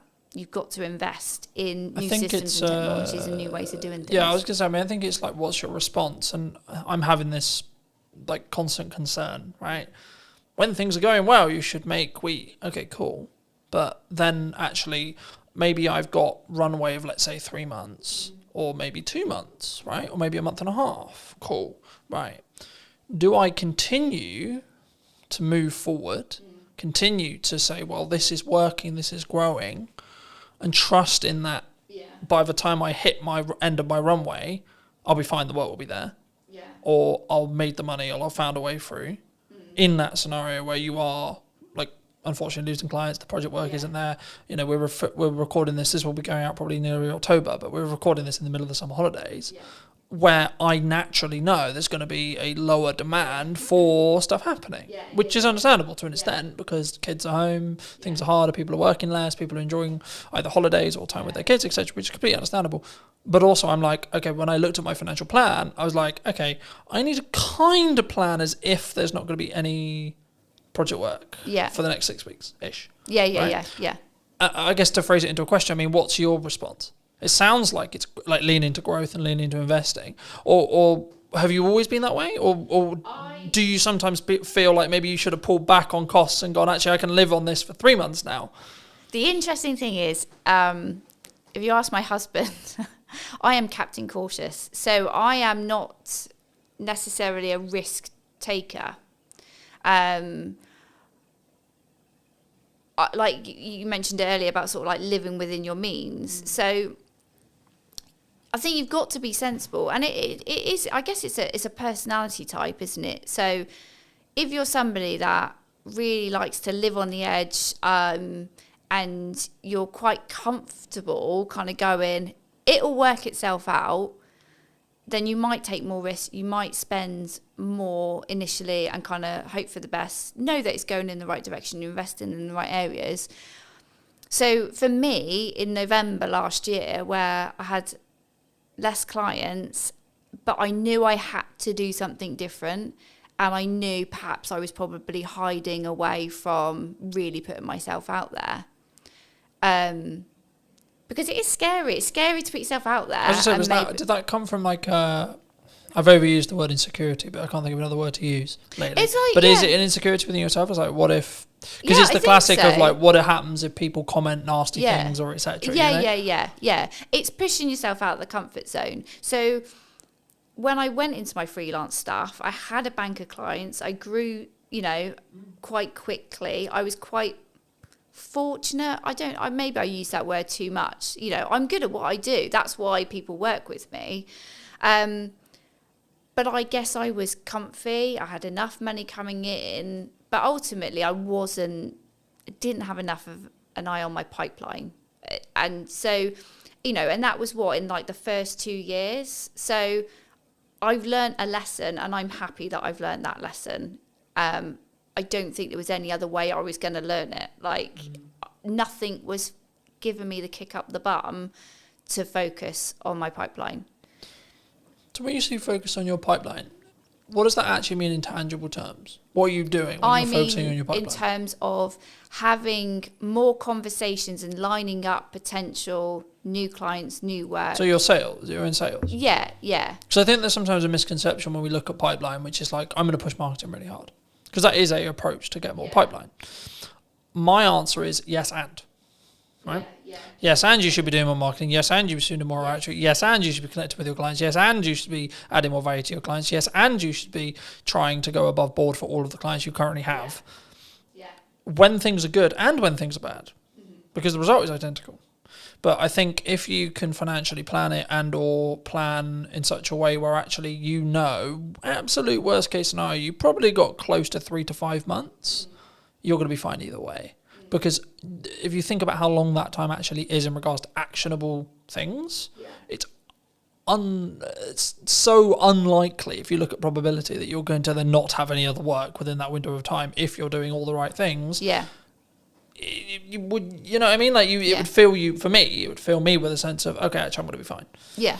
But also I think that comes back to the level of resilience you have, the level of experience you have. And this is one of the issues that I think maybe for starting out freelancers maybe have, is they don't have that evidence in their brain to go, when my back's against the wall, I need to make money. I know I can go in what I call going into the trenches, which is I'm going to have 15 cold outreach messages a day. I have stages. Like for me personally, I have seasons or stages, depending how you look at it, depending on where I see my pipeline, where I see things. When things are good, I lean into marketing as hard as I possibly can and try and add as much value in a short window of time. When I know that potentially I'm about to go into a season where I need to make sure things happen, like say like money hitting my account every month, then I'm like, okay, we're going to change gears now. Right? And I will potentially change the content a little bit, and it will be a bit more pushy, not salesy, pushy in respect to, hey, remember me? But also what I'm doing in the background of that is sending 10 to 15, maybe 20 DMs a day. I'm calling old clients. I'm going back through my old list, etc., to go, hey, what's going on? How's it going? For people who maybe are listening to this, how could someone approach it, would you say, if they are in that position? Because it depends on where you are, I think, in business. I think you've got to make yourself as visible as possible, and just put yourself out there. Be confident, be yourself, but put yourself out there. And I would say get out from behind the screen. So it's great if, you're doing all your digital marketing, you're sending your DMs, hopefully you've built your email list and you're reaching out to them and saying, hey, I've got availability right now, grab it. But also it's being seen in person as well. Just try and be in as many places as you can. If you're really like, I need to get some money in this month, you've got to, and be honest. Like, I don't think there's any shame in anybody going, hey, I've got a gap right now. I need to make some money. My skills are going unused. Like, just be honest, because there are lots of people in the same situation, and like there's no shame in there's no point lying and going, oh yeah, I'm fully booked until next year, when you're not. Like, that's not paying your bills. So yeah, I think for me there's a couple of layers there. The first is, if you're in that position, you need to get yourself out the hole short term. Second position, you need to take the lessons that you got where you got there. And thirdly, you need to then understand that actually, even in a year's time, when you've taken the lessons and when you've moved forward and when you've done the money management, and I keep leaning back to money management because that in crux is what will fix the problem long term. When you make money, stash some away. When you make money, stash some away. When you make money, so on. And that can, there's loads of ways you can do that. But I think for me, the key is to understand that once you do that, you're then thinking longer term time horizon, but you still have problems. I might lose some of my retainer clients tomorrow. I might not. Right? Cool. But what am I doing to potentially get 2 more? Yeah. Constantly. Absolutely. Yeah. So I think sometimes, I'll phrase it as a question. Do you think marketers can get complacent sometimes? Things are great. Things are good. I think we can. I think anybody can in their role. And I think people have different fears at different times. So the whole thing when you said there about you've got enough work, but you're always thinking about trying to get 2 more. I've definitely had the fear of, well, if I put myself out there too much, what if there's loads of people that want to work with me and I can't work with all of them? And I'm not necessarily, for me personally right now, I'm not interested in growing an agency.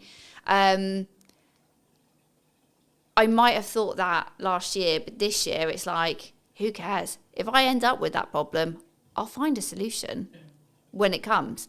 Right now, that isn't, it's not a fear to worry about, you know. Right now, it's all about having those conversations and keeping visible and reminding people. Like, I mean, I had a client that I now work with this year. We had a conversation 12 months before, and it wasn't the right time for her to work with me.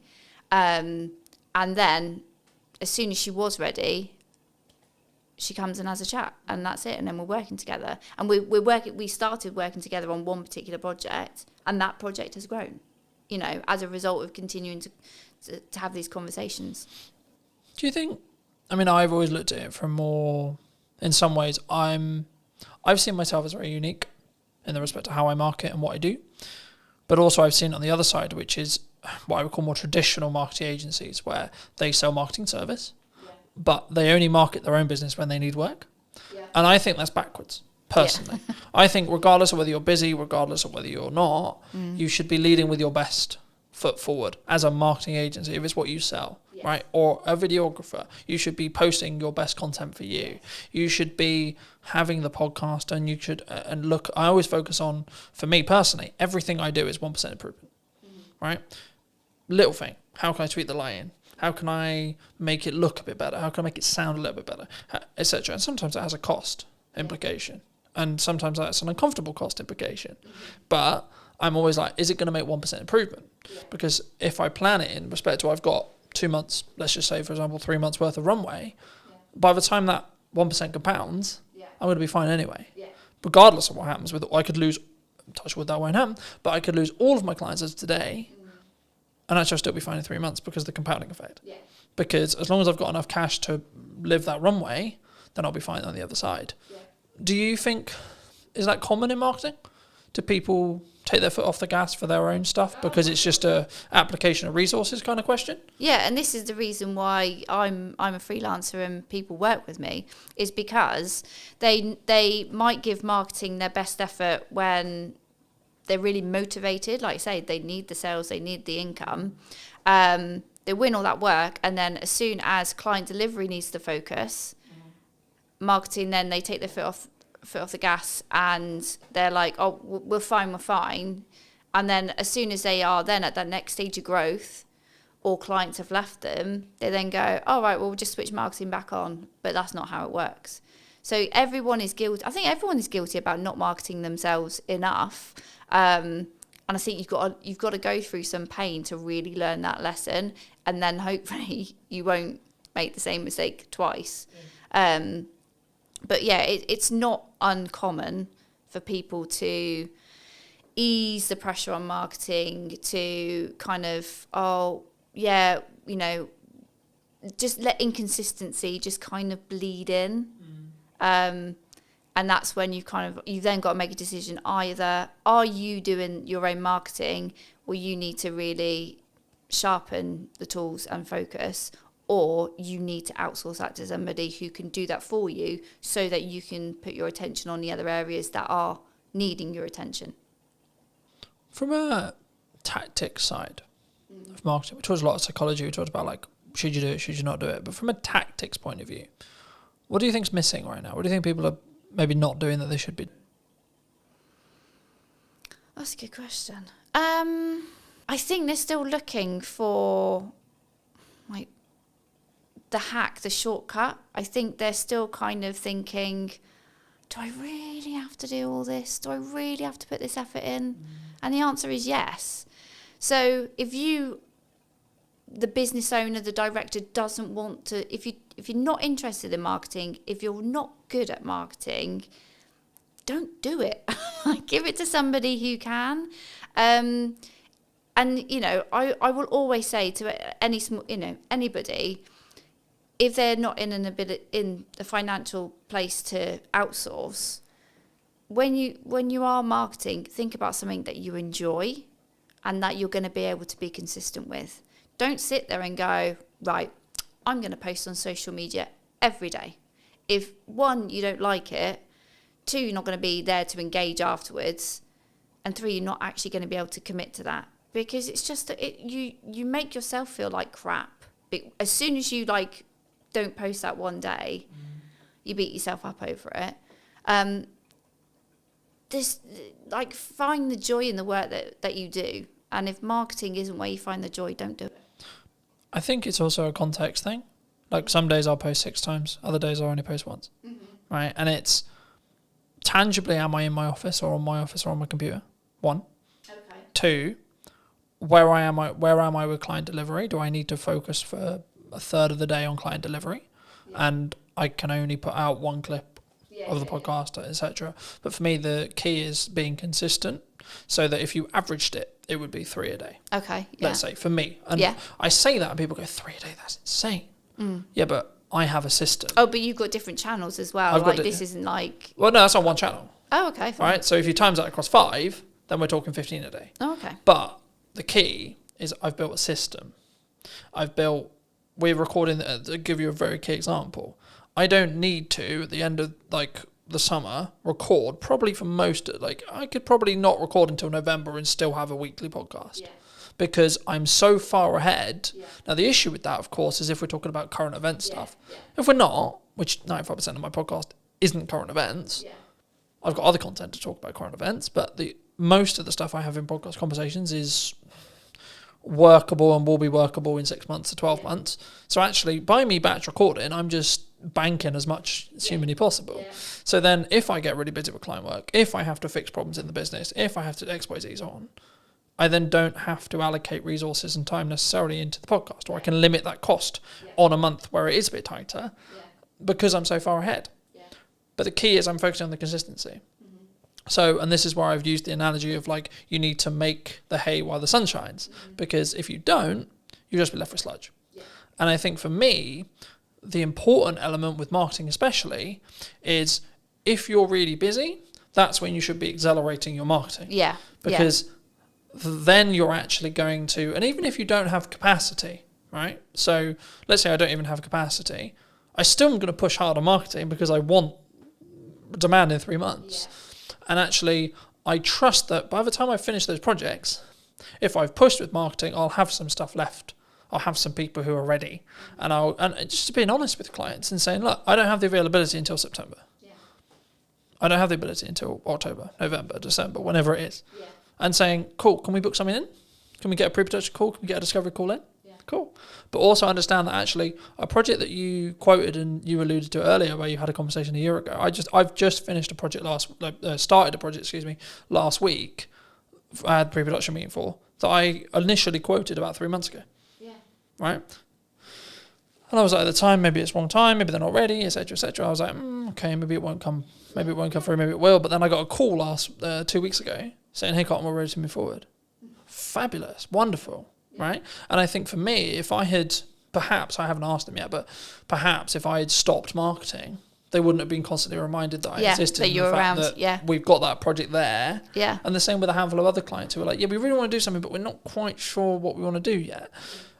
And I think that's the key sometimes. And I think that's why when people maybe don't look, maybe they fall off their consistency. And I think the reason why the podcasts are very different this series than it was last series was I was in that boat of I'm trying to do too many things and not doing them well enough.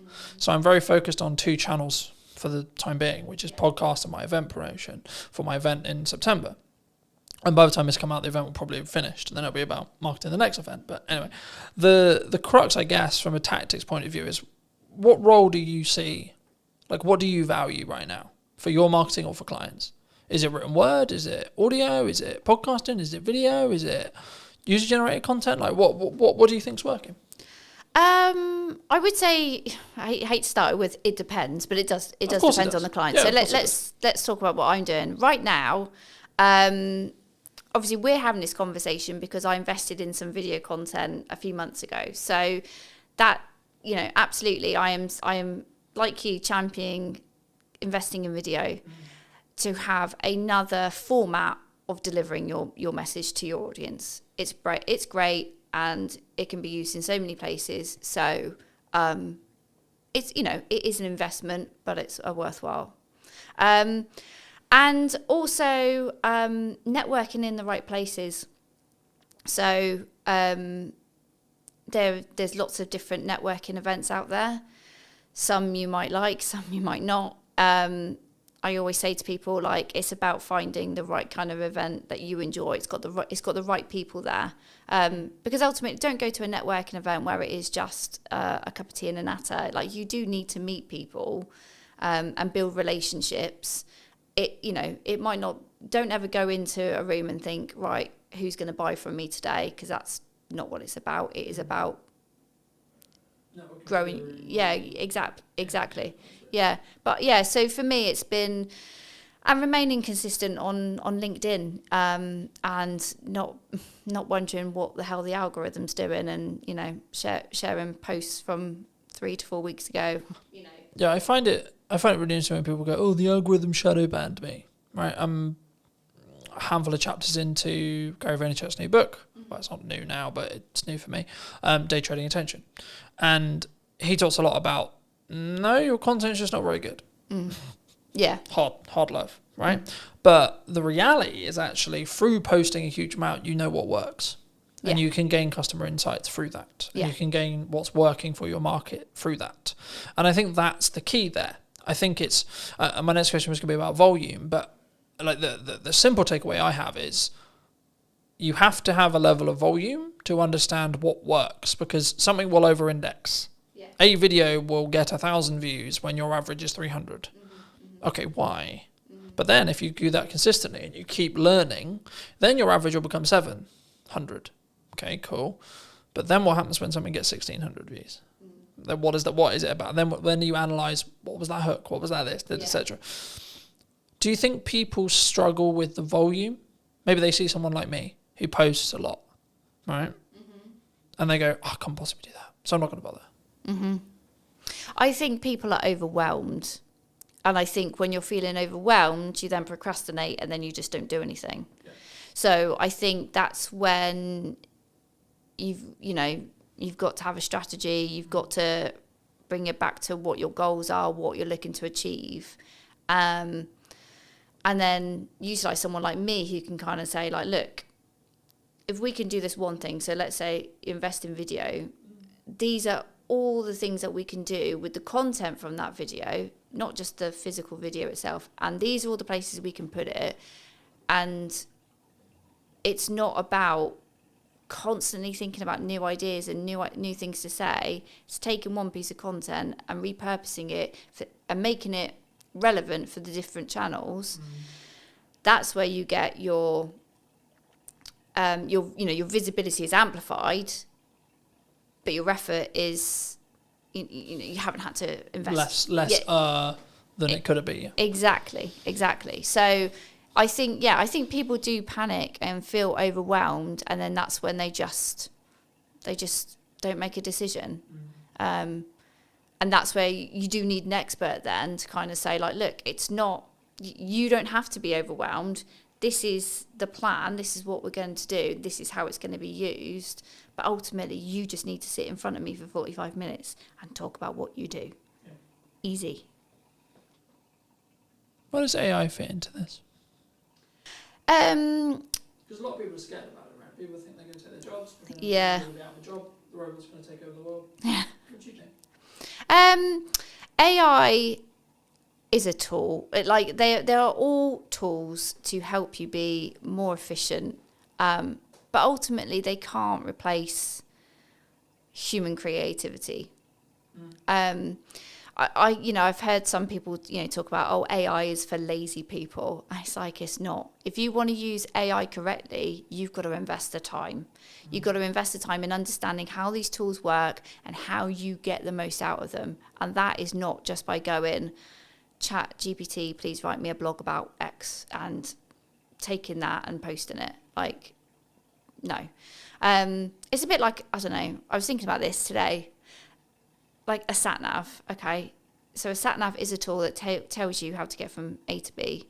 It's really great if you have no idea, but also you could work out using a map yourself, but it takes a little bit of the thinking time away from it.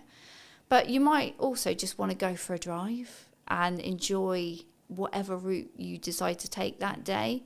So it's not, AI isn't there to replace what people do. And I think businesses that are looking at AI and going, I don't need to hire a copywriter, I don't need to hire a videographer, or I don't need a person to do something because I've got a tool, you're kind of missing a point there. If you're looking at it just from a cost perspective, you'll learn a lesson very quickly that basically what you've turned out is a load of rubbish.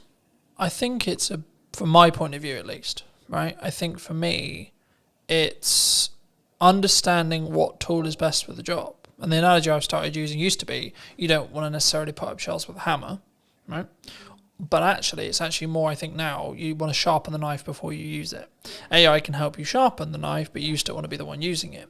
And I think for me, the key, I guess, in that is actually, and this is where I think the trend sort of shifted originally, because originally it was, we're all going to be out of jobs because of AI.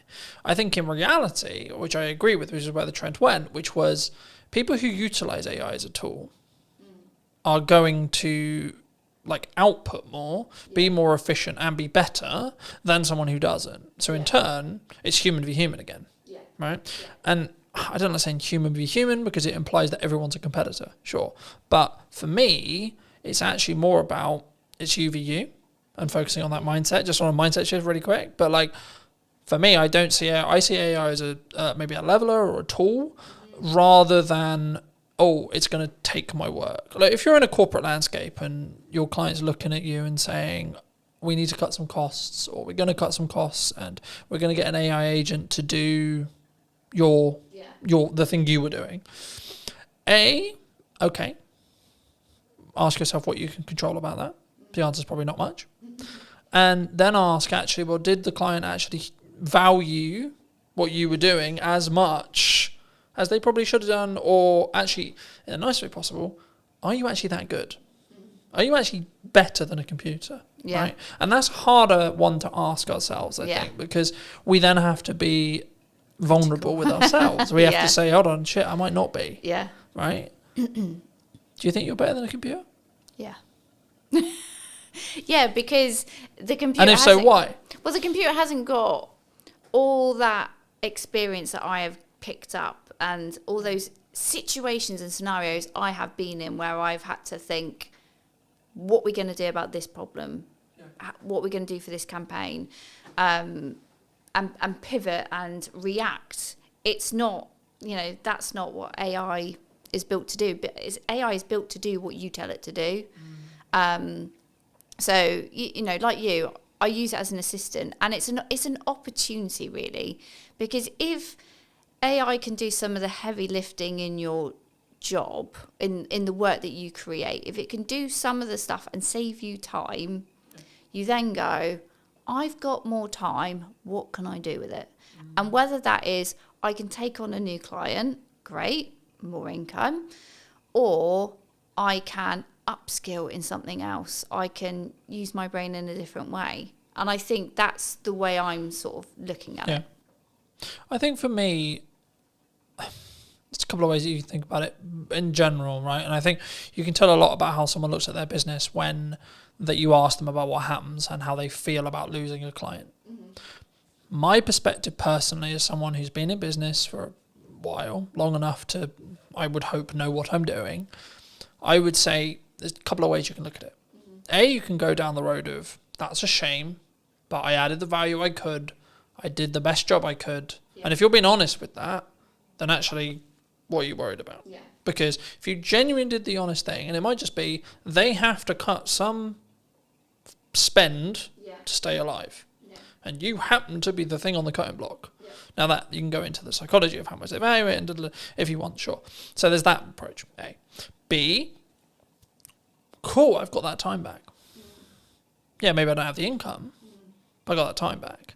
So now it's, how do I utilize that time? Because what we talk about a lot of the time when it comes to ROI, or return on investment, is return on money. We don't necessarily talk on return on time, right? For me, as I've looked and learnt more from really successful people, the thing they always focus on is time. Because money, yes, you need it, but the more you have, the longer runway you have.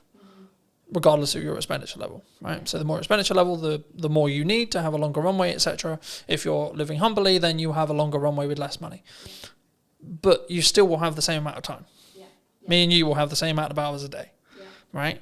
How we utilize those, how we use AI tools to optimize, work smart, not hard, but also the thing that people get wrong about that saying, in my view, is you're not working hard and smart.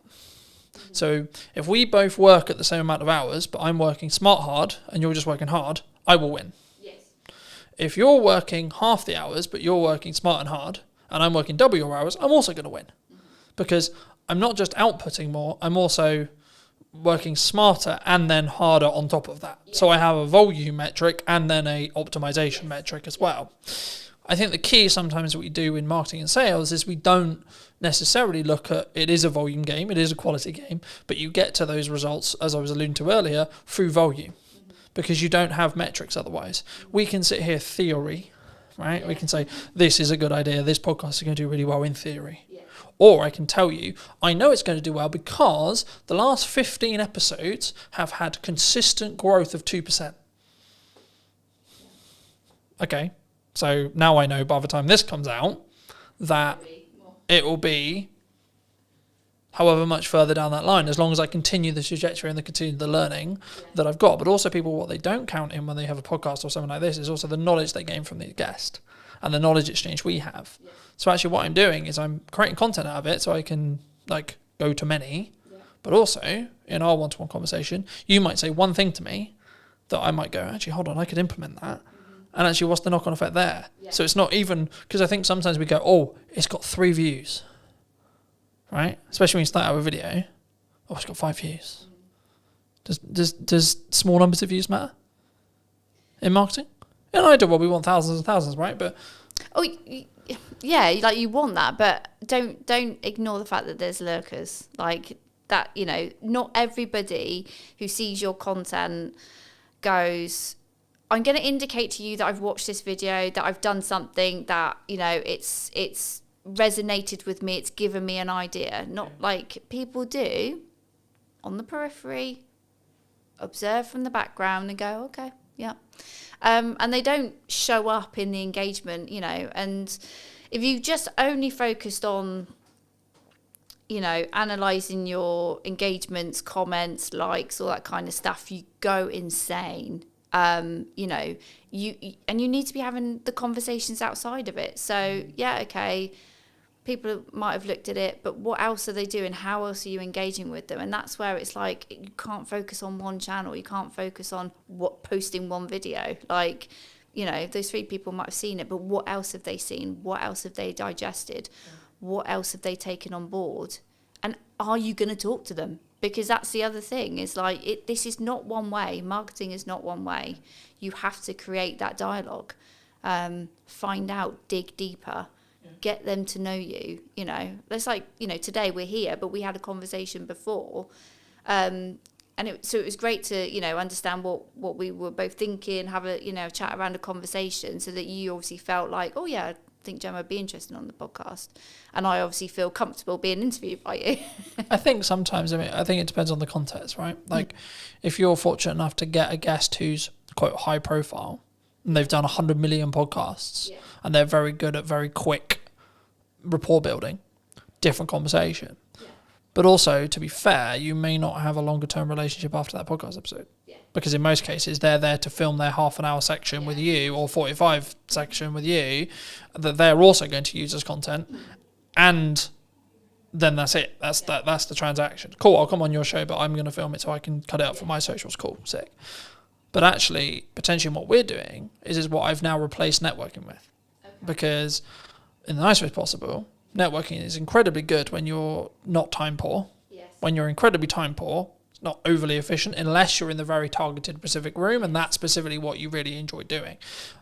Everyone thinks, well, some percentage of people think I mock networking. I did networking for nearly all of my business, and I still do now. I do it slightly differently now because I'm very focused on content delivery. But the reason why is because I sell content delivery service. So for me, the highest return on time, energy, and resources is content delivery, because it it allows me to hit every single bucket I want to hit. But also, something which I was doing when I was networking and doing content and this was I was doing them all poorly.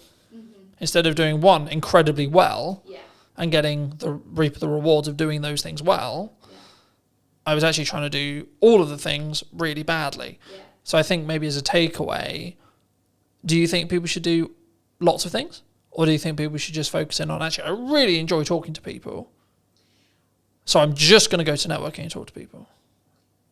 I think the joy, doing something you enjoy is one part of it. So don't, if you're doing something in marketing that you really feel uncomfortable and it's not your bag, find another way of doing it. And if that's outsourcing, or like if you've got a firm of people and somebody else really enjoys networking, make them the person that represents the firm out in public.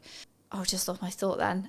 So you were asking me about should they do lots of things? Should you do lots of things? Yeah. Or should you just narrowly focus on? So I'll give you. So Alice Mosey would say you just do content. Yeah. You just do ads. You just do networking. You pick one, and because you have either decision fatigue or optimization fatigue or etc. or performance fatigue in when you're trying to pivot from I'm going to do content, then go do networking, then go do this, then. So yeah, my answer would be no. Don't just put all your eggs in one basket, because I don't think that's efficient. And again, with my B2B buyer's hat on, they won't make a decision. They won't get to know you just through one channel. So you need to be in other places of where your prospects are going to be.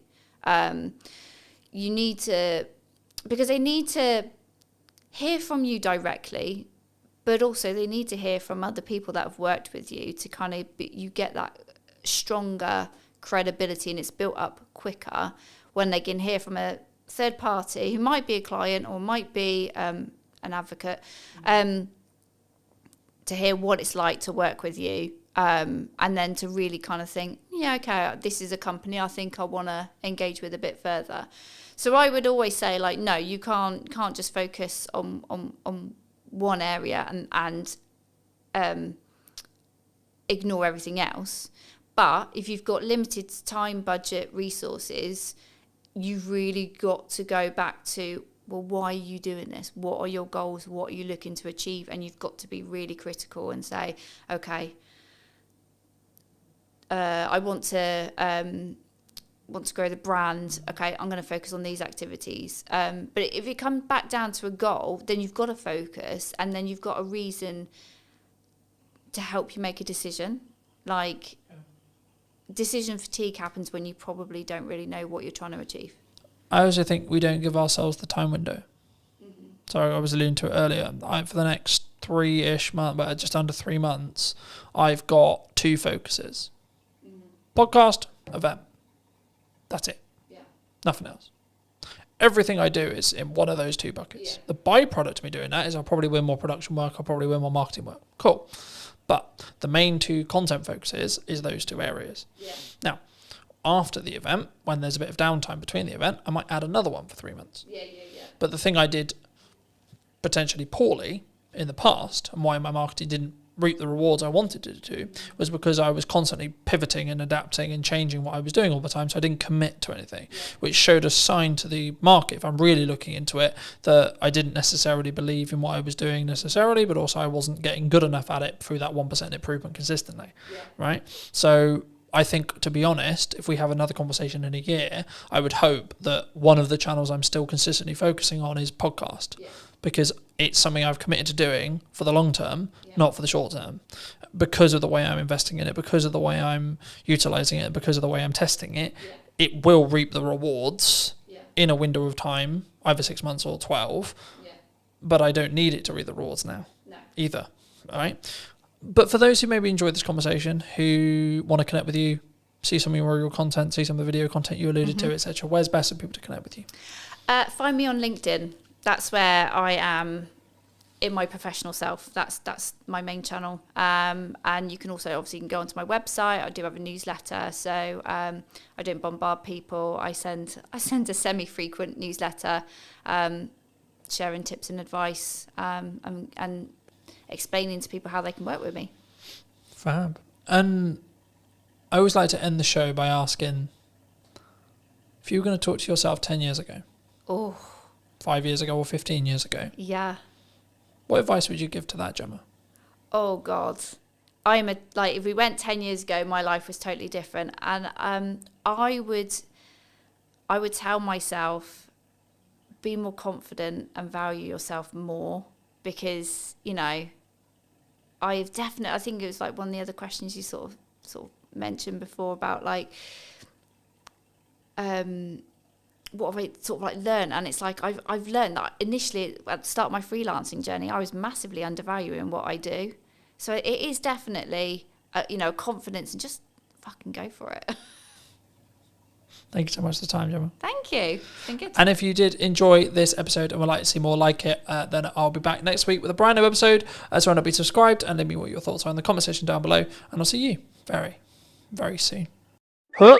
This is stopping the scroll. I'll use TikTok as an example because it's probably the commonality in the room. Scroll, scroll, scroll, scroll. Oh, what pattern interrupt? What thing, either visually or audibly or on screen, is going to stop me from infinitely scrolling on Instagram or Facebook or TikTok or etc. I redistributed it on short form. One without captions, one with captions. The one without captions got 100 views. The one with captions got 1,100 views. It's the same video. Done is better than perfect, and posting a lot is powerful because you can work out what happens. To quote Gary Vaynerchuk from his new book, you should market to get better at marketing. It's the market will tell me in views, reactions, shares, sales, etc. what's working. No one really cares who you are. That's why I didn't start this conversation with, hello, my name's Colton. I wanted to get the basics, or help you understand the basics of marketing before we start. So can I just get a show of hands? Has anyone read, listened, or watched something on social media or the internet today? This is an opportunity for you to have either marketed what you do, how you do it, why you do it, or been marketed to. By the fact that you've all consumed content at least once today, means you're in that marketing system. Now this is quite basic, but then the question becomes, well, what do we create? How do we create it? The commonalities for me, in 95% of cases, whenever I have a one-to-one conversation, I work with businesses, etc., their hurdles are, in most cases, not knowing what to create, not having the time to create it, or not knowing specifically what to create it about as a whole, right? So the first part of this workshop has been designed in such a way for you guys to really troubleshoot what you feel is your hurdles. So I'm going to apologize ahead of time about spelling, because I'll probably get some spellings wrong, but just quickly around the room, what is your main hurdle right now with either creating content for what you do or utilizing AI in that process? So standing out. Okay, yeah. So it has that feel of AI, yeah? Okay. How to use AI. Anything else? Confidence is a really common one, but it doesn't sound like that's really the issue for the room necessarily. So that would be content pillars. So what you're talking about there is content pillars. So what are your specific pillars that you're looking to build? So I'll use myself as an example. For this moment right now, I have two main pillars. Podcast, what's missing in marketing today, and Christmas promotions or service-based stuff. So it's kind of three in some ways. This would be counted under service, right? Because I sell knowledge, I sell teaching, but also I sell the application of that teaching if you don't have enough time to do it yourself. The key whenever you do any marketing, before you start, is firstly have an overarching strategy that will help your bottom line. So that's why everyone does marketing, right? We want to sell more. That's the honest truth. No one's going to be here and go, yeah, I would love to spend £1,000 and then get nothing back, right? But the reason why in most cases, in my experience, why people don't have that is, I would probably say this. So they're semi-inconsistent. So they do that example that Johnny gave, which was, we're going to post really good when we're not busy because we've got loads of time and nothing else to do. So we're going to post 5 to 10 times one day, then nothing for 2 weeks, then 10 times again because I went, shit, I forgot. Or life got in the way, etc. Right? I think the biggest thing for us is the standard. Yeah. Okay. Standing out is, I'll do that next actually. That's quite simple once you understand how that works. So very quickly, This is mostly video, but the same is true of written content, etc. Whenever you format your content, it should follow this structure, right? You've got 3 chunks, okay? Hook, this is stopping the scroll, right? Scroll, I'll use TikTok as an example because it's probably the commonality in the room. Scroll, scroll, scroll, scroll. Oh, what pattern interrupt, what thing, either visually or audibly or on screen, is going to stop me from infinitely scrolling on Instagram or Facebook or TikTok or etc., right? This in most cases is roughly 3 to 5 seconds of your, again, video. If it was a blog post or something like that, it would be your headline and then your top 2 lines. If you do this wrong, you will not get someone to stop, right? I'll go into depth in a second on what you could use here as ideas, but then you'll have a level of, so your body of content, so this could be, in most cases, value-led for me, and then a call to action here, right? So when we create content, we want a journey to happen, right? Step 1, get them to stop the scroll. We'll go into depth in that in a second. Step 2, what do you want to talk to them about? What's the objective that they're trying to do? If it's a piece of educational content, like this, for example, then I might have a captivating hook that positions a question that I'm then going to answer, but I'm going to first say, well, this is the solution that you're trying to create, followed by, as short as you can, because attention spans are dwindling, etc., gets to the point in the nicest way possible. No one really cares who you are, right? That's why I didn't start this conversation with, hello, my name's Colton, you don't give a shit, you don't care, right? The bit they do care about is how are they going to make their life, the viewer's life, more entertained, more educated, or both. Hopefully, after today, you'll understand how to do that. And hopefully, I hope, today will be that valuable for you. So you should be entertained, you should be educated, right? Just on that, sorry, Colton. Yeah, of course. Every piece of content you've got on TikTok has to follow that. We've started getting good reactions, say, on funny content. It's got no call to action on it. The only... Would you say that that's still valuable? So if I put my hand here and ignore the call to action, then yes, that would be true. Every single piece of content has to have a hook because you aren't going to stop the scroll. It doesn't have to be anything complicated. It could just be like, this is my opening line. So the things I'm focusing on for podcast clips, for example, is what's the first line of the clip, right? And because you'll see it as text, you're going to go, oh, so one that did really well was from Maddie's podcast a little while ago, and I was talking about how did I not become a drug dealer because I was dyslexic. So the opening line was, I'm surprised I'm not a drug dealer. So if you saw that on social, you're probably like, hold on, what fun? But then I gave the context, right? Straight away, here. So ideally, it should follow this format, yes, in every post. So you would say for us to stop messing around and spending half an hour filming a Jet 2 on trend TikTok with no value? So this is mostly for thought leadership. I will come on to trends in a second, because trends is a little bit different, and it depends on where it sits in the funnel as a whole, overarching. But this is mostly focused around B2B thought leadership stuff, but you could also do it for everything you do as well, because if you follow this format, it's a known format, right? We were talking about marketing funnels yesterday. This is a mini marketing funnel that then leads on to so this could just be, so for example, a lot of the content I did for this event was, here's the thing I'm going to talk about, here's the value I'm going to add. Hey, if you would like to see more like this, come here today. Yeah. Happy days, right? Or try and blend the trend in almost, like the Jet 2, yeah. We could have finished it with, come and grab your pint here, yeah. It's happy hour. So it doesn't need to necessarily be, especially at the start, you don't necessarily need to follow this format. It's being aware that this is the ideal format and then using it in the content where possible. When you specifically look at trending, so on TikTok, it's kind of controversial in some ways because some people think, yes, you should trend jack, okay? I'm of the mind of, you should if you see an opportunity to be able to gain eyeballs that you otherwise wouldn't be able to gain, okay? But it should be additionally, not instead of, additional content to doing this consistently, right? This is where content creation gets hard because you need a lot of it to be able to do it, right? If you can do this well, then you can do this. If you can't do this well, don't do this. Because I personally believe it distracts from this focus, right? For me, the issue with this is you're going to hit your demographical things, right? So I put out a video, I know it's roughly going to be hit by people in Salisbury because that's my following, right? The issue with trending is because you're in a trending sound, I'll use TikTok as an example, but Instagram, etc. is true too, you have no idea demographically where that's going to go. So you might get, let's just put a big number there, 100k views, okay? Wonderful, okay, but if we look at ROI on a business and we ROI on time, what would you rather have?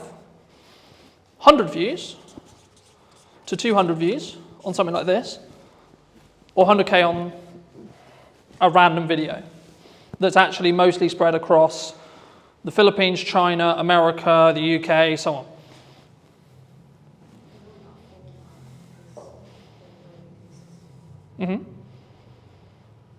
What do you think? We'd rather have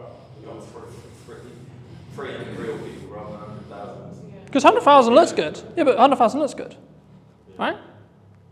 Yeah.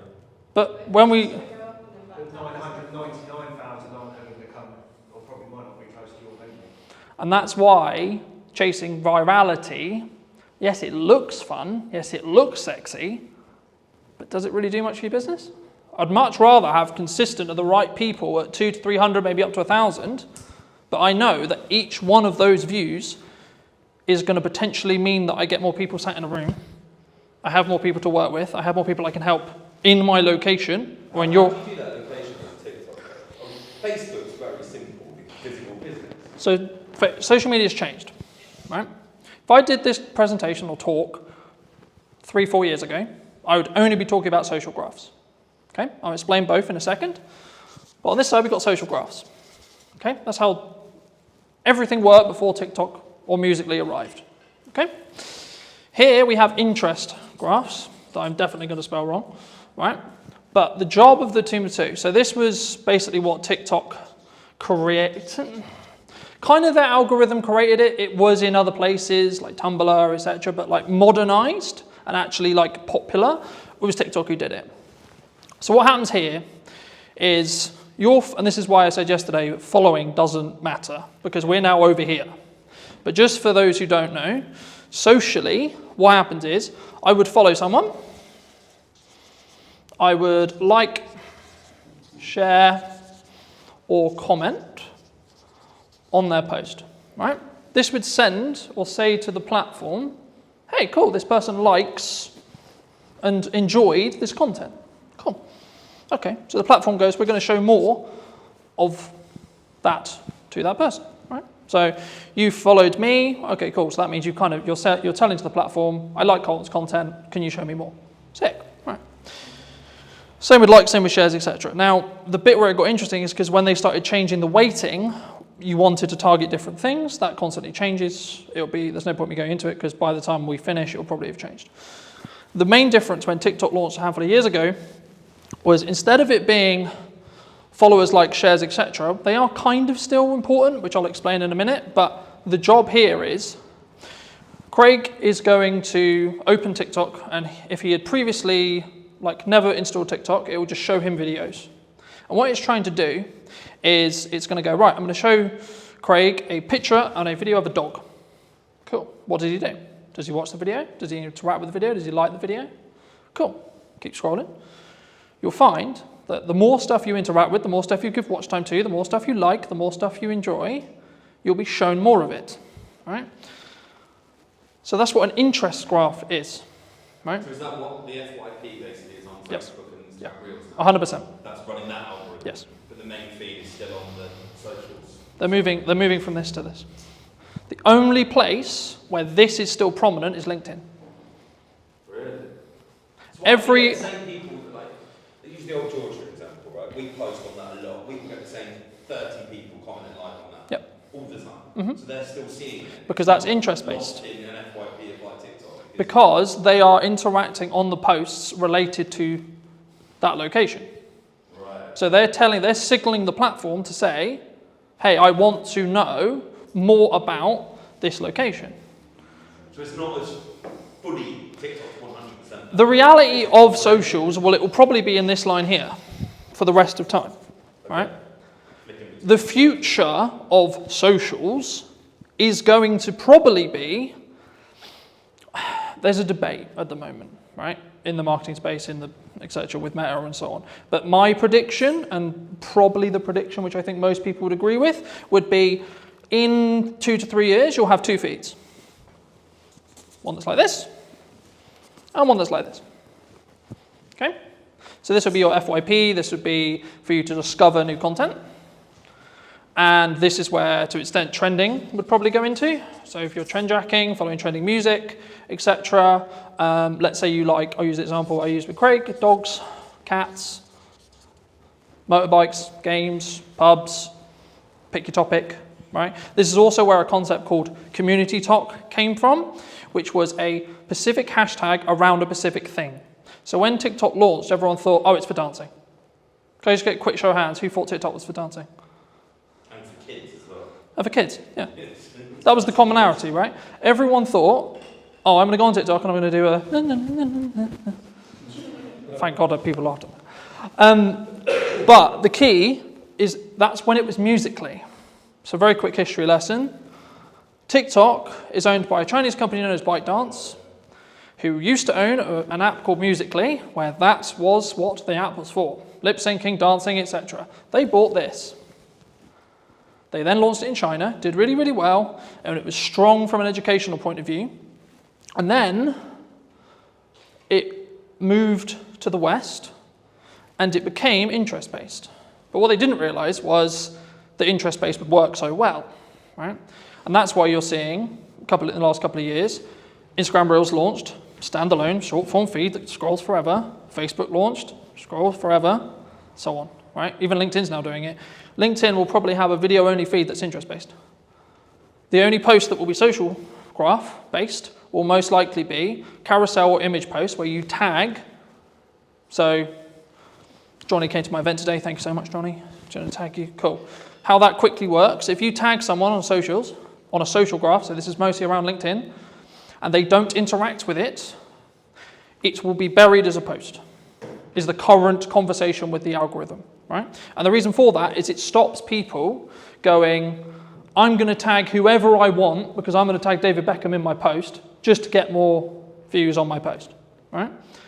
Because unless David Beckham actually connects and actually, comments, likes, does something related to the post, it doesn't confirm that that actual connection happened. Because you need to remember, LinkedIn specifically is a recruiting platform. That's what it's designed to do. It's designed for you to get a job. Any questions on anything I've discussed so far? So the next thing I'll go into very briefly is creating a content ecosystem. I'll use mine as an example, and then we can go around the room and see where the holes are and see if I can help fill them. My content kind of evolves around, in most cases, 2 long-form pieces. So it could be an educational piece like this, or my podcast. So for this conversation, it'll be a podcast. So this is an hour to 45-minute conversation between myself and a guest of choice, right? So most cases it'll be talking about marketing, could be talking about trends, could be talking about very similar to this. But you might say, okay, well, who's going to sit and watch the 45-minute presentation? Quick show of hands, who would watch a 45-minute presentation? It was interesting. Okay. If I've been booked by, I'm sure. That's the key. Okay. So what most people do, and the reason why most people don't do it, is because they don't have the self-worth and self-belief to be able to put this 45-minute conversation out and it to get 2, 3, 10 views. What 95% of people should be doing is creating this, and then using it to fill their socials, right? I'll show you in a minute. And that's when you get when you scroll through on YouTube. Yeah. So that's called, that is basically about how you structure your short form, right? So very quickly, short form. I'll show you how to use AI to create 20 plus pieces from each one of these, because I do it, right? Every week I do it. For you specifically, you could talk, I'll use an event that you're running for an example, okay? You could talk about every single unique selling proposition and every single thing about the event that you think is really good, okay? Like a Q&A almost. Yeah, with your staff. You get someone to ask you questions. Okay. What's it going to be? And you don't have to film it the way I would film it, with multiple cameras and pro audio and this. I literally mean, right, a phone on a tripod, looking at two people, right, stick person, wonderful, another stick person, you can tell I'm not an artist, right, two people having a chat, wonderful, okay? That will fill your socials, okay? Because it's this long piece here. Could be anything. Your long form piece could be, this is how to utilize 1 hour of content, especially if you're time poor, right, and you've only got an hour of content to deliver. You can film it once, then distribute it into short form, you're probably good for a month. And then if you want to hire an editor, like I do, I get a custom trailer made for each podcast. Some of you would have seen them. If not, go on my socials. There's one every week, right? And that is designed for the hook, which I showed you earlier, on the front of the podcast, specifically. So that's meant to hook you in, show the best parts of the conversation, etc., if you come to the whole hour. But also it allows me to be on social media with short form. So by the nature of how the trailers are designed, I'm naturally going to get a higher retention chart, which will look something like this, which means people are watching the whole video, which in 95% of social media cases, if people watch up to 100% of a shorter video, less than a minute, it will then be served to multiple audiences, right? I'll go into that very quickly, but just quickly on this. Once you've got short form from this 1 hour, you can then do lots of stuff with it. You can pull out the audio and have it as a standalone audio podcast, right? You could also get it transcribed, and then using tools like ChatGPT, you can get it into blogs, etc., in your own tone, etc., right?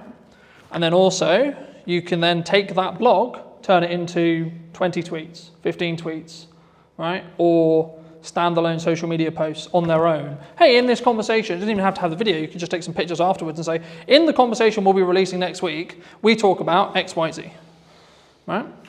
This is a very key example of hooks don't have to be anything. You need to do them to then see what works for your audience. Because what works for me is not going to work for you, and vice versa. So that's a social question. 95% of the time, socially, we watch videos in our breaks, when the kids are asleep, etc., right? So you don't want... Yeah, so or the telly's on or something else is on. So in a social scenario where you wouldn't necessarily want to blare out your reel, but you still want to know what's going on, right? And just to give you some numbers behind this, I re-edited some Christmas content that I did, I think about 4 years ago. I redistributed it on short form, one without captions, one with captions. The one without captions got 100 views. The one with captions got 1,100 views. It's the same video. Okay, that's a 10x difference in views with one change. And this is how I'm starting to test stuff. The one thing people get wrong with marketing all the time is they go, this is our ideal profile, this is the person we're trying to talk to, and I know what they like. Do you? You may have known what they liked 2 years ago, but is that what they're into now?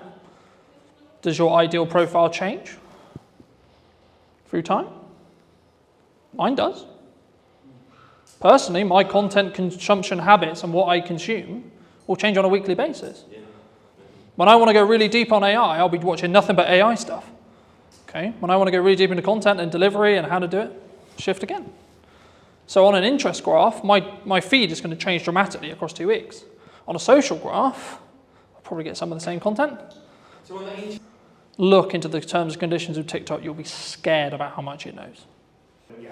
Well, this was actually a big problem a couple of years ago where I was aware of it, where people would be watching a specific video. So I'll give an example where maybe it's a motivational video, or maybe they're feeling a bit sad, etc. They're watching something that may be a bit sad.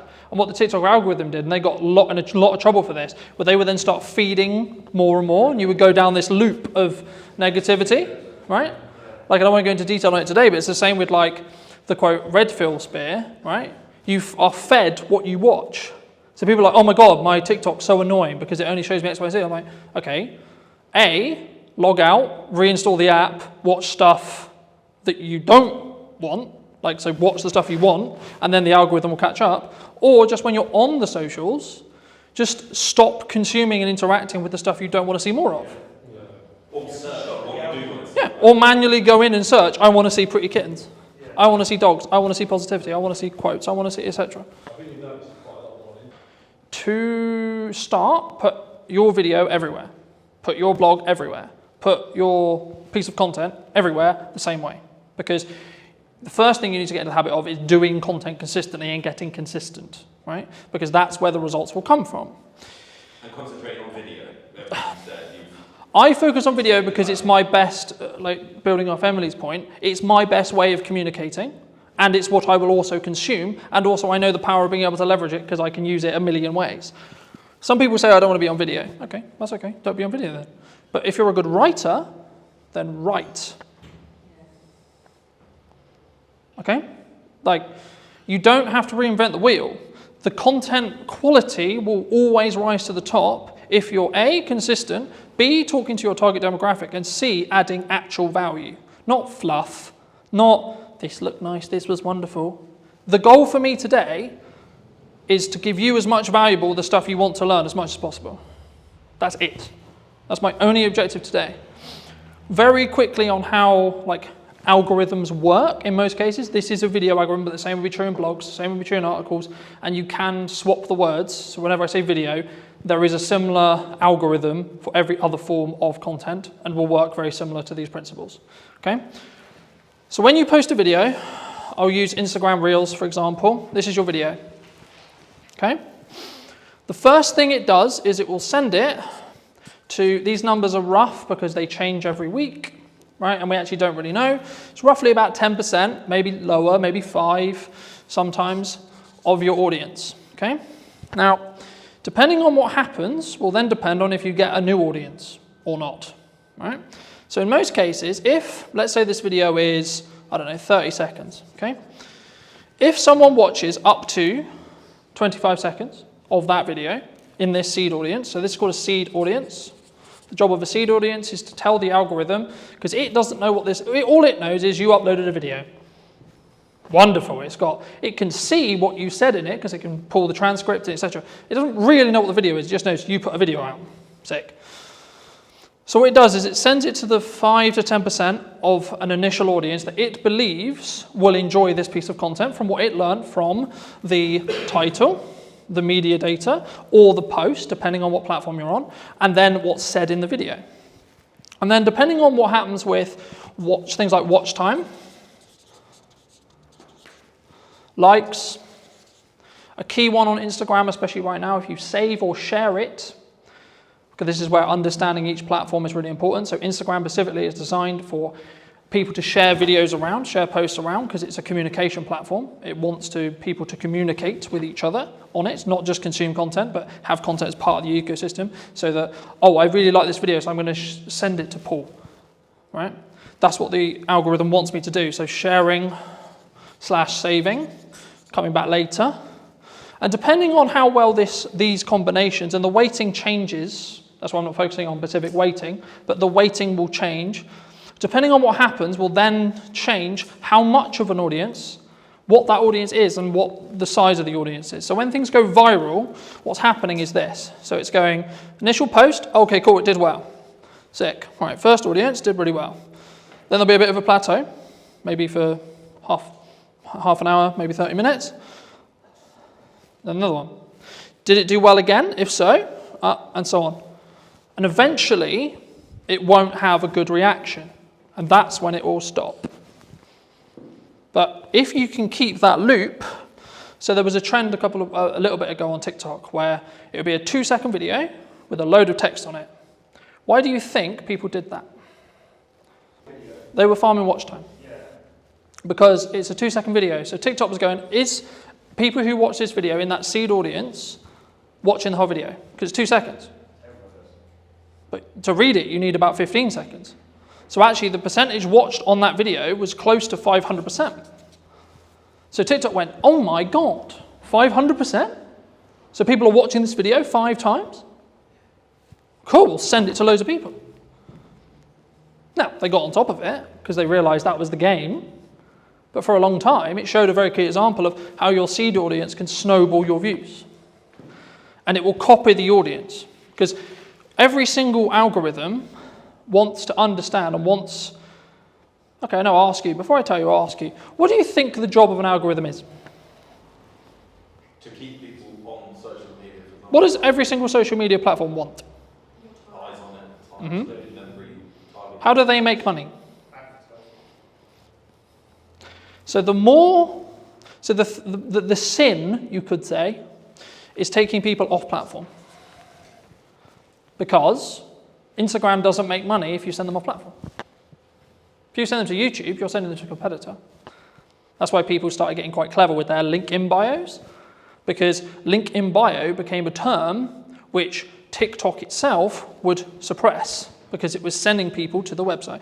For a marketing point, that's what we want to do, right? We want to send them to a landing page, we want to send them to a YouTube channel, we want to send them somewhere else off-site so we can potentially sell to them or retarget them or etc. or get their email so we can then email market it to them, etc. But purely from how does it perform point of view, and this is what I said at the beginning, where you need to start really delving into your content and really start working out, okay, so this one's going to be a very value-led piece, this one's going to be trend, this one's going to be for this purpose. And it can be overwhelming, but hopefully you're just going to get some ideas from today. If you can get some videos, and this is why done is better than perfect, and posting a lot is powerful because you can work out what happens. To quote Gary Vaynerchuk from his new book, you should market to get better at marketing. Right? So it's not about I'm going to market because I know what I'm doing. It's the market will tell me in views, reactions, shares, sales, etc. what's working. So I'll give you an example. A phone video over-indexed than a professional video in most cases for me. I follow the same format, hook, content, call to action, but because I story-told in the video and it felt more real, it got, I think, 4 times more views than my average. I think it's on like 1,300 now, because I told a clear story. So for those people who are like, I don't have a camera, I don't have this, I don't have that, I don't have all the kit, I can't create content, who doesn't own a phone in this room? You all own a phone, right? So then you don't have an excuse. Because especially if you create it in-app, you can outperform, because there'll be a small performance bonus. For example, on Instagram at the moment, they launched their own editor. It's called Edits. It gives you the ability to edit in the same way I can edit with Pro software, and deeper analytical data on every single reel you've ever posted, purely through the app that you cannot get through Instagram. So for that reason alone, you should download it, because then you can see your click-through rate, then you can see your percentage of your seed audience, and then you can tweak stuff, and you can tweak the hooks, you can tweak that first line, you can tweak your packaging. The same when it comes to your first line of your actual copy for this, because if someone misses the video and you don't have captions on it, you might be able to re-engage them by getting a captivating headline. So if you're doing multiple kinds of content, you can learn from... Yeah. Because you can then re-engage people.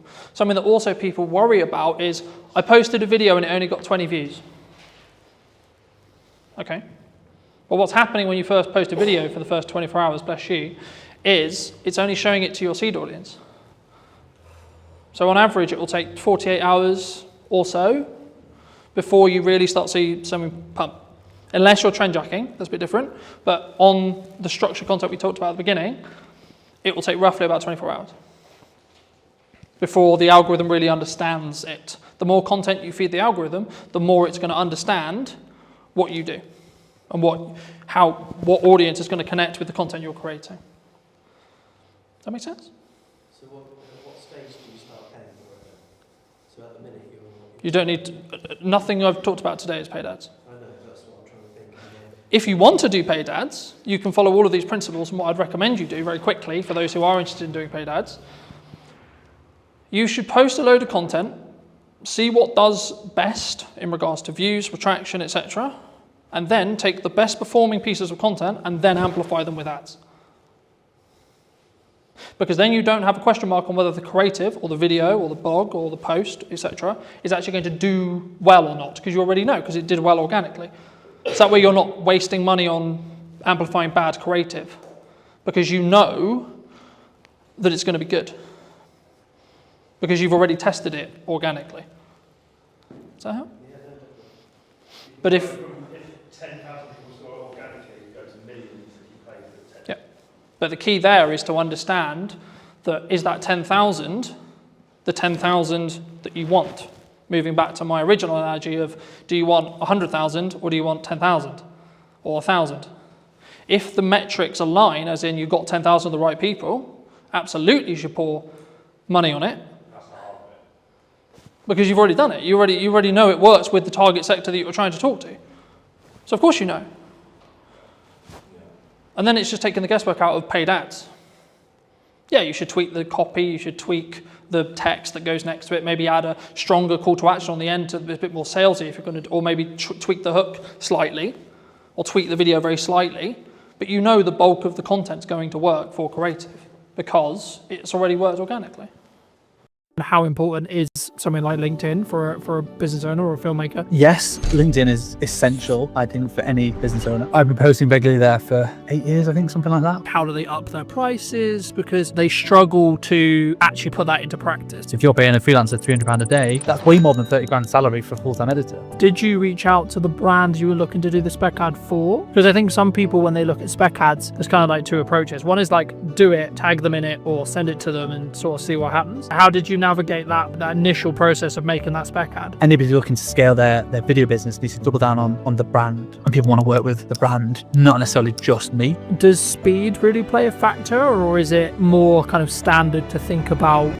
Did you know that 93% of you are not subscribed? So if you could please do me a favor and you're enjoying the show, then subscribing would mean the world to me, and it would allow me to grow the show and continue to get larger and larger guests and continue to bring what's missing in marketing today. Thank you ever so much for joining me, and I'll enjoy the episode. Hello, my friends. Hope you're well. Hope you're having a good day. Today I'm going to be talking to Carl from over in Manchester. Specifically, he runs a really, I would say a upper class or like premier video production agency on the higher end. And today I really wanted to talk to him about specifically branding, but also how I think a lot of filmmakers, we're stuck in this rut of like being quite maybe lowball or midball or just working on ourselves. I mean, how does would you say, and feel free to give any context you want, Carl, and do you think that people really struggle to sort of scale their business as a whole? Firstly, I've never been called upper class in my entire life, so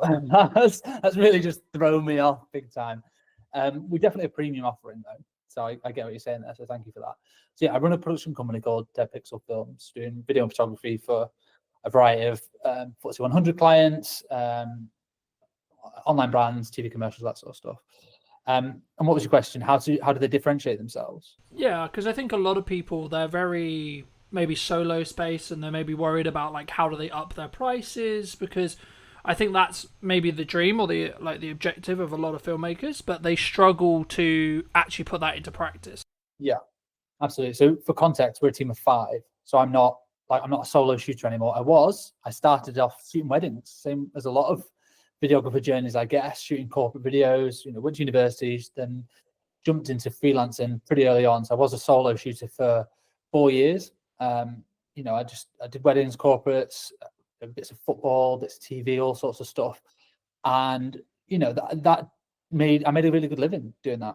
And there was nothing wrong with that. And I loved doing it. And the wedding specifically was amazing. I was working with really happy people, and it was really, really good fun. But I eventually reached a cap where there's only so much time in the day I have. There's only so much I can charge.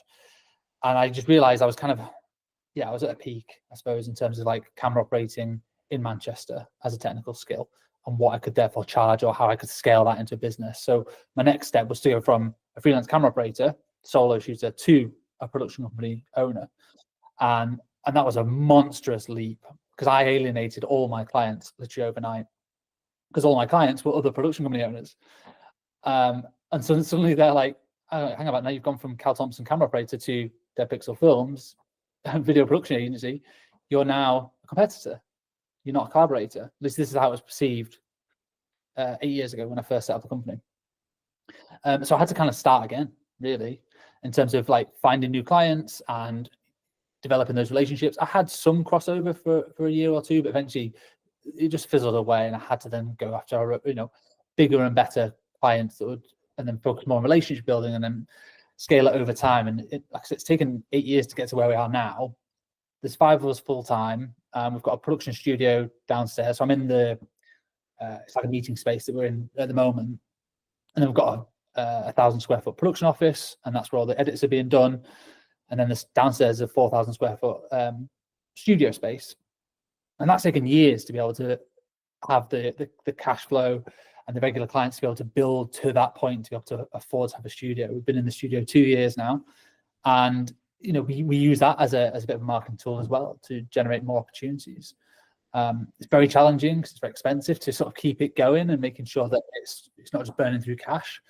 But it's all part of the journey. It's really good fun. Yeah, I mean, I was going to ask you about cash because I think, like, as cash flow as a business owner, right? Because I think there's a massive difference, obviously, from a solo shooter who's maybe positioned themselves as an agency, or maybe the traditional, I think, from the sole videographers that I've spoke to about, they're looking to get work through other video production companies or agencies similar to yourself. Did you always have good money management skills, or because the story that I found is people normally get it wrong before they get it right? Yes. Cash is king with any business, and it's definitely applicable to video production and photography services. I've always been good with money. You have to be a business owner fundamentally, but even as a kid, I was always quite tight, I guess, with money. Didn't intend to be. I always did what I wanted to do. And I went traveling all over the world and stuff like that, and I had some great experiences in my 20s. But I've always been quite strict with money. I've never been spending it on like designer clothes. I'm not really fussed about anything like that. I bought my first house when I was 27, which I was really pleased to be able to do. Me and my wife got a mortgage together. So I've always been quite good with money. And that has served me well when running a production company. It's like whenever an invoice gets paid, immediately save the 20% VAT. That goes into a reserve account. Immediately save roughly 20% corporation tax. That goes into the savings account as well. And then I've got the cash account of what we actually use for day-to-day spending and paying payroll and expenses and overheads and stuff like that. So there's always been a reserve account. I'll always have a figure in my head of the minimum amount of cash I'm comfortable with. And that's taken a long time to build it up. And obviously, when things like COVID come around, and that is a world-changing experience where you can't have all the cash that you've always wanted. You might have to dip into it, or you have a few quieter months. But in order to run a company, for me, to sleep well at night, I need to make sure there's months and months and months worth of cash flow sat there. And some people might disagree. They might say, well, you should be putting your money to work and making it work for you, so you're earning money in your sleep. And obviously, we invest in the studio facility. We invest in our marketing and invest in our team and training and all that sort of stuff. But having a good cash buffer for me just makes me sleep much better. And it means I've got the mental capacity to pursue opportunities that I want and don't just have to take any project that comes our way because we need a quick 500 quid.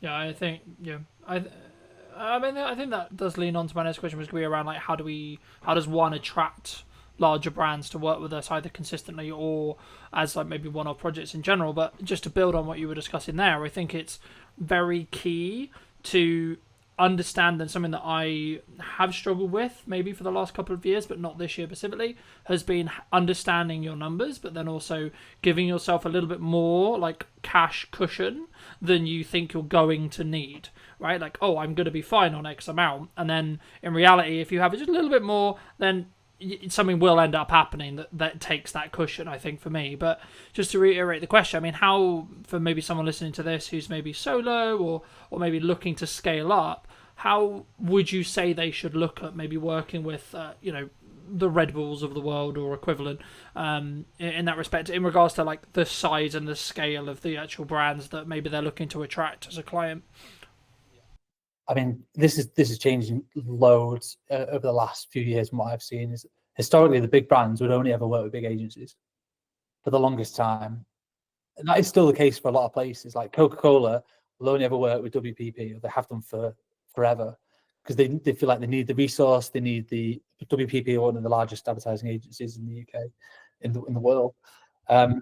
They feel like they need the cushion and the experience of a big advertising agency, and they probably do. They need the strategy thinking and all these different resources they're going to pull upon. But what I can see is over the last few years, more and more brands are doing more in-house, and they don't necessarily need the big agencies or the big thinkers, from what I can tell. Now, I could be wrong, but a lot of brands are now doing that big thinking in-house, and they're bringing more smaller, independent specialist agencies.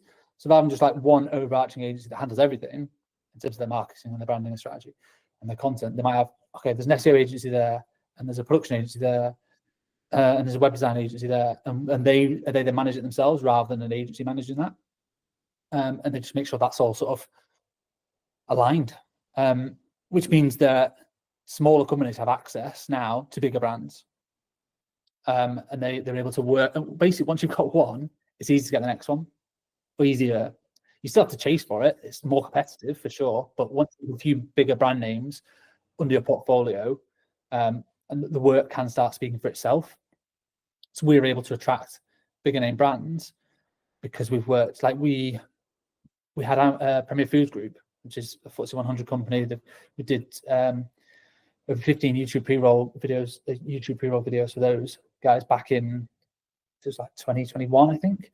And that's for their whole suite of brands: Ambrosia, Oxo, Bisto.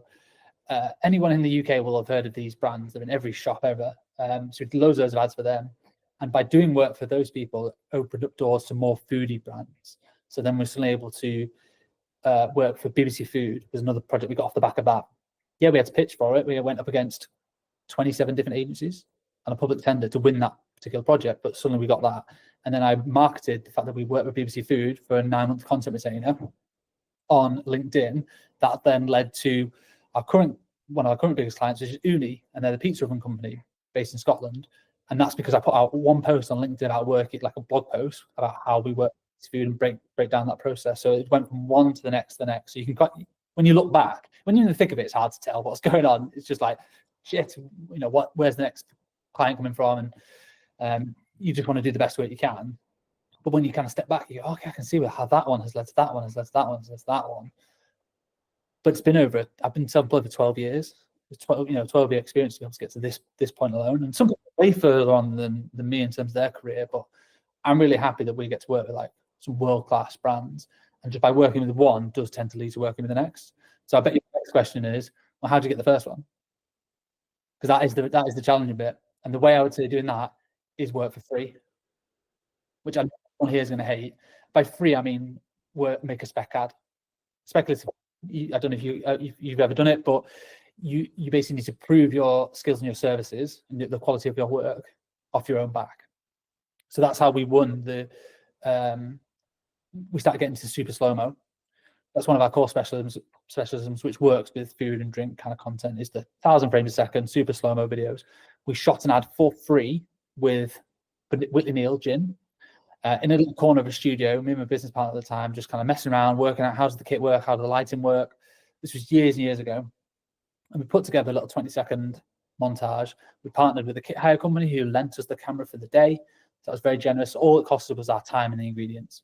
And then we pieced that together. And we used that piece of work as a marketing asset, piece of collateral, to then go and win the next one, and then win the next one, and then win the next one. And that just snowballed. We then became the specialists in super slow-mo and food and drink, which then led us on to the next project and to the next one. So that's always my advice to anyone looking to get into it. How do you attract bigger brands? Is you can't just go to university, study a bit of film, and then go, well, now I'm just going to either have my own agency or go work for another agency, and I'm going to be balling working on these big bad projects. Like, you've got to prove it. Education, you've got to prove it with your skills and your portfolio and your work. And if you've got to just go out and do it. Yeah, no, I completely agree. And I guess the question that comes from that is, did you reach out to the brand you were looking to do the spec ad for? Because I think some people, when they look at spec ads, there's kind of like two approaches. One is like, do it, tag them in it, or send it to them and sort of see what happens.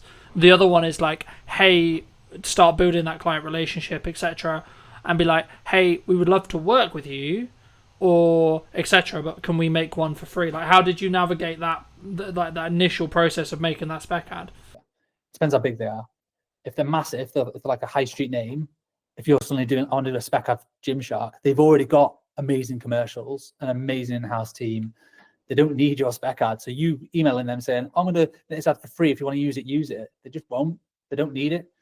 So in that sense, I would just go and do it and just tag them. Like, massive fan of you guys. I hope you don't take offense to this. We've made our own ad. We want to tag you in it. And if Gymshark will unlikely see that and then want to just hire you immediately, but their competitor might. So someone else who maybe is slightly smaller than Gymshark might see that and go, "Oh, I love what these guys have done." Or you can use that to market to Gymshark competitors. So you can reach out to people directly that made this little piece for fun, just showcase our skill sets. Be really honest and transparent. Don't suddenly try and pretend that Gymshark are your client. You've done it as a paid project. That's the last thing you want to do. But just be honest about what you've done and how you made it to showcase your skills. And would you be interested in that for your brand or business? We did one for like Innocent Smoothies, massive global brand. We didn't ask them to make that. We just did it as I was building all these like mad rigs because we've got a food studio, we have the space. I built like this test tube rig that when you pushed underneath it, basically it forced all the liquid through the bottom of a smoothie container and then just created like this volcano effect out the top. I wanted to test it to see if it was even doable. It's just like an idea, and we shot it into super slow-mo. It worked. So then we got a few more shots off the back of it, pieced together a little 20-second thing, and then just tagged them and put it on LinkedIn. And their marketing team like commented like, "Oh my god, this is awesome! So glad you enjoyed the product." So from them, it was like free marketing. They didn't really ask for it because they don't really need it. They were just really pleased for us to make something, and then we use that to then try and win the next food or drink project, or just a couple of little showreel clips to go in. It's in the showreel now. Do you think that, I mean, you've mentioned LinkedIn specifically a handful of times. Do you think that some people are worried about either putting up a spec ad or like maybe creating content that's not specifically for a client or for a production company, etc., that could showcase their work, could get them that next level, but maybe they're like concerned about either like what would the reaction be or like where people see, because I kind of see it in two respects from my experience with filmmakers. Some that are like really leaning into social media as like a personal branding tool and like as a marketing tool, but others who are maybe slightly more cautious around, I guess, how they post and when they post. In your experience, I guess the two questions there is kind of two-pronged. It's one, how important is something like LinkedIn for a business owner or a filmmaker? But then number two, like, why do you think people are potentially quite cautious? Yes, LinkedIn is essential, I think, for any business owner. It's still quite untapped resource. I've been posting regularly there for 8 years, I think, something like that, and built up a sizable following. I don't know how much work exactly we've got, but I could probably guesstimate we've generated well over 6 figures worth of work and opportunities through LinkedIn without spending a penny. Don't pay for any premium, anything like that. Don't pay for any sponsored posts. It's purely just turning up consistently and regularly, and I try and offer advice to my younger self in terms of the personal branding side of things, but just use it as a marketing tool to share the work, share the behind the scenes that we do, so that people can see, oh yeah, it was those guys that made that ad, because I can see them in the behind the scenes. We use that a lot to show scale as well, which also subtly promotes a more premium offering. If you see a squad of 10 or 20 in a team photo, that's a big production. Doesn't matter if you're in the industry or not, that's probably cost a pretty penny, versus the behind the scenes of a solo shooter. There's a certain cost implication there. So subtly you're planting these seeds within your feed into your potential target audience, and you never know who's looking on a LinkedIn feed. And it's so different to every other platform, because when your contacts like or comment, it gets shown in their feed as well, and that's how your work can just spread and spread and spread. Literally, the behind the scenes that we did for the Innocent Smoothie spec ad got like 1,500 likes, hundreds of thousands of views. And that might not sound a lot on like Facebook or Instagram, but on LinkedIn, that is a viral hit. It's huge, and that just snowballed because it was just fun content. People just liked it, and people not in the industry were like, "Oh, it looks like a really cool project. You've been quite creative and innovative there." So yes, I'd say if you want to, scale a business or attract new clients and new opportunities, it's not just who you know anymore. Like it's who knows you. So LinkedIn is so valuable for that, and anyone could do it. Yeah, I mean, just because I think traditionally so much of filmmaking was like go to filmmaking meetups, meet another filmmaker, meet a gaffer, meet a sound guy, etc., etc., and then you sort of build your, I guess, referral work from there. But for me personally, I've actually seen it as a builder now, where you should be doing that, absolutely, but you'll potentially get to a scale, especially as a production company, where you actually, and I guess it comes back to like who's your target client, right? So if it's another production company, then actually knowing other people is probably a better use of time. Maybe I'd be curious on your thoughts. But the key for me, if you're trying to get end clients, as we're discussing here, I think you have to put a level of best foot forward, either on LinkedIn or on socials, etc., because you need to gain the attention of the right marketing people. I mean, do you think it's solely down to like the target person you're looking to talk to? Yeah, it's 100% that. Like, who's your ideal customer? If your customer is video agencies or production companies that make high-end TV commercials, then your best job is to network with other crew members. If you're a gaffer, meet as many DOPs as possible. If you're a makeup artist, meet as many producers as possible. And you're a technician, your job is to get on set as much as possible, and you charge a day rate and you get to work on some amazing projects. That is completely different to being a production company, because you are dealing more with brand managers, marketeers who don't live and breathe that specific skill set every single day. They're thinking more wider strategy of the brand. So you need to completely change who you're networking with, completely change your messaging. So, I see filmmakers all the time like geeking out about the latest kit, and ultimately clients don't care. They don't know really what the kit is and what the difference is. They'll be able to tell the difference in the output, the final output, and the results it's given. But fundamentally, technology has got so good that I don't think people need to be geeking out about kit as much anymore. Technicians always will do. Like at my heart, I'm a DOP, and I'm a technician. I'm a camera nerd. I always have been since I was 13. So I do still love it. Doesn't mean my clients care about it. Really, they care about, okay, I need a super slow-mo shot. How do I get that? Okay, we need a £100,000 Phantom camera that we have to rent for the day. And we need the skill sets to do it. You need high-speed lighting and all that sort of stuff, and a lot of power. So they care about the results of the slow-mo and what it does, not necessarily the camera. They don't care what it's called or how much it might have cost. Yeah, they care about the rental fee. But in terms of like the specs of it and stuff, they're not really fussed. You have to market to your respective customer and who that is. If producers are hiring you and you own a super slow-mo camera, then talk about the specs all day, because they probably will care. But the end I mean, my next question was going to be like, from a delivery point of view with larger clients, does speed really play a factor, or is it more kind of standard to think about like, oh, we're going to give you a 2-week delivery or etc.? I mean, obviously it depends on when they're going to use it, but would you say like a unique selling proposition for what you do specifically is speed related in regards to turnaround, of course quality as well, but is specifically looking at speed really important? We never market ourselves as like the fastest video agency in the West or anything crazy like that, because I think it would just attract a certain type of client which will expect everything yesterday. We do have a lot of clients who still do that, and like they want it as quick as possible. But they usually come to us because they have a project in mind, a deadline in mind, or if they don't, we certainly ask them. That's one of the earliest questions. What's the idea? What's the budget bracket that you're kind of working with, and when do you want it? And then we can work backwards from there and go, okay, well, when can we slot it in? We have certain projects that we're producing one now that we're not shooting until September, and the deadline's not until the end of September, and that's marketing for a Christmas ad. So we're talking about that now. Other ones we're shooting tomorrow, and we need it live by 1st of August. So that's quite a fast turnaround, because there's 5 20-second ads, like montages with like heavy edits and a lot of content going into it. So speed is important, but I think clients prefer more like a stress-free production. And are you going to handle the brief? Are you going to deliver on the concept? And are you going to be obviously professional and make them look good to their boss, ultimately? People might not say it, but they kind of is what they mean. That a lot of brand managers are sticking their neck out certainly with a new agency they're working with. They're putting their neck on the line. They've said, right, we really like these people. They're going to be great. You have to deliver on that. Yeah.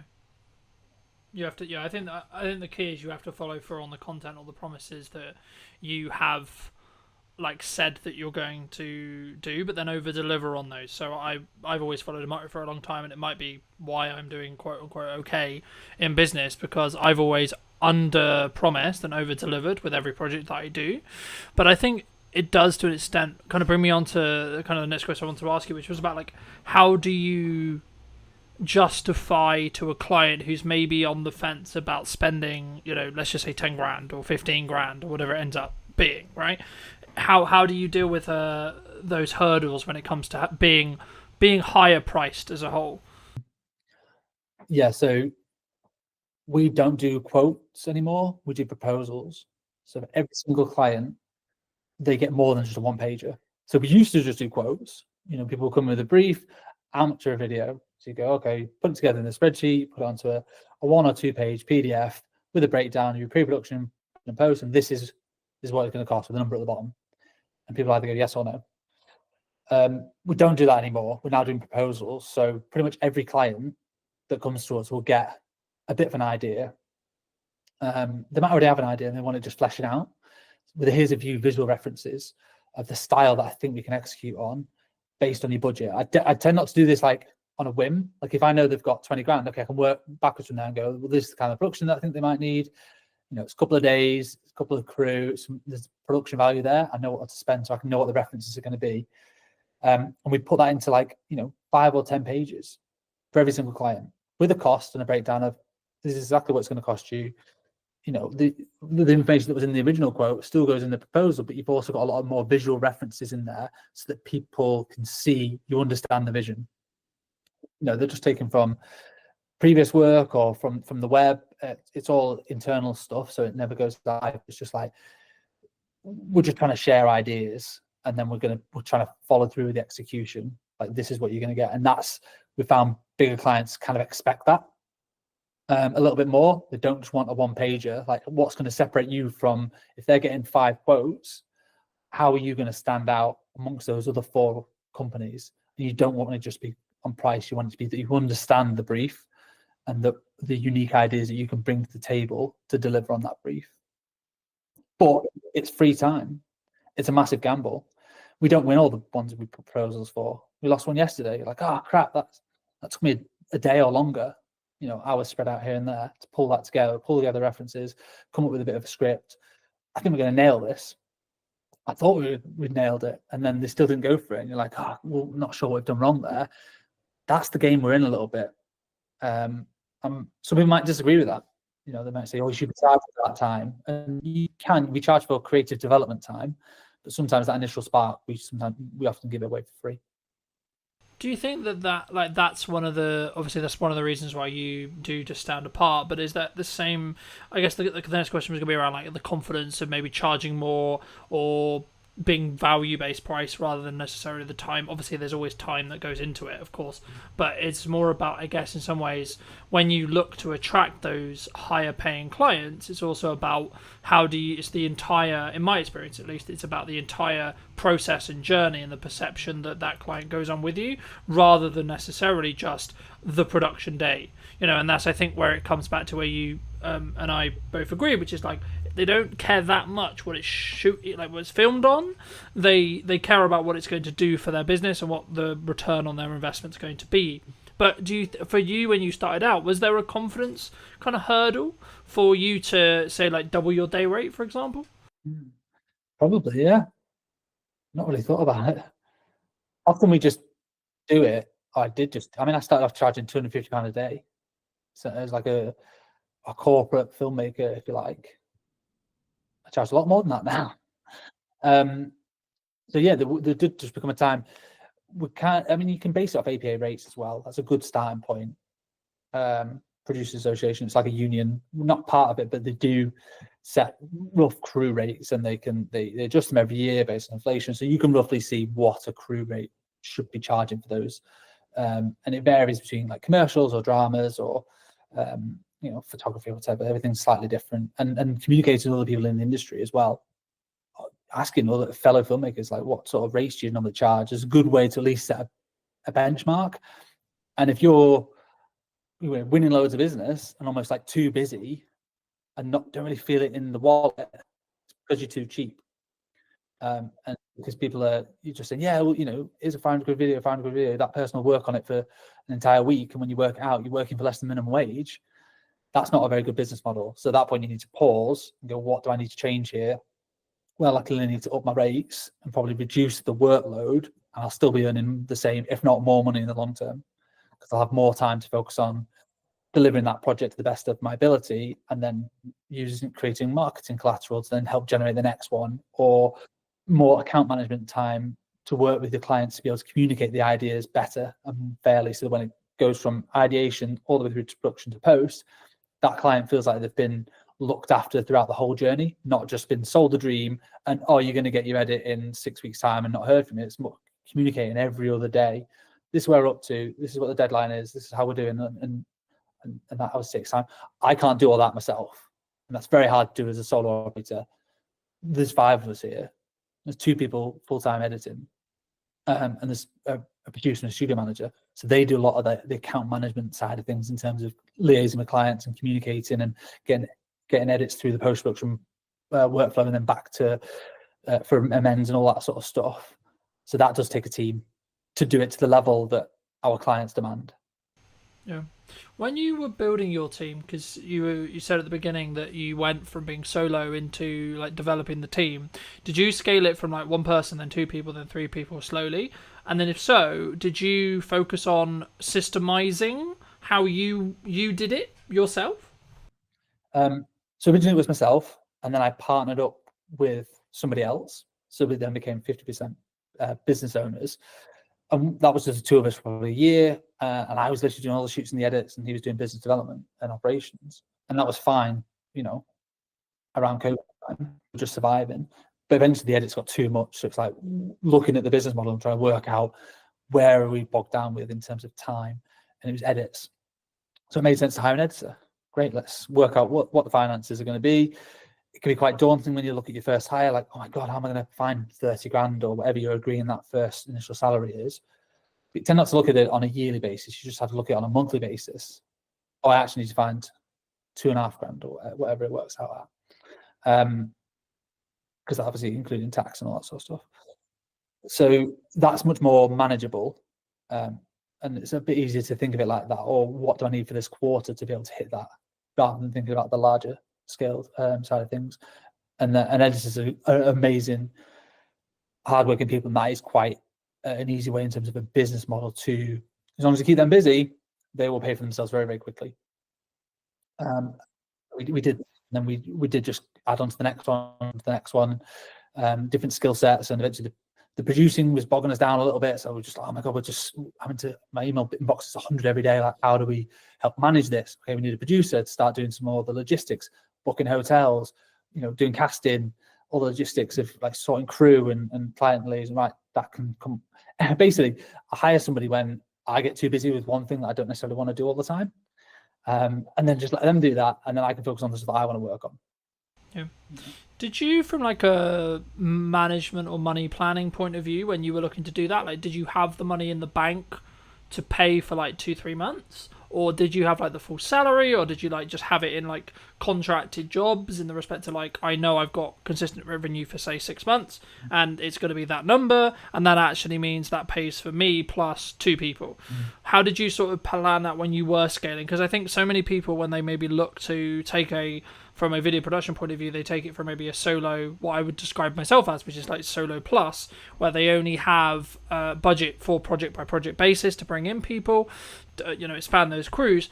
But for me, like, potentially in like 2-3 years, it will be a situation of, I guess maybe it's risk profile thing, but I'd be curious on your thoughts around, like, did you plan it as a, like, I've got 6 months and actually we're good regardless? Or did you maybe lean into like, actually, I know we're going to get the work, or I know it's going to free me up to the point as a founder where I could do the marketing and the sales to then mean that I can then know that I'll have the work? Yeah, I mean, for like a U+1, use freelancers until it becomes so obvious that you're spending so much money on freelancers that it's more cost effective to hire somebody full time. So if you're paying a freelancer £300 a day, that 10 days of work, it's 3 grand. 20 days of work, a normal working month, that's 6 grand. That's way more than 30 grand salary for a full time editor of what you've got to pay out as an individual. So if you do that consistently, you'll soon realize that having all these freelancers has cost me way more money than a full-time person. So generally, that's exactly what we did. We had freelancers, and we actually won a few big block bookings. So we knew we had 2 months worth of editing work. So we had freelancers just coming in. I think we had 2 at the time, just helping us churn through this massive volume of work. It was all costed for, so it was all fine. And we just knew that, well, hang about this. Once that project was coming to the end, we were getting another big project that was sort of, we had loads of edits on, so it just made sense to eventually put a job ad out and hire for that full-time role. So we would effectively be saving money on the freelancers. And we gave the freelancers the opportunity, like, do you want more job stability? Do you want, to come on full-time? And some people did, some people were not interested. They're like, no, I'm happy with the flexibility and the variety. Like, there's a place for both in terms of freelancing as a technician or going full-time in-house. Really depends on your personality and your personal circumstances. But from a cash flow point of view, I think we had at least, call it 6 months worth of cash to be able to pay that person. They could be sat around twiddling their thumbs. It'd be a terrible business model, but they could be without us necessarily worrying about how we're going to pay that person. Because also when you hire them full-time, you have an obligation to pay them. They're now an employee. You can't just get rid of, you can make them redundant, but that's a failure on your part, I think, rather than just, we didn't have enough work to be able to pay them. Like, you've got to then go and get the work to keep them busy. So that is part of the risk. It's definitely it's a high risk move. I mean, it's such a while ago now. I've always had staff members around me for the last 6 years, so I tend not to worry about that as much now. It's just a no-brainer that we are a team, and it takes a team of people to deliver on the projects that we have now. So if it does sound scary to anybody as an initial thing, I'd always just say, bring on freelancers until they become too expensive to not just hire. It's a no-brainer to hire somebody full-time. Yeah, I think I agree. I mean, I think, would you say that in that, though, one of the things that a founder, like an origin person of the business in a video production context, like, they should spend, like, as they're scaling and as they're bringing in people to help with the delivery side, should they spend like a significant amount of their time in trying to, I guess, apply financial resources to getting more people to help them either with their personal marketing or the company's marketing or etc., to then, like, because I found, like, for me, that will have the strongest ROI by me creating my own content and me being in the world of marketing all the time as much as possible and not as much in client delivery. And if so, how did you transition? I mean, did you just end up, like you sort of alluded to it at the beginning, but did you have to transition all your clients because they wanted to work with you specifically? Because I think that's sometimes the weakness when we're very founder-led as a business, where a client wants to work with me because they've consumed my marketing and then they want me to have that touch on the project. And how do you sort of balance that with also then scaling it with a team? Yeah, I'm still figuring that out, to be honest. A lot of our projects are of a scale where it can never just be one person. That one person ideally should be on the job. That was a big USP for the longest time, is we weren't necessarily just another production company that brought on loads and loads of freelancers. It was like, no, if you see us in the initial call, you're going to see us on set and we're going to hold your hand all the way through the project. And that's done really well for us for the longest time. It's helped us build relationships with the right people. It's helped deliver good work. But that is only scalable until a point. I can't be on every single job if I want to scale the business beyond where we are now. So that's probably a bit of an ego thing that I've got to figure out and navigate and work out. There are other people who can shoot. Yes, technically I'm a DOP and it makes good financial sense for me to be on the shoot, but also makes good financial sense for the wider business for me to be marketing and spending more time doing business development to bolster the scale of the productions and the bigger business and clients. As long as they are getting a good service from you as a brand, not necessarily you as a person, I don't think they'll fundamentally care that much. As long as it's not sell them the dream and then you never hear from them again. You've still got to check in, but that could be checking in with just emails, texts, how you finding everything. I went on holiday last week and I was like, all these productions are going to fall down. Well, of course not. I've got a team who've been briefed in and they looked after the clients and they did a smashing job, and I came back and I'm like, so what are we shooting tomorrow? It's all been done. I just trust the team to do their jobs. Yeah, no, absolutely. And I think that's a really important thing for people to think about before they start scaling, which is like how they're going to set that expectation. And at the end of the day, if the client's getting the customer service, the client experience, and the product that they are like they're paying for and they want, then I think that becomes lesser to an extent, right? Like, of course, you can't be completely removed from the service or from the entire client journey, but I think it become like if you have a trusted team and you're known as someone who has a trusted team, I think there's maybe a pivot or a change that needs to happen with marketing. But for those people who are maybe interested in seeing, some of your work or looking to see some of these LinkedIn posts, etc., where's best for people to reach out to you or connect with you? I'll come on to that in a second. I just want to echo what you said about, just build on what we talked about in terms of individuals and stuff.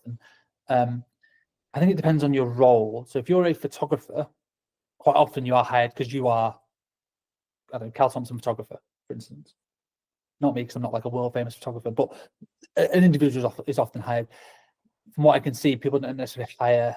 There's a couple of very good ones in the north, but photography agencies, where it's a different photographer every time. They just want that individual. Whereas video production, because it's seen as a bigger scale often, and there's more people involved, clients aren't hiring just one person necessarily, unless they are just looking for a videographer. It depends on your clients. If you're just doing event videography, it is often that, okay, well, I'm expecting you to turn up on that day. If you're doing commercials, which is what we do, yes, I might be there, but I might not be, because there's also 10 other people that are going to be there. So that's a bit of an easier one to navigate, I think. But yeah, so I hope that answers. It really depends what your specific roles are, and you don't go to Amazon and expect Jeff Bezos to be serving you on. It's the brand and the strength of the brand. So I think anybody looking to scale their video business needs to double down on the brand. And I think that's one thing we've done quite well over the last few years is Dead Pixel as a brand and a reputation, that we just do good work in the north, and people want to work with the brand, not necessarily just me. I am the face of it quite often, but I do bring in everyone else from the team, and I make sure I tag everyone else. Like the edit was done by Kate, it was produced by Jazz, and we do some culture pieces as well as not just sharing. We go on team days out and we share that, so people feel a closeness to the whole brand, not just to me as an individual. Same with Instagram. Like we don't just post just my headshots all the time. Like it's obviously it's the work, and it's Kate's been with us 2 years. It's a nice little celebration post or whatever. So strengthening the brand will only help strengthen you as a company. Yeah, no, I completely agree, and I think it's about understanding really and being very crystal clear on who you're looking to serve at the time that you're doing the marketing. And if you are looking to maybe shift into going from, say, you work with video production companies and you want to shift into end clients, as in you do a lot of the whole process and you're more perceived as a video production house or video production agency or however you want to phrase it, then you need to be crystal clear on who that is that you're serving, but also number two, what content you need to then create, because it will be different to what you were creating in that respect. But for people who want to connect with you, where can they do that? I'm on LinkedIn, just search Cal Thompson, CAL, short for Callum, but nobody ever calls me Callum, not for like 20 years. Cal Thompson's fine, and Dead Pixel Films on Instagram. We're quite big on LinkedIn and Instagram. There are two main core channels, or deadpixelfilms.com. It's our website. Magic. And as a final thought, if you were going to talk to yourself 10 years ago, what advice would you give to that person? Yeah, I love that question. I think about that every day. Not every day, but a lot.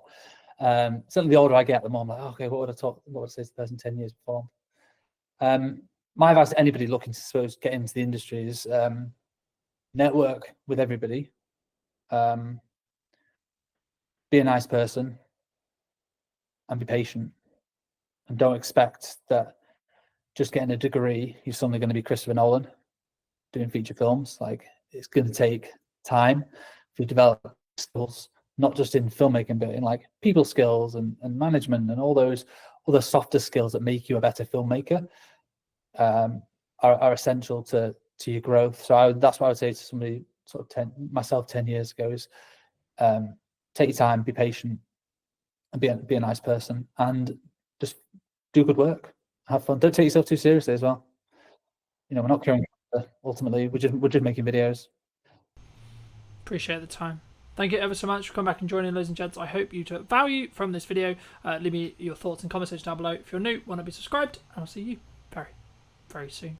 where we sit now with deepfakes and AI, etc. But before we get too much into that, I mean, what do you think's missing today? I think creativity at the moment is the key, and being really good at using the tools. What would you say to people who maybe looked at AI or looked at X, Y, Z and said, oh, it's just a trend, it will die next week? I think they're massively wrong. I don't think it's like crypto. I guess, is it a doomsday scenario before we started where I could have, in theory, not actually invited you? I could have used whizzy AI tech to create this Stuart. I think that's going to be a future problem, and I don't think it's as far away as even 2 years. I think we've seen with certain hacks happening out in Hong Kong, Singapore, where people are being invited onto calls with their entire board, and that call with their entire board was deepfake. Did you know that 93% of you are not subscribed? So if you could please do me a favor and you're enjoying the show, then subscribing would mean the world to me, and it would allow me to grow the show and continue to get larger and larger guests and continue to bring what's missing in marketing today. Thank you ever so much for joining me, and I'll enjoy the episode. Hello, my friends. I hope you're well. I hope you had a good day, evening, or night. Today, I'm with Stuart talking about what's missing in marketing today, of course. And also, I guess to an extent, Stuart, it's about where we sit now with deepfakes and AI, etc. But before we get too much into that, I mean, what do you think's missing today in marketing? Well, coming from Origin Secured, we're always going to say trust and verifying trust. I think one of the things we're seeing with lots of marketing agencies, lots of companies, is this model of make as much noise as you can, say whatever you want to say, no one can really prove whether it's true or not, and hope that it catches before you get caught out. And I think that's the biggest issue we see with marketing at the moment, is bringing the trust and the verifiability back into it. I mean, because we were alluding to, I guess, is it a doomsday scenario before we started, where I could have, in theory, not actually invited you. I could have used whizzy AI tech to create this Stuart, you know, which I haven't done, by the way, for the record, anyone watching. But there is going to be a potential world in maybe 5-10 years, or maybe, you know, technology moves quickly, so it could even be as little as 2, if not 1.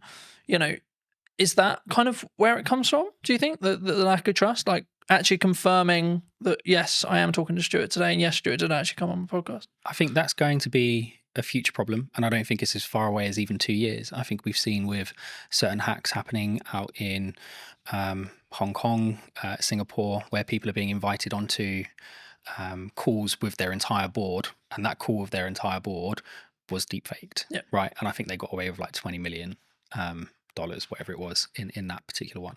So I think that's coming. I think that's going to be sooner rather than later. And I think we're seeing that online, where you'll get images of people like Martin Lewis or whoever saying something that just isn't true, or supporting a project that is a scam. So I think that's coming. But I still think just traditional trust, right, is a problem. How do I verify that I've worked with the MOD as an example? How do I verify I've worked with this organization? How do I verify I've worked with this person? And I can make loads of noise and say loads of things about it. But I don't have maybe a podcast to prove that I've done it. So I think that in that sense, we have to find a way of enabling people to verify that information, but without risking all of the personal data that goes with it. I mean, I wasn't actually going to start here, but I think it's important for me to start here. Someone like me, right, who has been on the internet for, I'm going to say, shy 10 years. I might be in deep trouble when it comes to AI tech and AI training and deep fake stuff, right? Like, what can I do in your view? What, to protect yourself? Yeah, I think is very challenging. I think our product will go some way to helping that. But even still, even with kind of Origin secured verification on top, all we're doing is verifying whether something is real, right? We're not necessarily proving something's fake. And I think you can argue that if it doesn't have that stamp of approval on it, or you can't verify it cryptographically, then it's highly likely to be a fake. But it still doesn't stop someone pulling their phone out on the street and recording you. That's still you. But it's going to be very, very hard to detect the difference. More, I guess as I think about it more, is it actually more down to an integrity and trust thing? Like, someone looking at it, you might look at it and say, well, I know Colin. I've known him for however long, 2 years, let's say 3 years, right? I don't think, my gut tells me that's not him, because he wouldn't come across that way. He wouldn't say it like that. He wouldn't, like, why is he involved in that? That's weird. It doesn't make sense. Like, is that actually maybe the defense? Maybe, but I think if you look at the way things happen in the media and the press, there's typically not the approach that most countries take. It's very much kind of someone's appeared on an online platform doing something they shouldn't be doing, and they're instantly vilified, regardless of whether it was them or not. So I think there's an element of education and adaptation that we need to go through as a community. Absolutely, that will help. I think technology will assist. I think that will go some way to proving it as well.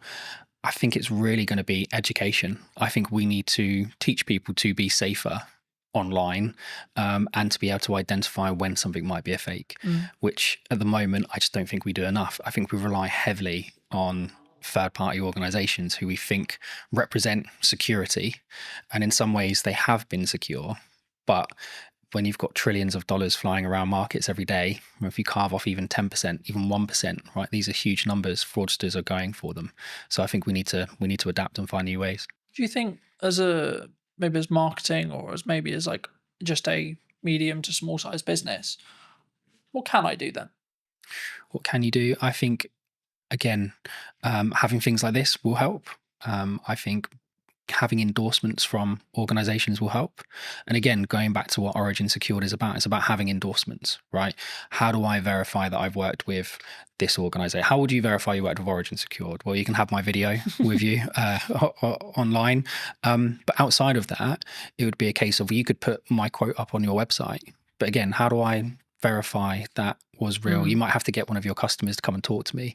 So I don't know if we actually have an answer to that question at the moment, other than we know with Origin Secured we can cryptographically prove you've worked with us, and you don't have to pick up the phone and call me to get me to prove it. So it's difficult, right? I think everyone thinks trust and brand, and like I'm a big advocate for trust and brand, and I think that the only really, like to quote Gary, the only thing that matters, or the only thing that will be left, will be brand when everything is commoditized by AI. Yeah. But will even that be left? Because if you look at some of the AI tools that are coming out now, I mean, we're looking at them. We use AI throughout the business. And I know a lot of companies say that, but genuinely, from cursor all the way through to the front end, products like Replit are coming out.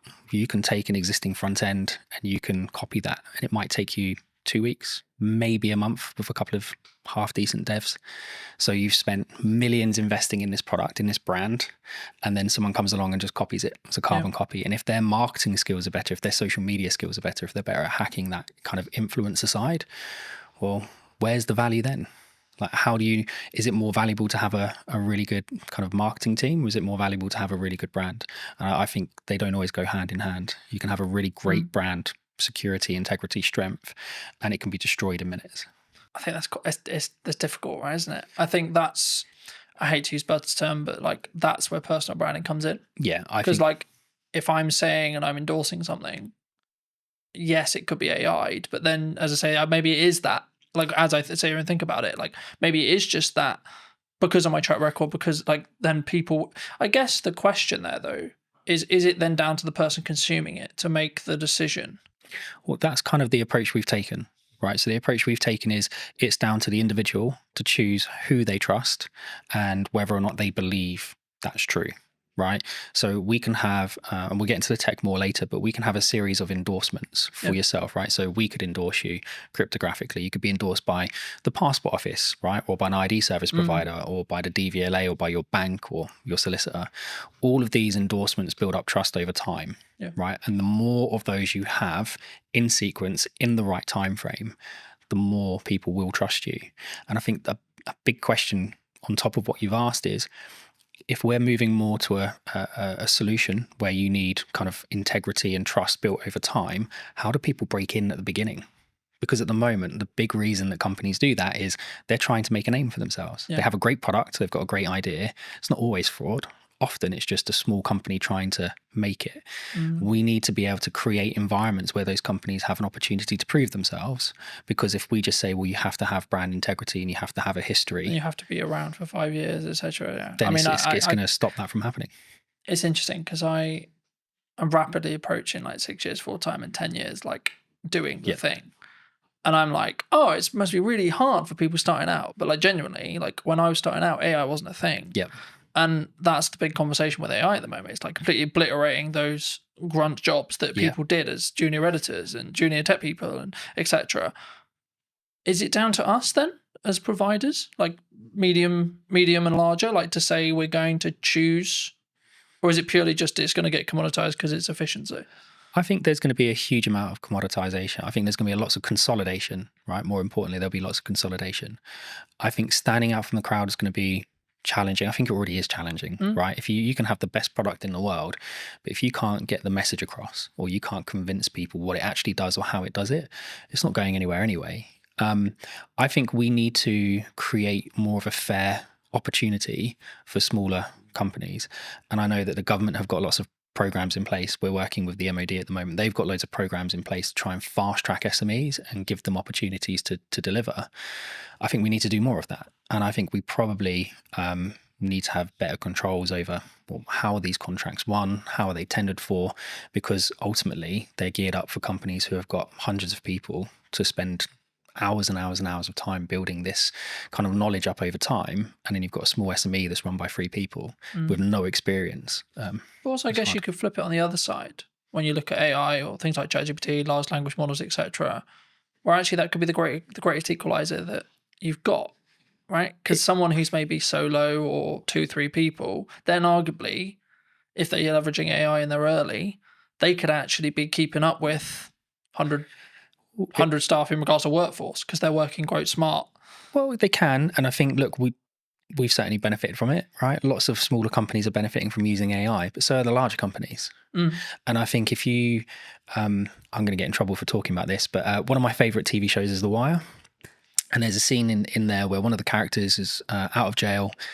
Cutty, I think his name is. He's sat with this other guy, and they're talking about doing something they shouldn't be doing, and he gets handed a gun, and it's supposed to be a revolver, and he's like, oh, I'm used to using a revolver. And he goes, yeah, but that doesn't hold 17. And he's, oh, the game's changed. And the other guy goes, no, it hasn't changed. It's just got more fierce. And I think for me, that's what AI is, right? Yes, there's going to be less entry-level jobs. Yes, there's going to be less opportunity for people coming out of university. It doesn't mean anything's changed. The industry's still the same. It's just more fierce because the competition isn't now just with someone, one of your peers. The competition is now one of your peers who can control 4 or 5 AI prompts and do the work of 12 people rather than doing the work of 1. And so, yes, these companies will benefit smaller ones, but I think you're in a more fierce environment because those larger companies have access to just the same technology. Do you think it comes? I mean, there's kind of like, there's 2 strands here. Number one is like the larger companies is like turning a ship, right? A massive ship. When I'm a speedboat, I can go, woo, you know. But I think the more important, I guess, question is around, number one, how agile you can be as a company, but also number 2, it's the mindset, I guess, in some ways, because I think like with the commoditization of automation, technology, etc., like we could go down the mindset of, okay, we're all going to be out of jobs. Bye-bye, farewell, right? Or we could go, actually, how can I utilize this as a tool? And, you know, I was having a conversation with someone very close to me about another filmmaker the other day, and I was very worried for his model, looking at his business model, because traditionally he's, in this case, brought in as a camera operator for other video production companies. And there's been a large conversation in the space, with those who are listening, about you've kind of got 2 models that you can really like business model-wise that are still profitable and can still work. Massive Hollywood stuff, which big crews, big money, lots of stress, and then the 1 to maybe 2 at most, like production size, right? The issue is, I guess, the middle-class filmmaker, you could say, in my realm, could be and potentially is going to be commoditized, especially if they're not utilizing or looking how to use AI, how to do prompts, how to, especially if you look at like the AI generation stuff that's coming out and like Google VO3 and etc. Like I looked at it and went, oh, right, okay, I need to talk about strategy more then. Because the idea of filming stuff is going to become less profitable than I think it was. Yeah, potentially. And again, playing devil's advocate to the other side, does it become less profitable, or does it just shift into a different community? So is it now not the middle class filmmaker, right? Is it now opening this up for everyone to be able to access it? And actually you get more creativity out of it because there are people who are learning to use those technologies at a younger age and more efficiently. I think my cousin is doing phenomenally well in Sydney at the moment as a filmmaker, right? She's still going through school, but she's done several productions. She came up with this phenomenal idea about a particular singer, and she's been talking to their team about being able to produce a particular song. The idea behind it is incredible. you won't get AI to produce the idea, right? Not yet. That might come in the future, but at the moment, AI is just really, really, really good autocomplete. Lots of people are going to be really upset with that, but it is, right? They're just predicting tokens. We're not yet at a point where it is finding new ways of doing science, right? It might find a new mathematical way of folding a protein, right? But that was always there. It's just able to run more permutations. But it's not going, I've got this great idea for this film, and I want this, and I want that, and I want the other, and I want the other, right? That's still really a human kind of product. And I think... Do you think that's where the opportunity lies then? 100%. I think creativity at the moment is the key. And being really good at using the tools, right? I still think there's going to be lots of jobs. I think they're just going to change. I think you'll have less entry-level jobs. Not necessarily a bad thing, but you might just have lots of people who are really, really good at doing the prompt engineering. That will become a big job in my opinion. What would you say to people who maybe looked at AI or looked at X, Y, Z and said, oh, it's just a trend, it will die next week? I think they're massively wrong. I don't think it's like crypto, right? I think my co-founders and I always disagree on this, especially one Mark. He's very optimistic on the crypto side. You know Mark, and he loves it. I'm still very much of the opinion that there's been too much happening with the mainstream cryptocurrencies from a dark web standpoint, right? From a criminal historic standpoint. So the AML piece and the KYC piece can be incredibly challenging if you can trace it back on the blockchain to criminality, because really you should be taking that as proceeds of crime. So I think there's a major issue with that. I think the difference between that and AI is AI genuinely has solutions, right? You can take someone who spent the last 20 years of their life learning how to spot tumors in lungs, right? They might have a really good accuracy, 80-85%, and then you can train an AI model to a 92-93% accuracy in 3 or 4 months. That's a huge jump, right, for us as a species, in my opinion. So I just don't see AI dying. If anything, I think it's going to become more and more integrated. And I think actually what we're going to see is that AI is going to become smaller and smaller and smaller. And I don't think it's going to be long before it's fully inside your device, not in the cloud. It will be inside your device. You'll have your own private AI, and it will learn you more and more and more. And this is why Origin set out to do what it does, right? As more and more information is being collected, you need to secure that in a better way. You need to be comfortable that your data is yours, that you have control over who accesses it. And if they do manage to get access to it, that you can revoke that access. And if someone is storing your data somewhere, you've got some level of encryption yourself over that data. I think that's much more important as a conversation. Is not necessarily is AI going to be a great tool, 'cause it's not going anywhere. Is how do you secure the data? How do you scrub the PII out of it? I think, because I know that, you know, other large language model providers I'm sure have done similar, but I know OpenAI, owners of ChatGPT, got into some hot water because they basically, what it seemed like was they were basically ignoring copyright law completely. And they just went, oh, look, the internet's got loads of internet and information on it. Let's just take that. Thank you. And I don't believe that could be undone now. We're kind of in the wild, like we're in the Wild West in that respect, as in like ChatGPT knows everything and they will know everything forever. Yep. And again, there's only so much data in the world, right? So forget kind of some of the data that people think is proprietary for their organization, right? Where they might have taken 4 or 5 pieces of information and done something cool with it to produce another metric. The actual data, there's a finite amount, right? OpenAI found that out really quickly. You can still download pretty much the entire website scraping, and you can pay to download that online, right? There's several companies that offer that as a service. Anthropic will have done it. Google would have done it. Apple would have, all these organizations, if it's not just specific to OpenAI, every single company has done it. And I think at that point, there has to be a kind of really important question being asked is, how are you protecting your information? Not just from a copyright standpoint, but even from, we were talking about this the other day. So M&S, their hack, right, which was social engineering, well, how secure is me sending a 6-digit passcode to your phone? The phone's not linked to your identity. It's not linked to anything other than you've told me that's your phone number. And yet this 6-digit code magically makes it secure. I think that's a big issue. And if I can now use an AI, and it doesn't have to be OpenAI, right? The safety protocols are there, but you can use any of the open source versions like Llama, whatever it might be, run it locally on your own machine. There's loads of tools out there like anything LLM that will allow you to do it. Well, I can now connect that online and I can say, right, go and find the maiden name for Carlton's mum, right? And give it access to Facebook, give it access to LinkedIn. And what we were saying before about kind of marketing, whoever makes the most noise, whoever's connected to the most people, well, you don't know who half those connections are on LinkedIn. Yeah. So now if I can connect into you through all of these fake accounts that are being kind of managed and hosted in really not very nice environments, then suddenly your maiden name of your mum is not a security kind of question. Yeah, it's actually a security risk, right? First name of your dog, whatever it might be. School, so on. Yeah. So I think that's really dangerous. And so we need to move away from just usernames, passwords, and security questions.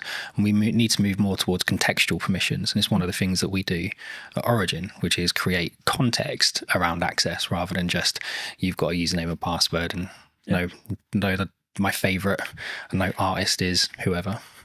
One of the things that a lot of people are talking about online right now that I wanted to kind of put your brain on is AI influencers. Do you think they're happening? And do you think they will be the future? Because a lot of people are saying, well, how would you 95% of people aren't going to care that it's AI, even if they know, even if you can tell. I don't think anyone would be able to tell. I think there's already influencers out there that people have said are AI. I think the big one that I found quite amusing, we had a big chuckle of it. I think one of the adult content creators worked out to be an AI generated model.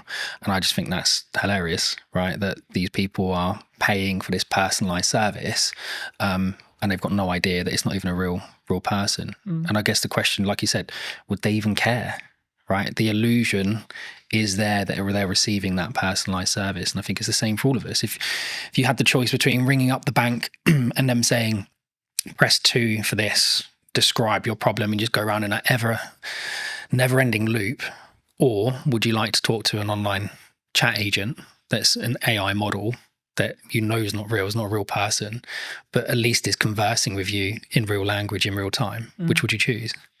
I think, yeah, I mean, as someone who uses AI, and we both, I'm sure, do, in depth, I think for me, I think it's about understanding what the contextual relevance that you want from it. Like for me, if I want to analyze information and data quickly, AI will be a better solution in me asking you to, so I have all this data, Stuart, can you, create this, and this from it? Well, you're going to go, no, that's totally a pain in the ass. But when it comes to like emotional or creative decision stuff, that's where I think human connection will still come in. And I think that's going to be the thing that people maybe need to focus on. And that's why, like, I found it really interesting since launching the podcast and it having a hybrid element. People are, I guess if you want to go like strategically around it, like the show up rate is higher for in person than it would be online, right? And I think the same is going to be true when it comes to like in-person events and stuff. And I can see kind of this two camp book, which is like people utilizing AI, good idea, but also a constant want and drive to have that human connection, online events, online person, podcasts, online conversations, etc. And actually, from a marketing standpoint, if you don't have a podcast, I would say now is the golden age to have a podcast, because this is the kind of conversation people really want. They don't want you have a conversation with a robot necessarily. Do you think? I think there's a lot there. So if we go back to, I think in-person meetings are becoming popular again, right? We went through that stage. COVID was a nightmare, but even before that, lots of people were like, oh, it's much easier just to do it online. I was like, yeah, it is, but you don't get the same feeling, right? You can't gauge someone's reaction properly unless you're sat in a room with them. And I think there's a lot to be said about the environment, right? So the environment today, I can say something and it's not just your facial expressions, but I can feel the environment. If you say something wrong, you can feel it change. If you say something funny, you can feel it change. And I think you lose that online. I think we'll start seeing people doing more and more in-person meetings, more and more in-person conferences. I guess the question really I've been asking a lot recently is the younger generation, right? When I was kind of 12, I was out from morning till evening every day doing whatever I was doing. It's not always the right things to be doing, but I was having fun. Whereas my 12-year-old, getting him out of the house is a nightmare. And it's not just because he's on his devices, because we limit his time on his devices. He does lots of exercise. We do Muay Thai together. We train together. We do loads of stuff together. But him and his friends don't go out. Like there aren't loads of kids in our area playing outside, and it's the perfect area to be doing it because it's quiet, there aren't many cars, there's loads of open spaces. So I don't actually know where it's going to go, if I'm honest. I think it really comes down to this next generation and the generation after. How do they interact with each other? And if we don't keep encouraging people to maintain the social aspect of it, I think it will be an issue. And again, the trust side of it, I can trust you more if I meet you in person most of the time. But even then, you still have people who are really, really good at kind of convincing people of things in person that aren't necessarily true. I remember a handful of years ago, I did a talk as part of a business panel at a local college. For obvious reasons, I won't mention which college, and the consistent thing that came through all of the feedback that we gave to these students, like we all gave little talks on our business, gave some context, then we did an open Q&A, and the constant thing through all of it was, you need to work on your communication skills, you need to work on your communication skills, you need to work on how to articulate. But I think sometimes especially someone who talks on content a lot, who does content a lot, who's constantly trying to do that 1% to improve how I come across, the words I use, when I pause, how I pause, etc. I guess to an extent I take for granted the fact I can't. It sounds really weird. I know how to communicate, right? But I do. It's even the little nuances, like how I do a stupid noise, or how I pause, or when I pause. I mean, is that something that, like, and if so, like, if that's, we need to either invest that in our children or put that into like schooling level, and or when we're in the workplace or looking for careers, etc. I mean, is that something that's, do you think, weaker as humans? Obviously it's a broad stroke, but do you think it's something that we all need to improve on? I think it's a muscle, right? Communication's a muscle. I think being social is a muscle.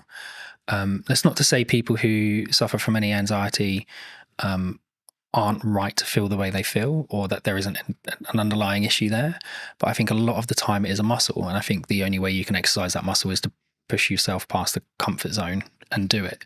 And we aren't pushing people to do it, right? I think we've got to an age where someone can self-diagnose as having a problem, and then we go, oh, okay, well, we won't talk about it anymore. Like, it suddenly just stops the conversation, and suddenly it's not, well, that's the end of it, right? Well, I think that's a problem. And I think that goes back to what you're saying before around kind of school-age children. Yeah. I think my wife and I foster, right? And we've just had a 2 and a 4-year-old that will be leaving us shortly, and we've had them since March.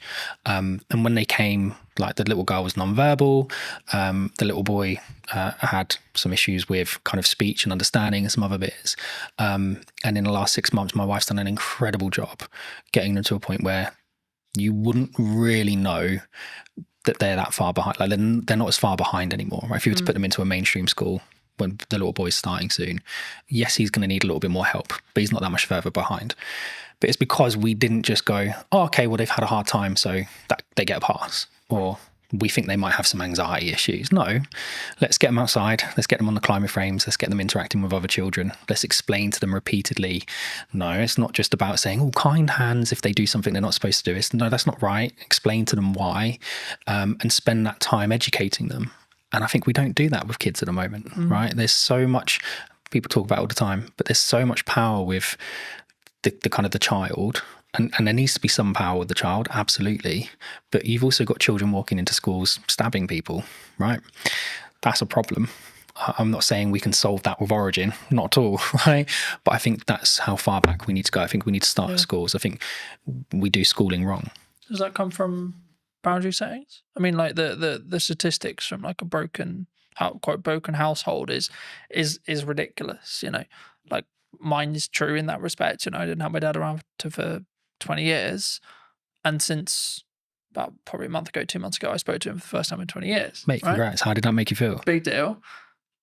It was just like, it is what it is. You know, like, I wasn't there to be like, right, I'm gonna, and I wanted to make sure that when I did it, it wasn't coming from a place of anger. It's like, right, I'm gonna pull 20 years, and it was right, okay, but I did it for a point of view of, I need to make sure that I do this so that I don't regret if I'm told he dies. I did my best, I tried. And I think, but then also I've set a boundary to say, this isn't a fully open door as well. And I think for me, that's come from years of building on it. And that's why I asked you about, that's why I guess the question of like, do we naturally have boundaries, either in work or from parents to kids as well? I think we spend a lot of time teaching people how to drive, right? Lots of time teaching people how to drive. We spend a lot of time teaching people how to communicate at work, right? You can't say that. You can't say this. You have to say it this way. You have to say it that way. We don't spend a lot of time with children teaching them boundaries because sometimes the parents haven't been in a position to learn those boundaries in the first place, right? Not everybody has the same start. I had a similar experience with you. Didn't see my dad for a long time. And I did go in different directions, and I was lucky enough to meet my wife who kept me on the straight and narrow. And I didn't speak to him for a long time, and he passed away. So before we had a chance to reconcile, whether we would have not, I don't know. So I'm really pleased you managed to get through that. But there's a lot of people that don't have that kind of, they don't know themselves enough, right? They don't have the same strength of character. They haven't gone through the same experiences the same way and come out the positive side of it. I think we encourage people, and TikTok and the others drive me mad because it's 10 ways you know you've got ADHD and 10 ways you know you've got this and 5 ways you know you've got that. And we're just creating excuses all the time for the behaviour. And so boundaries, I think we all know where the boundaries are. I think a lot of the time we just choose to ignore them. Is that personal though? Because my boundaries and your boundary may be different. They should be, right? Otherwise it'd be boring. They absolutely should be different. But I think there are some basics that we should be able to agree, right? Certain spaces are private. Yeah. Certain words shouldn't be used. Certain things are unkind. Certain things are kind. Well, it's just mutual respect stuff though, right? Like, oh, absolutely. Like you don't need to be, just because I think you may be acting in a manner that's maybe unkind or etc. That doesn't necessarily mean I'm better than you by saying that you're being a dickhead, for example. Do you know what? I was on a train recently and there was a gentleman using his phone in the quiet carriage, and there was a gentleman sat opposite him, an older gentleman. And I've never known how to turn around and say to someone, like, why you got your phone on?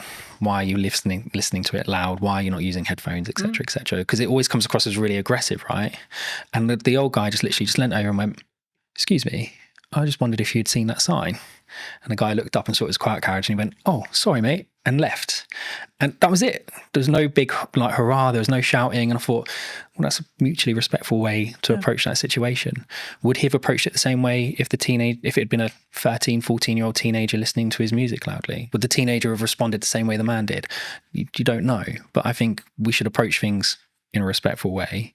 And again, that boundary issue, mate, that's a hard one, right? There's people that have spent their entire lives working on that to try and find a solution, and they still haven't figured it out. I think I keep coming back to this whenever I talk about something like this, and I keep coming back to it's self-love, self-development, self-you. It's reflective of you. So, but from that perspective, I guess it's kind of down to you to do the work to then see the different reality, if that makes sense, right? And I think for me, that's sometimes where people struggle, where they for whatever reason they want to bury it, they don't want to deal with it, they don't, etc. And I think everyone has a level of trauma. It's I don't know using that word, but the level of trauma will either make or break you, and then it's up to you to see how you deal with that to then move forward. So I think I'm smiling because it actually brings up a really good example. You remember you'd go to the gym, right? I want to lose weight. You go to the gym, you're trying to lose weight, and the guy go, well, if there was a pill you could take that would make you lose weight, everybody would take it overnight, right? But it doesn't change the fact that you need to create these habits and these kind of self-motivation that drive those behaviors, right? Because this is really important. And then we had Ozempic and Mounjaro and all these other things come on, and people have utilized it. And I think it's a great tool. If you need to kickstart that process and you're nervous or anxious about going to the gym because of how you look, great, kickstart it with that, but don't rely on it. And I think we've created an environment where I feel depressed, here's some tablets. I feel anxious, here's some tablets. I feel overweight, here's an injection. I feel this, go do that. I hate going to the gym. I hate working out. I'm not someone who enjoys it. If I haven't eaten properly during the day, I will throw up. It doesn't matter how much I train, right? My body just absolutely hates it. But I push myself to do it because I want my son and my daughter to see me go through those hard things and realize sometimes short-term pain gives you long-term gain. If it gives me an extra 5 years with them, then it's important. And my dad was 41, 42 when he passed away, and I hadn't spoken to him for a long time. So I don't want to be in the same boat. I'm only 3-4 years away from being in that age category. So I'm going to do everything I can to. Do you think we need to not live with regret then? 100%.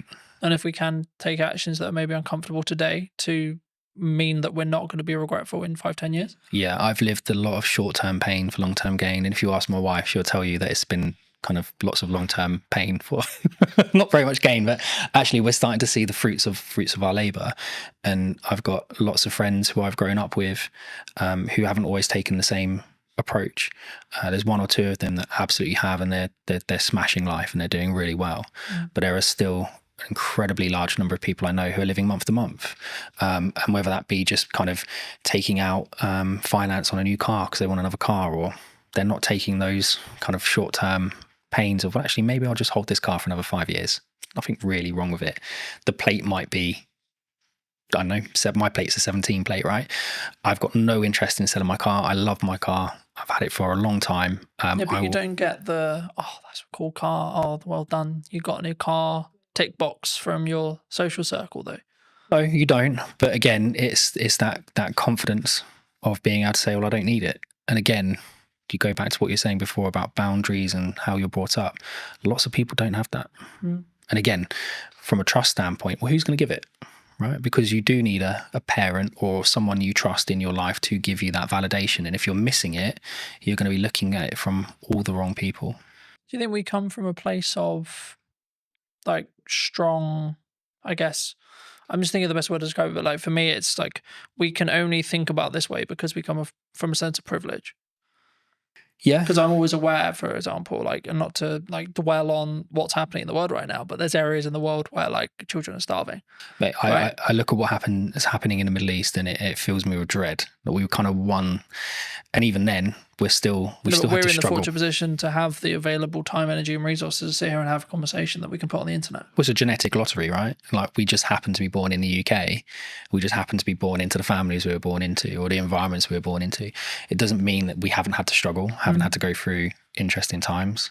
But it just we have to frame it in our aspect of when we come over, it is a privilege. We're coming in from a level of passive privilege, because in 95% of cases, yes, there's exceptions to the rule, etc., etc. Everyone has their different story, but in most cases, in the UK especially, or Western culture especially, like we haven't really need to worry about most of the essentials, either because state looks after us, and or because we come from a family that can look after us, and or we're given the tools to be able to create income that then means we can take those, have those things. Just having the opportunity, right? I think cars aren't exploding next to us.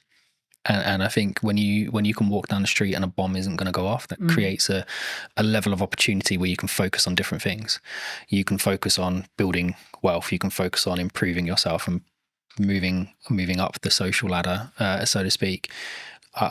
My upbringing, my parents, my mum, my stepdad, everything they could for us, but we still went without certain things. But my dad loved holidays, right? So we did one big family holiday every year, and he loved to travel. He loves politics. He loves history.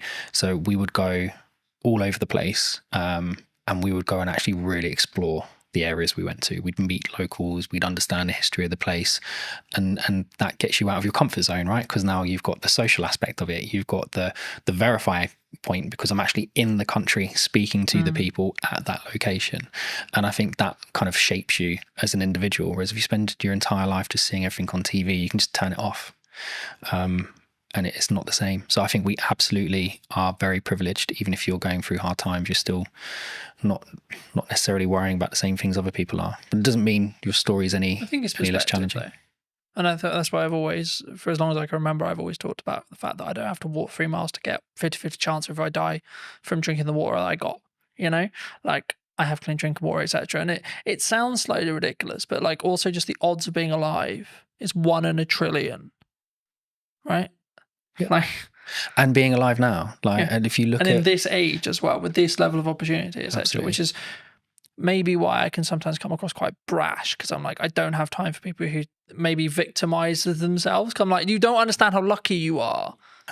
I feel the same. I've look, I'm not gonna get the violin out. My life hasn't been anywhere near as hard as some people, and some of the children that we've had come into our care, their starts to life have been like horrific, really horrific, and how they are going to shape themselves and cope through life, bouncing around kind of the fostering care system. I dread to think what the outcome is going to be at the end of it, because how can you kind of fix that?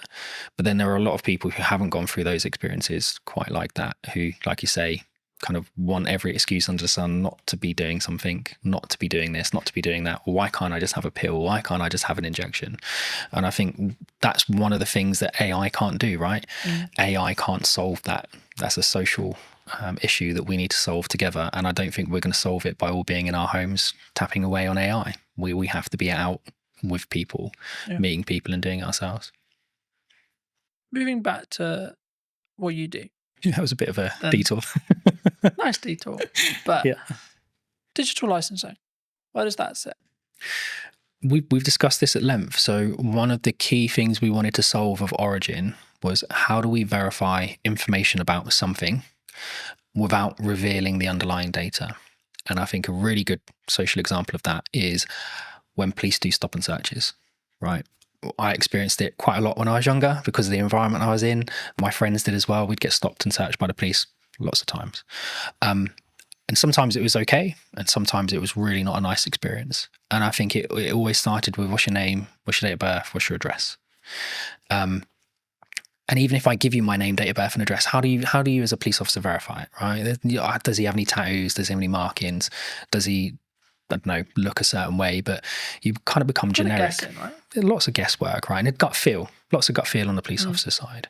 Whereas we wanted to try and find something that would, and it wasn't just for this specific reason, but it lends itself really well to it. We wanted to be able to provide technology to the environment, to the world, that kind of removed that friction. So a digital license isn't like an ID card. There isn't a centralized database of all your information in one place. That's ridiculous. If that gets breached, it's going to be horrendous. The fraud will go through the roof. What we've done is we've used kind of a decentralized approach. So we've taken some concepts from blockchain, but removed the blockchain because it's inefficient and doesn't really work for this context. But the idea behind it is, you can have an ID service provider, right? So it's a government-approved company, verify your identity and give you a cryptographic endorsement that sits on your digital license, which you can carry on your device. It could also be hosted in the cloud, but the idea behind it is you've got control of it. So now if I was to come and stop and search you, you would be able to present that credential to the police without revealing your name, your date of birth, or your address, but the police would know to a degree, he lives within a 5-mile radius. There's no outstanding warrants. He's verified that is his identity because he's done it with a biometric check on his thumbprint. And we can see that biometric check that's linked to that IDSP hasn't been changed on that device. And then we can link it to other credentials. He's got a full-time job with an employer. Don't need to know who the employer is, but he's employed full-time. We can see that he is part of a charity, or he does this, or he does that. There's all these different aspects we can start to build into that check. And it all comes from, I still haven't revealed any of the data underneath it. These are all independent cryptographic proofs coming from third parties, but that police officer is now sure that individual doesn't have anything outstanding. And I think that would help. I'm not saying it's going to solve the issue, but it certainly would help remove some of the friction. And if you then start to expand that out to kind of the business world, so if we're looking at things like, how do I onboard employees in a fast and efficient manner whilst maintaining their privacy? So one of the tools that we're doing for the digital cleaners license is we do the right to work checks. We do a modern slavery check by making sure that the bank account name matches the name on the ID. Real basic check, but lots of organizations don't do it, right? And that's one of the flags for modern slavery. We then can go and endorse all of your employment history, right? And again, we're not the verifiers. We're not verifying the data. We're not storing the data, right? But we're going off and having those independent third parties endorse you. Same for your certifications, your training. And I think in that environment, when you're dealing with disparate workforces where English quite often is a second language, not your primary language, these people, they kind of get left behind, right? They come along with their paperwork and they have every right to work. They have every intention of working, but it might take 5 or 6 meetings and 10 or 11 copies of their documents. Now, where's all that documentation going? They've got no idea where it's being stored, no idea who has access to it, no idea what copies are out there. But we're expecting them to just continuously do this. And if they're now working 3 jobs, we're extrapolating that 3 times over. So for us, it's about digitization, yes, but without just copying the existing paper process and doubling the problem, right? You have to do it in a different way. That would fix the problem we opened with? What, going for back? someone like me, for example, who, let's be honest, if deepfakes become mainstream in AI, someone points an AI with that mindset, I'm screwed. Yeah, I think there's definitely a way of being able to verify something's real. But again, there's then nothing stopping someone from creating an AI deepfake and just putting their endorsement on it anyway. Right? They haven't had to do the work. Like, the AI has done all the work.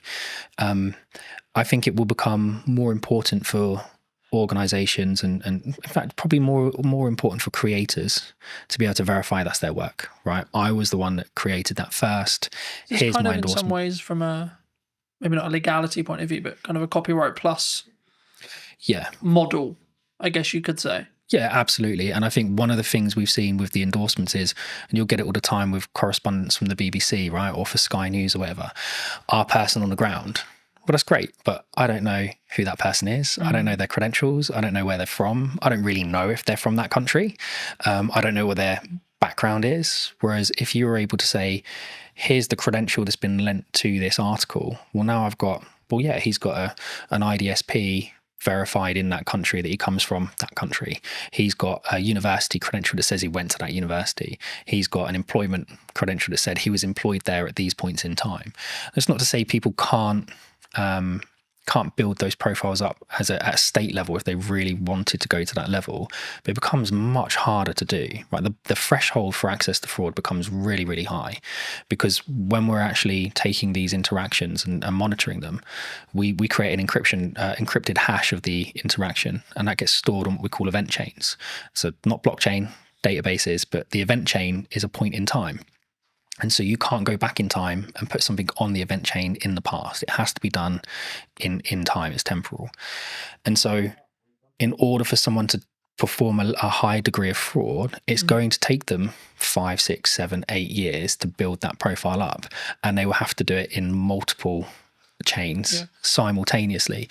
And they're just not going to be able to do that. And I guess it comes back to that point, which is like, it sounds horrible whenever you say it, but like, you're making it less likely that you're the one who gets targeted, because the burden of likelihood that your stuff gets stolen, etc., is so much higher than Barry, than Sally, than James, so on, you know. And that's, I hate to say it, because it's like, oh, go and steal their car, not mine, because mine's a pain in the arse to steal, for example. There is that, but again, from our standpoint, I mean, we want to give it to universities for free. Right? We want to give it to schools for free. You have the Online Safety Act that's happening at the moment, and I think you've probably seen some degree of access to adult content reduced. But it's seen VPN usage go through the roof, right? Because we know how people are accessing it, just going around the issue. And I think they had, was it Keir Starmer's driver's license got leaked online, and people using that and a picture of him to be able to skirt around the sides of it. That's the same tech, by the way, we were talking about at the beginning, that some of the retailers are now choosing to use to verify their staff, right? It's not with an IDSP, it's just a localized check that looks right. I guess this was a big conversation like a handful of years ago, and I've covered it in the social media show and etc. But like, there was this big conversation, and lots of jurisdictions across the world have said, below 16, you're not on social media. And that seems to be the future, because it's like, we're now like, half the world has basically got that. How do you verify you're under 16? Exactly. Right. And again, with Origin, it's one of the things we were saying, if we give it away to students for free, you can have a cluster of credentials, right? And so from our standpoint, it's about enabling the verification of a credential to create context. And contextual permissions is something that we've kind of started to patent from using our tech. So the idea behind it is, I can access a system. I don't need a username and password, but I need a credential from an IDSP. I need a credential from my employer. I need a credential for someone linked to that system. I need a credential maybe from a school or a university. All of those credentials must confirm specific assertions about myself, right? I'm under 16. I'm a UK citizen. I go to a particular school in a particular area. that means we're putting the control of the people that need it, schools, etc. But we're not then enabling people who have bad intentions to come along and manipulate that system, because they would have to manipulate it in 5, 6, 7 areas at the exact same time. So now if you want to access the internet, well, you could have your Origin handle with all of the credentials on it, and we would know straight away how old you are, right? And parents mostly can be trusted. So your parent could create a credential for you, but if that doesn't match your school's credential, well, then that's going to create an issue. So you don't have the permission to access that that service or that particular piece of content. And that for us is really important. Context is much more important than just, well, we think you might be over 18 because you click the button. Yeah. For those people who've enjoyed this conversation, who may want to see more of the content, delve into a little bit in more depth that what you and the team are doing, where can people reach out? They can reach out to us directly, so they can come to us via the website, or they can reach out to us on social media or LinkedIn. I think we're starting to put more video content out there. So going back to what you were saying before, about kind of verifying trust, how do you prove it in the marketing world? Well, for us, it starts with video, right? And yes, there are deep fakes out there, but from our standpoint, I mean, we're able to verify our technology in our videos with our technology, right, which is important. We're certainly seeing kind of proof of concepts with the MOD gain lots of traction. We're talking to OFDIA, the Office for Digital Identity and Attributes, about shaping kind of how the UK consults on digital identity. And I think all of those aspects are important. So it's not just about us. I think people should be looking at digital identity as a whole in a much more holistic way. And reach out to us, reach out to the IDSPs, reach out to everyone. I think is something that people need to understand more, is that digital ID is more than just, here's my JPEG of my passport and driver's license. But yeah, reach out to us on social media or online. Just before we wrap up, I mean, obviously you have worked with us in the past and you've done some video content. I mean, now the other side of it, maybe a year on, how was that experience? What was the things you maybe learnt from? Except, like, how was it as a whole? Like, not putting words in your mouth, but I'm actually curious, because obviously we haven't touched base since actually doing it last year. And I mean, was it how you thought it was going to be firstly from the perspective of what we did, but then also, like, was there any byproducts that actually came from like working with us specifically? I think we realized really quickly that video was the best way. Yeah, 100%. And I think working with you guys and working with Lucas for the day, it kind of got into our minds a different way of thinking about things. And we were just on the cusp of really understanding how to talk about our product and how to talk about our technology. And by focusing on the video approach, and we've now released several other videos that we've kind of produced in-house, it kind of got us to where we are now, which is we know what our narrative is, we know what the story is, we know how to describe our technology. Whereas a year ago, we were still kind of trying to work out what it was that we were. And we were early to market, so lots of people trying to explain it to investors, trying to explain it to customers. It was a challenge. So no, mate, having that time with you and Lucas massively helped us kind of crystallize what we were trying to do. And then over the next kind of 2-3 months, I think that's when we nailed it. But it come off the back of the original filming we did, which was phenomenal. Yeah. What would you say to people who are maybe looking at what's going on in the economy or etc., and maybe on the fence about maybe utilizing marketing right now, or like, because the traditional kind of known thing is like, when things get hard, you cut marketing. Yep. Honestly, I'm probably not the best person to answer it, but I'll answer it as best as I can. I think you absolutely have to have a presence, right? You have to, unfortunately at the moment, it's about noise. Right, we spoke about it earlier. The more noise you make, the more you get noticed, the more the algorithm picks you up and the more it promotes you to the top. And it goes back to what we we're saying as well about the SMEs, like, how do you get spotted? How do you get noticed if you have to have that kind of credentials proving you've done something? I think consistency, right? And we had this chat about podcasts a year ago. I think it's something like most podcasts end after 11 episodes, something along those lines, right? So 11 weeks, 11 months, whatever it is, that's the kind of podcast limit. People go, oh, it's not growing, right? You have to push past it. And it's the same with the marketing. And yes, some people are really fortunate and they do growth hacking and all of a sudden they're a viral sensation overnight, but that's not the norm.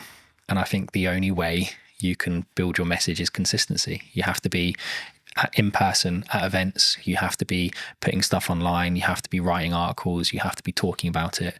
You have to be meeting new people and spreading the word. So I don't think marketing just stops with video. I think it's something much more holistic. And it's something that you have to consistently do every day. And we have a great marketing team. So Hannah does that for us, and she's excellent at it. If you were going to wind the clock back to speak to Stuart 10 years ago, 15 years ago, what advice would you give that Stuart? It would probably be trust your gut.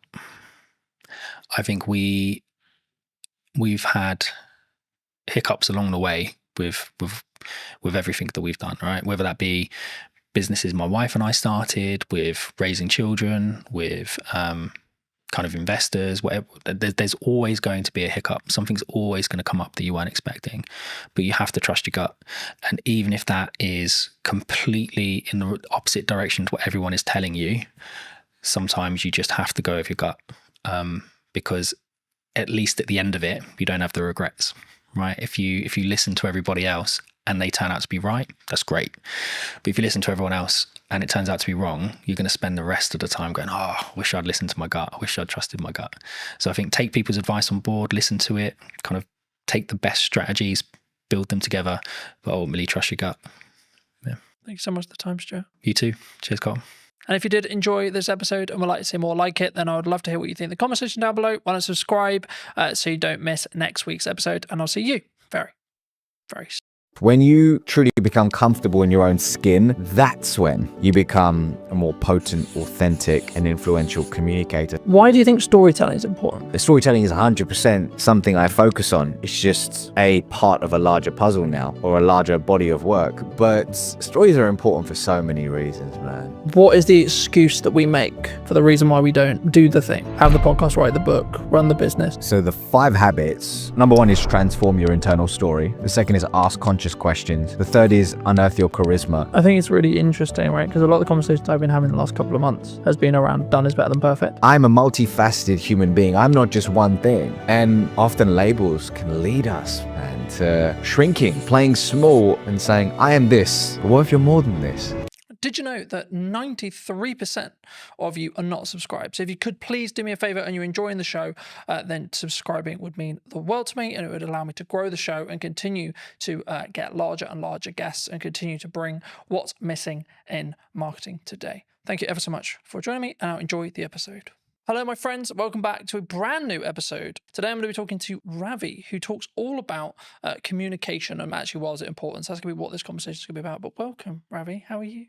Good, man. I feel like we should have started rolling about 10 minutes ago because we had some good conversation about marketing, communication, books, all that good stuff. But I'm feeling good, man. As I told you in the green room or the coffee area, this has been a minute when it comes to me being on podcasts, given I've been focused on writing my book, being a dad and all that good stuff. So it feels good to be here, man. It feels good to be here. Well, thanks ever so much for coming down and for the time, of course. I mean, it would be wrong to not open the show with what you feel is missing in marketing today. I mean, we touched on it in the pre-show conversation a bit, but just to reiterate for the audience's sake, I mean, what do you feel is missing today? When you asked me this question beforehand, giving me the material to prepare, I had to sit with this. And I had to sit with this for quite some time because I didn't want to give you a generic answer or one that's been heard before. And the one word that came up for me was intentionality. And actually, that's not just in marketing, that's in life right now. Intentionality. I mean, if you just scroll on social media, log on to LinkedIn, log on to Instagram, whatever it could be, there's an addiction to instant gratification. Meaning, okay, I want to grow my follower account now. I want to achieve XYZ now. And as a result, I may put out AI content, which feels perfect, which feels like it's going to connect with people. But the truth is there's a disconnect because perfection doesn't exist, man. Perfection doesn't exist, and imperfection equals connection. And our intentionality behind things, our death grip on our desires, and the instant gratification that comes with it, it's just leading us to this place where, and it's funny to say this, the bar is so low in some senses that the number one way to stand out is by tapping into human connection. I think it's really interesting, right? Because a lot of the conversations I've been having the last couple of months has been around done is better than perfect. And I think that sometimes we look at the podcast idea we have, we look at the event idea we have, we look at the business idea we have, look at the book idea we have, etc. And we think, yeah, I'll add that to the list. Yeah, I'll put that on my to-do list. Do you think people need to is there a level of just you need to start doing stuff? Like you need to just choose one of them or two of them or three of them and say, I just need to do that? Because I think sometimes we put it on we kind of pin it up and we go, yeah, I'll get to that. But then we never maybe do. What's the question behind the question? I'm curious. The core, I think, is do people... So I guess what I'm actually asking there, and this isn't planned, so I've just come off the fly, but I think it's what is the excuse that we make for the reason why we don't do the thing? Have the podcast, write the book, run the business. Maybe someone's watching this and they're in their 9 to 5 and they're like, I've got that really business idea. I'm really passionate about X. But they don't start working on it in the evenings. They don't start because maybe they're worried about what people think, etc. These are the common answers I get. But is it just that? I'd say it could be many things, and I can't answer it from everyone's perspective. I can only answer it from my lens. And I would say the two things coming up for me are number one, fear, like we spoke about, where, I'll give you an example. I know of somebody who has a specific idea that they knew in that season of their life was in alignment. But there was always a reason why they couldn't pursue it. There was always, for lack of a better word, an excuse as to why they couldn't pursue it. And that excuse gave that individual the reason why, I can't do it now because of X. I can't do it now because of Y. But what those excuses and what that narrative was grounded in was fear. So there is definitely fear. There is definitely fear, but as the old saying goes, fear stands for false evidence appearing real, right? So yes, there's fear behind it. The second thing is, do you actually want the thing that you say you want? Or have you just logged onto Instagram and you've seen that Jamie is doing incredibly well now that she's left her 9 to 5 and is in this job and seems to be crushing it, and actually you like the idea of that, you like the concept of that versus the actual reality? And is it your ego saying, hey, I want a bit of that? Or is it actually your authentic self? Is it driven from your authentic self? I don't know. But I think those are the questions to ask ourselves, because the truth is when this is my truth actually, when I'm deeply aligned with something, it has a meaning behind it, which means the imperfect action, the work or whatever it takes to achieve that. The excuses, the fear, it starts to move to the sidelines because you know that not taking action is going to cost you more. I think that's key, and I think people listening need to consider, is it keeping up with the Joneses, looking at the trend, etc., and that's why you want to be an entrepreneur. And I'm fortunate where I'm wrongly or rightly rapidly approaching 10 years in business, which is crazy in my head, and I'm looking at it going, right, okay, so the odds here are like, I've kind of done quite well, because the odds are that I think I looked up yesterday, I think about 25% of business, like 25% of businesses don't survive longer than 5 years. Really? Yeah. And I'm just thinking, why?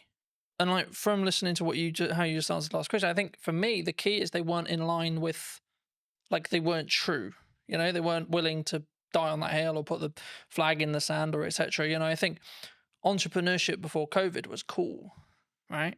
Because, or even during COVID, when there was loads of money floating around and it was, quote, easier, I think that's when people looked at it and went, yeah, that's cool, let's do that. Oh, work-life balance, oh, free, oh, I make lots of money, and I get all the time, and I get all the freedom. But now we're in a world where what most people I talk to, and I'm sure you've had it as well, which is like, well, this is just normal. This is what real business is. Things are harder, you maybe lose a client, or things are harder in the economy, etc., etc. That's just another day at the office, And I think for me, I think that's where the true entrepreneurs will stand through. What do you think people get wrong, though, in either that step or then how they communicate that step to their friends, their family, maybe the clients they want to work with, the market? Because obviously a lot of what you do is about communication, right? And that's why I want to focus on that, because it is your unique skill of expertise and etc. But I also think it's the most underrated one, because it's like, well, there's not much to it, Colin. You just have a conversation, right? Well, before I answer that, to back it up for a second, you know what was cool when I was growing up was everybody wanted to be an investment banker.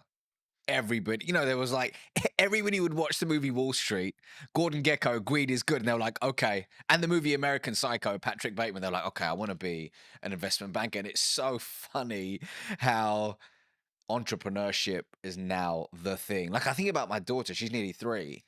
I think at 10, she's probably gonna.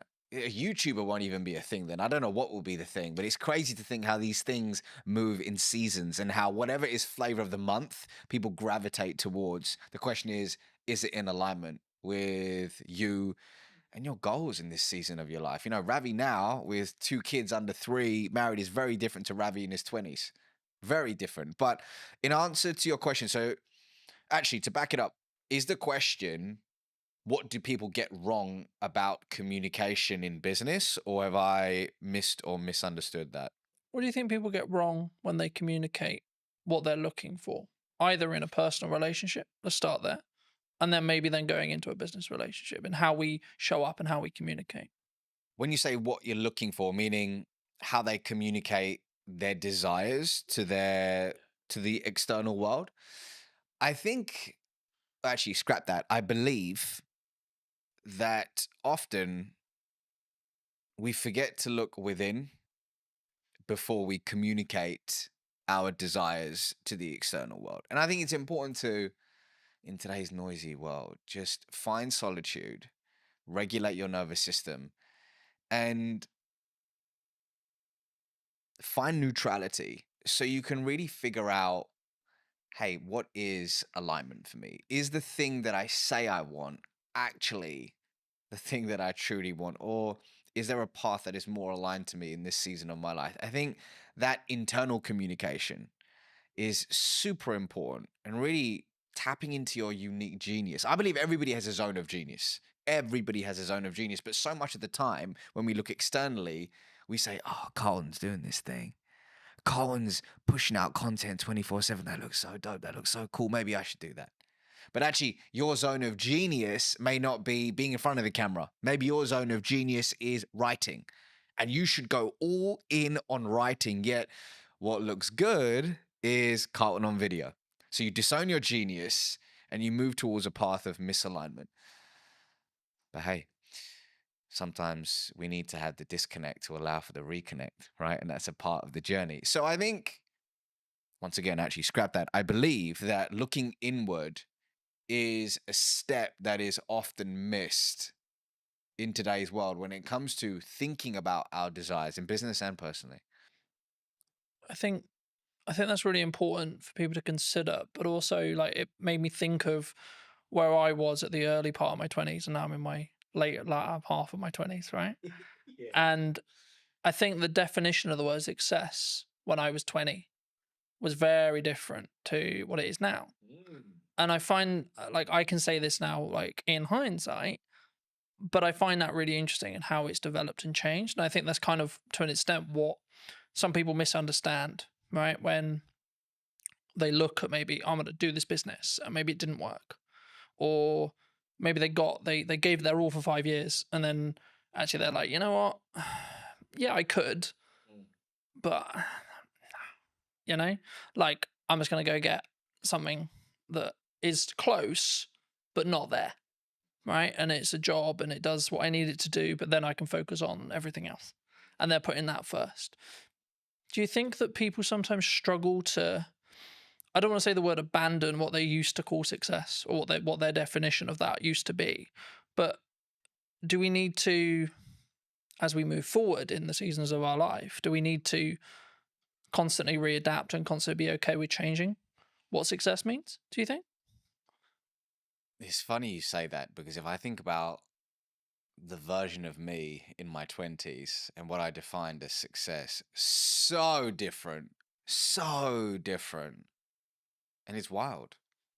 But I also needed the 20-year-old version of Ravi to, like, actually, a better way to put it is I acknowledge that younger version of me. I have compassion for that younger version of me. And I know that he did the best he could with the consciousness that he had at the time versus berating that version. You know, some people say, oh, God, man, I was such an idiot. I did so many years. Yeah. Actually, we did the best we could in that season of our life with the tools that we had. So I've got to honor that version of me. But when I look back, I'm like, wow, I'm glad I've evolved.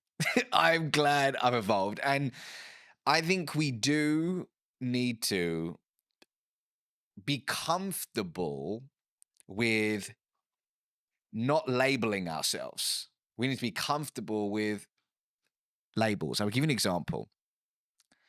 Somebody could say, I am an entrepreneur. I am an entrepreneur. And on the face of it, great. Gives that individual a sense of belonging, pride, identity, brilliant. However, let's say that one of their buddies hits them up and says, hey, Jamie, I've got this role at Netflix. It's in the C-suite. I've spoken to people internally. We think you would be incredible for it. But Jamie's like, hold on, but I am an entrepreneur. But actually, it's not working for them in a way that they would have hoped. And actually, being in the C-suite at Netflix could be more expansive and abundant for them, but they reject it. And they say, no, but I'm an entrepreneur. So the labels that we give ourselves can often create these mental cages where we shrink our desires, we play small, and we often reject abundance. Versus, instead of saying I'm an entrepreneur, we could say I'm somebody who runs a business. Instead of saying I'm a podcaster, is I'm somebody who has a podcast. So when we expand our identity, we expand our being, and we allow abundance to organically find us. So, for example, when it came to writing my first book, this was a first for me. I haven't written a book before, so I intentionally thought about embodying the label of I'm a world-class author. I am a world-class author. So I could embody that identity to write something I'm deeply proud of, but quickly switched it to I'm someone who writes books. Because does that mean I say no to speaking? Does it mean I say no to coaching? Does it mean I say no to consulting? No. I'm a multifaceted human being. I'm not just one thing. And often labels can lead us, man, to shrinking, playing small and saying, I am this. But what if you're more than this? I think for me, and what I was thinking of as you were like explaining that as well, I think you can have your definition of success in the correspondence to the season you're in, right, as well. And I think I understand why people would like, I need the X, whatever it is, right? I need the car, I need the house, I need the wife, I need the lifestyle, whatever. But I think you can undo what's possible if you stay true, like if you only solely focused on that, rather than saying, I want to go north. Yeah, but come on, you're not being specific on where north. Okay, but I know I want to go in this direction, and then see what opportunities then arise from there, and then reflect on what happens. So at this moment, yes, I run a marketing company. Sure. Okay. But if you had this same conversation nearly 10 years ago, I would have said, I do video production. Right. And if I had just locked into, no, I only do video production, that's all I do. I work with other video production companies and I help them create content. Cool. Then it would have pivoted or changed what horizons I could have met or gone to. And what I found was that people, they tie what they're doing and their self-worth to it together. And I think that can be sometimes the issue. Massively. Because then you're tied to, like using your entrepreneur example, then you're tied to, oh, what if I'm not an entrepreneur? Now I'm lesser, right? Because that kind of implies you failed. And then to you, that means actually me as Colton has failed. Not the company has failed, or not the company served its purpose and it got me to the Netflix role, or etc. Colton has failed. Colton will not be able to win. Colton will not be able to be, quote, successful. Do you think we need to, is that a inner work thing that we need to do? If someone is listening to this and going, shit, that's me. They've tied what they are to them and their own kind of self-belief, self-worth, self-love. Two things are coming up for me. Firstly, picking up on something you said earlier. Something I talk about in the book, inside of Habit 1, is about being fixed on the desire but flexible on the path. So let's say somebody says, I just want to generate more revenue. Broad, but more revenue, okay? And they have the idea that the path to get there is landing net new business. They build this whole team around it, but all of a sudden, this beautiful opportunity arises with their existing client base. If they are fixed on the path and go, no, we're just going to acquire net new business, and they reject this abundant opportunity, they may not reach that idea of more revenue. But the idea of pivoting, being open to the infinite possibilities to reach that said desire, which will evolve, and it's okay to evolve it, is super key. Yes, that requires inner work. But going back to your question about self-worth, I used to work in investment banking. And one of the reasons why it took me a long time to hand in my resignation notice back in August 2016 is when I left that world, was I had pinned so much of my identity and self-worth to I am an investment banker. I'm somebody who works in an investment bank. So much pride, status came from that, which stroked my ego, and it was beautiful until it wasn't. But that experience, I'm so grateful for it, man. I'm so grateful for it. And it was, I believe that everything, this is my belief, that everything's happening for you, not to you. Whatever you're experiencing right now is a lesson that you need to learn to be able to transform your identity into the human being that can receive and sustain their true desires. So somebody listening to this right now may say, man, I'm so annoyed that my team member or my employee just keeps doing this frustrating thing. They keep being late to work, or they keep missing XYZ, and you're getting frustrated. Why can it not be like this? It is not fair, you keep saying. However, you may have requested from the universe, whatever your North Star is, that I want to be an influential leader. Well, you've requested it. So as a result, the people, the projects, the challenging circumstances are coming your way to sharpen you, to expand your being so it can, once again, your identity can be transformed into one that is able to receive and sustain. So whoever's going through, whatever you're going through right now, see it as a gift, an opportunity to transform your identity. So if you are pinning your entire self-worth, over-indexing on career, whatever it could be, see it as an opportunity, right? Does it take looking inward? I believe so. For me, that's the way forward, but you got to figure out the right path for you. I think for me, lacking in the business world, and this is a very broad stroke, there's obviously exceptions to the rule, but I think sometimes is lacking is the self-accountability side of it, right? So whenever I have a project or a podcast or something I'm doing, I'll go, right, even if it went well, cool. Great, it went well. Great, the client's happy. What can I do to make sure that experience was better? What can I do to make sure that that went closer to plan?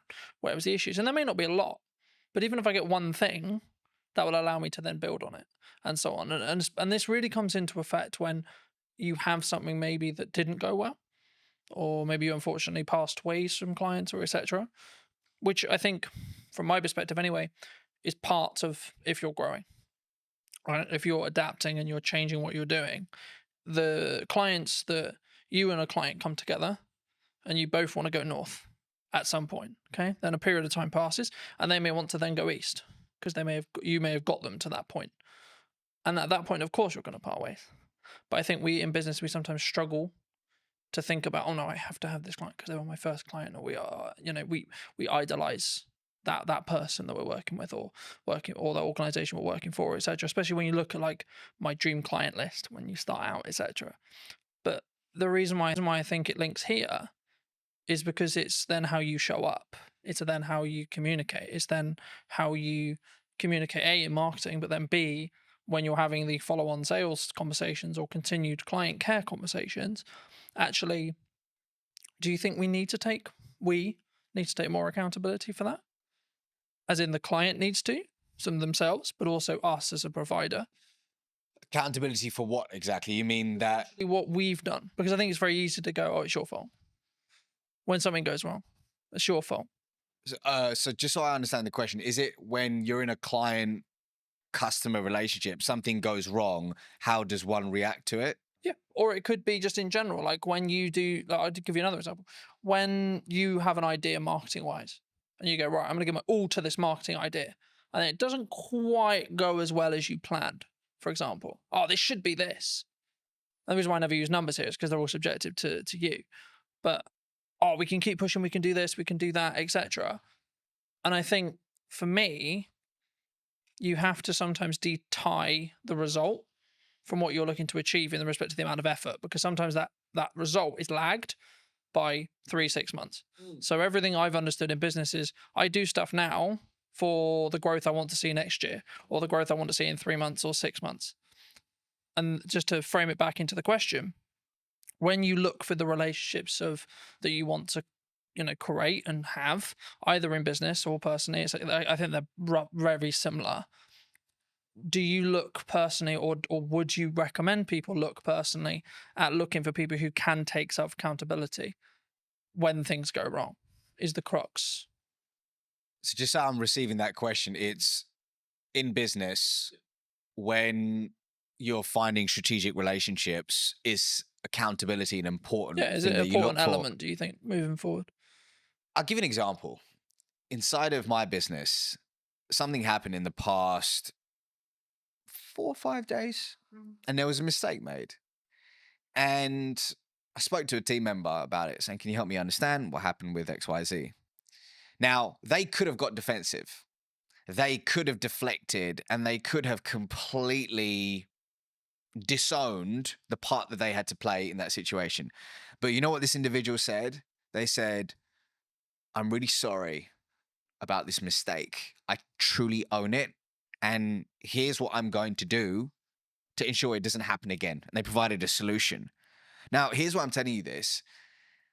That was the most beautiful response, which told me the story about the following story about this individual, that they have a character of intention. And it told me that moving forward, I can deeply trust them. And something I talk about in this book is that when it comes to trust, one way to establish it is through the 3 C's: connection, character, competence. In this imperfect moment, which is a gift, I got the opportunity to learn something about this individual that would have never happened if everything had gone perfectly. I learned that they're self-accountable, and I learned that they're open to owning their mistakes. And they showed up with a character of integrity. It was brilliant. Simultaneously, I had another challenge, or gift, shall I say, in the business that happened about 2 weeks ago with a third party. That didn't occur, which told me a different story about the individual in question. It told me a different story about that company. And it really has left a sour taste in my mouth. And I probably won't be partnering with them in a different season of my life once this project in question is over. So it's everything, man. Accountability in that sense is everything, because it leads to trust. And I don't know about you, but I don't have a meaningful relationship in my life that isn't built on trust. Yeah. I think for me, of course, everyone's really happy when it goes well, right? But the reason I wanted to go there is because of what happens when it goes wrong. Yeah. And I think what someone does, what a person does, what you do, will tell you a lot about A, the person, or B, where they hold that relationship, right, with you, if it's someone else. And I think that's why I always look at, okay, let's look at what I could have done better, but then let's maybe look at where the other elements, because everything is a two-way dance, right?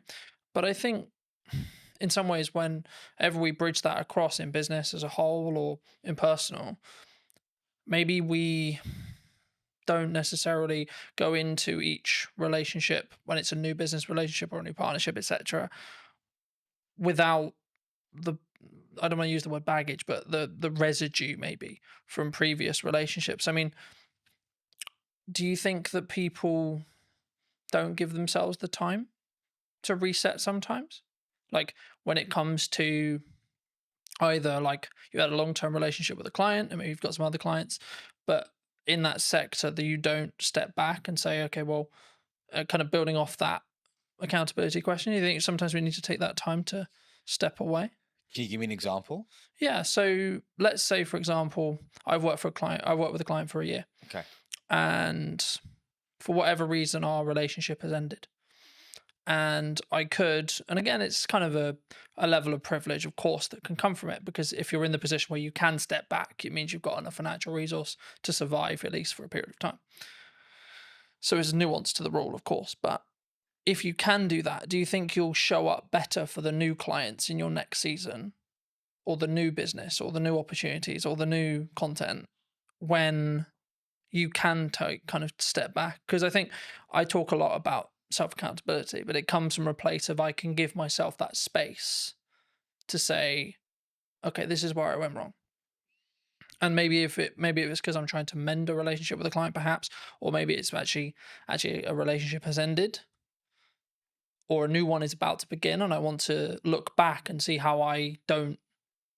Maybe the issues were, okay, how can we set up this relationship so it's more likely to be successful by learning from the past?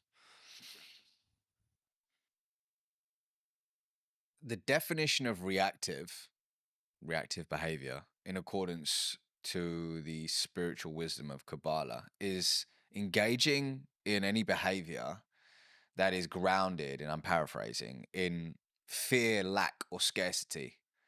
So if we are operating consistently from a place of fear, lack, scarcity, we're engaging in reactive behavior. And I think, rather, I believe, a lot of our day to day, especially when we're flying through our day on autopilot, meeting to meeting, doing X, Y, Z,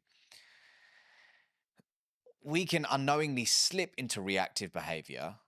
We can unknowingly and unconsciously end up having unconscious conversations, and we don't leave the space to look within. So in your example, let's say if somebody has lost a client and they haven't really sat back and said, okay, let's look at the facts here and what part did I have to play in that, and truly owning it, then they're going to make the same mistake over and over again. And they won't have the opportunity to transform their identity into the person they need to become to achieve said desire. So your point about self-accountability is important, but it's all down to the fact that, if your calendar is just, there's zero white space in it, and you don't have a personal practice in the morning or whatever it is in the day to ground yourself, it can lead to this unconscious behavior, which is a problem in today's world. Because in our conversations, one of the biggest problems is engaging in short-term behavior that kills long-term reputation. Do you think that people have too many busy things happening? They take too many meetings. They take too many opportunities. They don't know how to say no. I can't speak for everyone. I can speak for the clients that I've worked with. I can speak for the people in my world and through my lens and expertise. And what I can see in today's world is the addiction to being busy is real. And often work can be a form of escapism to run away from something we're experiencing, something we're feeling, or whatever it could be. However, I believe we've confused being busy with being productive. I believe that often the inability to say no isn't just, oh, I just love working on several things at once. You know, I just love just chasing all these different things. But what's behind it? Is it your inner people pleaser who's struggling to say no? Is it a story that you're telling yourself of I'm not enough, which is triggering, which is a launch pad for these behaviors? What's interesting is I heard a quote a little while ago, which is stop setting yourself on fire to keep others warm.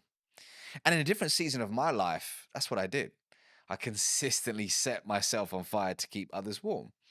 And what I mean by that is saying yes to people, projects, and opportunities that were misaligned with who I truly was and my desires, and then saying no to myself, which is a recipe for disaster.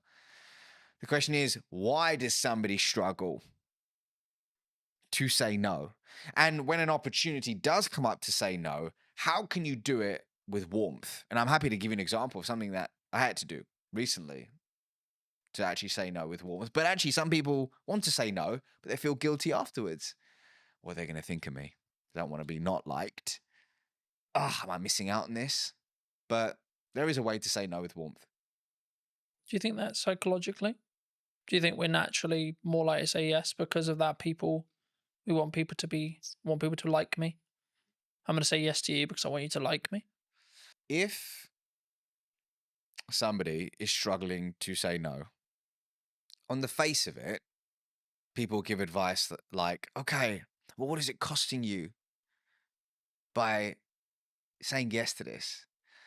Okay, here's what we're gonna do. We're gonna focus on you figuring out what's aligned with you, so you can start saying yes to the right things and no to things which are misaligned. That's great.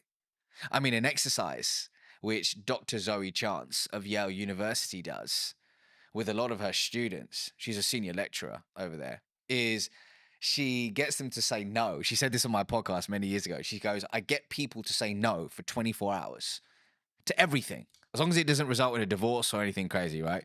But get them to say no to everything so they can start flexing that muscle, which is brilliant.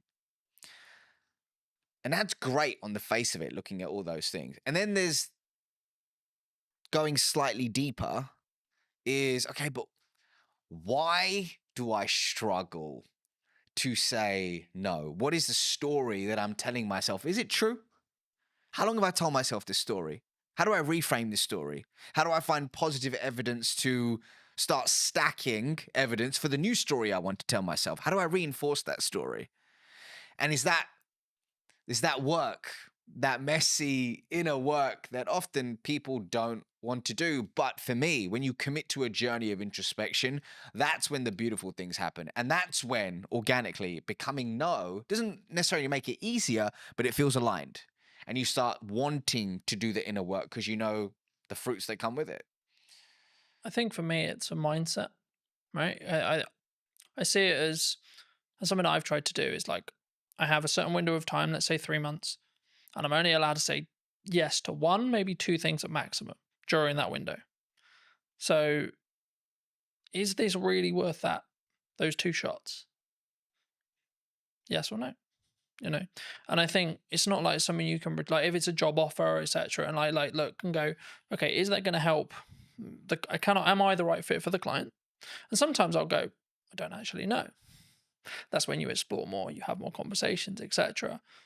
But the key for me is making sure that whenever you do work with a client, or whether you do a body of work, write a book, run a podcast, etc., that it sticks into what you were starting to talk about at the beginning of today's episode, which was, is it authentic?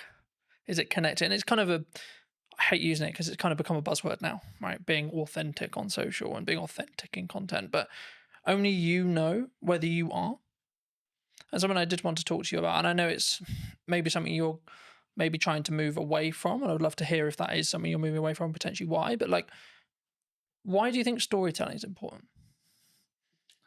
Well, actually, storytelling is the fourth habit in my book. So the 5 habits are, number 1 is transform your internal story. The second is ask conscious questions. The third is unearth your charisma. The fourth is tell stories that inspire change. And then the fifth is become the trusted guide. So to hit on your point, storytelling is 100% something I focus on. It's just a part of a larger puzzle now, or a larger body of work. But stories are important for so many reasons, man. But let's take it back to the work of Zoe Chance for a second, Dr. Zoe Chance. So, in her body of work, she highlights that human beings all have a gator, an alligator, and a judge within. Now, behavioral economists will liken this to system 1 and system 2. And what she says is the gator is the fast, instinctive, and unconscious part of us, where our emotions live, that drives 95% of our decisions on a daily basis. The judge, like a judge in court, is slower, more deliberate. It requires conscious effort to make rational decisions. So the judge, or rather the gator, is automatic. The judge requires conscious effort, and the gator is more dominant. Interestingly, the gator is the first responder in Zoe's eyes. The gator is the first responder. And what it's doing a lot of the time is actually filtering what information we should pay attention to. And it's rationalizing, or rather, the judge is rationalizing the preferences of the gator.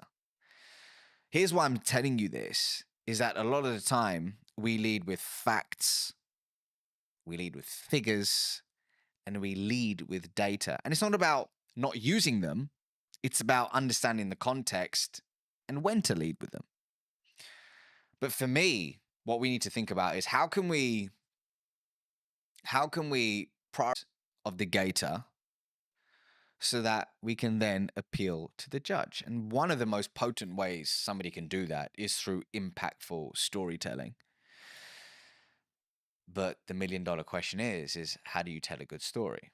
So from a lot of the work that I've done, whether it's training teams at Oracle NetSuite, T-Mobile, Sherwin-Williams, they all want to know, how do I tell a good story that inspires prospects, customers, and people to take action? And through my work, came up with a checklist. I call it the Acorn checklist of what really a good story in a business setting needs to have. There's several things. There's hundreds of things that it could have. But if I just had to pick 5, it would be these things. So A of the Acorn checklist is actively interrupting somebody's trail of thought. So that's through an effective hook at the start of the story. C is your story should contain a story arc. And the story arc that I traditionally teach is the 4 C's: context, conflict, change, conclusion. And we can talk more about that in a second. O stands for organically adding business value. Does your story organically add business value? Because this isn't this one time at Bandcamp and you're telling a story and it spirals off to Pluto and it adds no business value. It needs relevance. It needs relevance. And then R stands for, does your story revive a 2-way dialogue? Not just talking at somebody, but does it spark a 2-way conversation? And then N, which is very important, does your story naturally, noticeably make the main character the hero, not you? And when you embody these ingredients, it really paves the way for somebody to tell a great story, which moves people. And hey, what are we trying to do when it comes to our prospects, our team members, our customers, our partners or shareholders? We're trying to inspire change, moving them from a current set of series of behaviors, to a new series of behaviors. And change is hard and change is messy, but storytelling can start that process and make it stick. Do you think, because something that I hear from people who are starting out on video a lot is, yeah, that's great, but my story is really boring. My origin story is really boring. My day-to-day is really boring. I'm an accountant. I spend my life looking at spreadsheets. I spend my life looking at tax returns. I spend my life looking at paperwork. Is that true? It might be that person's truth in that specific moment. Is it, we gotta honor that that's their truth. That's their truth in this season of their life. However, is there validity in it? I don't know. I don't think so, right? I'm sure we will be able to find cracks in the story that they're telling themselves. So I was recently speaking at an event called Atomicon. incredible event, really cool business conference. And at the end of my keynote, this individual came up to me and they said, it's really interesting when you were telling stories about your kids and this and that or the other, there was humor in it. There was fun in it. It wasn't like, oh, I went through this immense pain and this happened and that happened. And that's what I struggle with. I was like, what do you mean? Tell me more. And they said, well, I'm struggling to craft my origin story because I don't have this huge moment in my life where, oh my God, I was down and out. I was at rock bottom and look where I am now. And for me, that's a recipe for disaster because it can leave you in analysis paralysis and forgetting that often the beauty moments, the relatable small moments. When I came out on stage that day, I told a story about my daughter and how she was mimicking breathwork that I was doing in some season of my life. And as a result, it made me realize that how I do whatever I do in my life, she's going to mimic it. And my job isn't to tell her what to do, it's to show her who to be. That was the crux of it. But that came from a seemingly insignificant moment in my day-to-day life. So I think what it boils down to is creating a story bank. And I have a process for that, but creating a story bank where you're collecting these insignificant moments, figuring out which one of them can be transformed into a story and testing them versus sitting there trying to think of that one story and then going, I don't have it, I'm going to wait for it. And then just doing nothing. So everybody has a story to tell.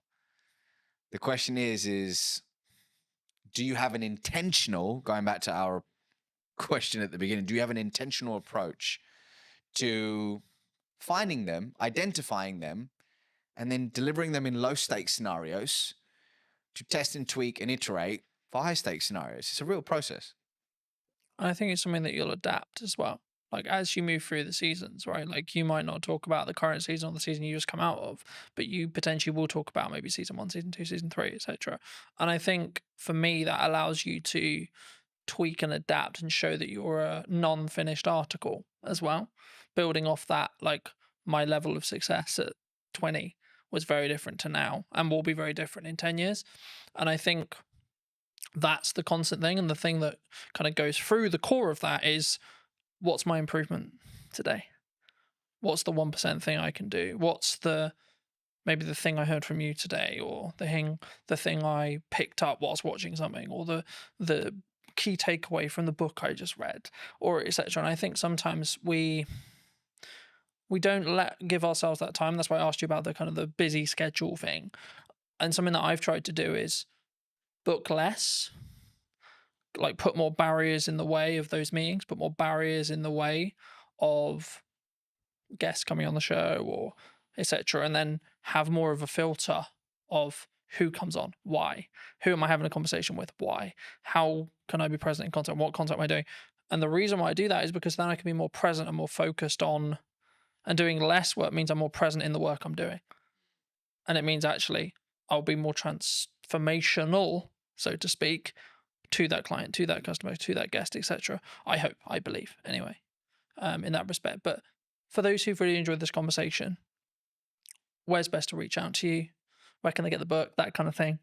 Yeah, so if you click the link in the description, I'm sure you'll put it in the description, but you can pre-order my book now, which is available on November 4th, and it's called Relationship Currency. And really what it's about at the core is teaching people in any conversation how to build trust, cultivate authentic relationships, and master the art of communication along the way. So, hey, if this conversation has aligned to you, then pre-order a copy and I'll see you on the other side. But otherwise, I'm on LinkedIn, YouTube, Instagram, TikTok, all the places, just at the Ravi Rajani, and you can find me there. Magic. Thank you so much for coming on. And if you were going to talk to either yourself 5-10 years ago, or someone who's your junior, what advice would you give them? About life, about communication, because I could take this so many places. Wherever you want. let's stick to communication. And I would say the following. I would say you can listen to podcasts like this. You can watch videos, you can absorb books, courses, and all that good stuff.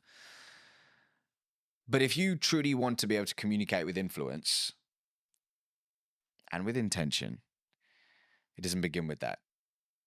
It first begins with a journey of introspection. And for some people, that can mean seeing a therapist. For some people, that can mean journaling, seeing a coach, or speaking with a friend where you can speak freely and remove the mask.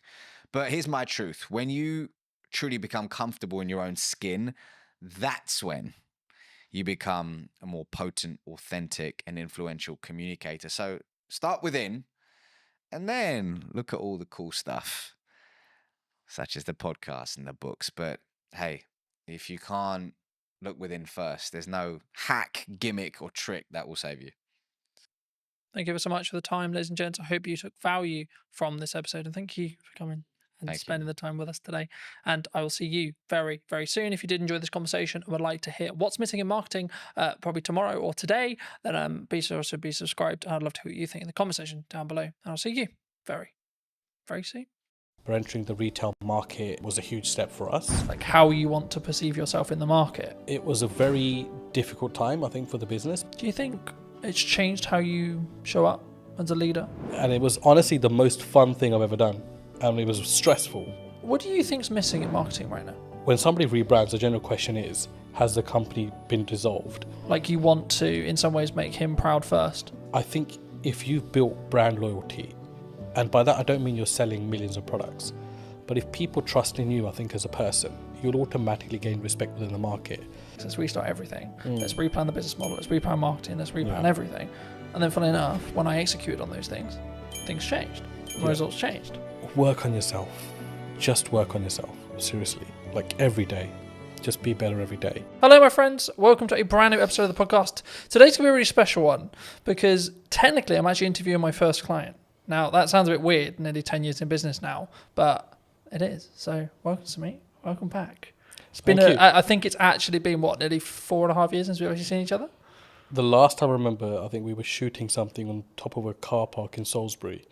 Yes, we did. And yeah, that's got to be about 4.5 years ago at least. So yes, it's great to be back and great to see you after all these years as well. I know. Yeah. Super good. I mean, you were actually under a different brand then. That's right. We were. So our legal entity remains the same, but we have rebranded to Anand, which incidentally is our family surname as well. And that came about through some hard lessons, I think, in business. One of the ones being most probably that you never really stop learning, I think, and when you get to a point where you think you've kind of, worked everything out, there's like this curveball thrown at you.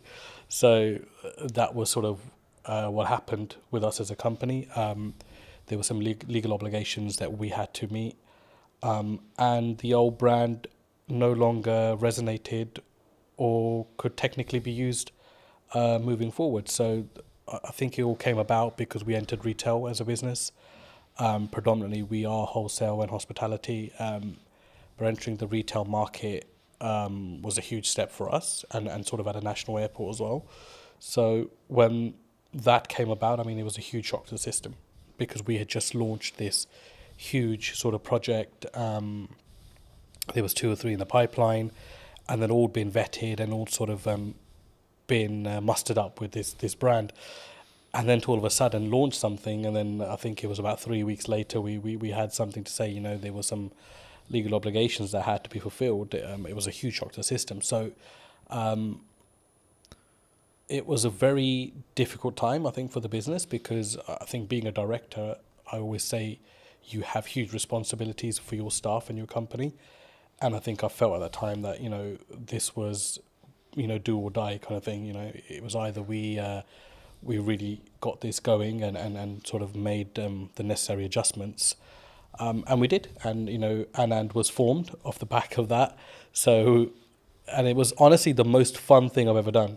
And it was stressful because, you're running this medium-sized operation. We employ up to 50 people, and all of a sudden you're rebranding, and everyone's question is why.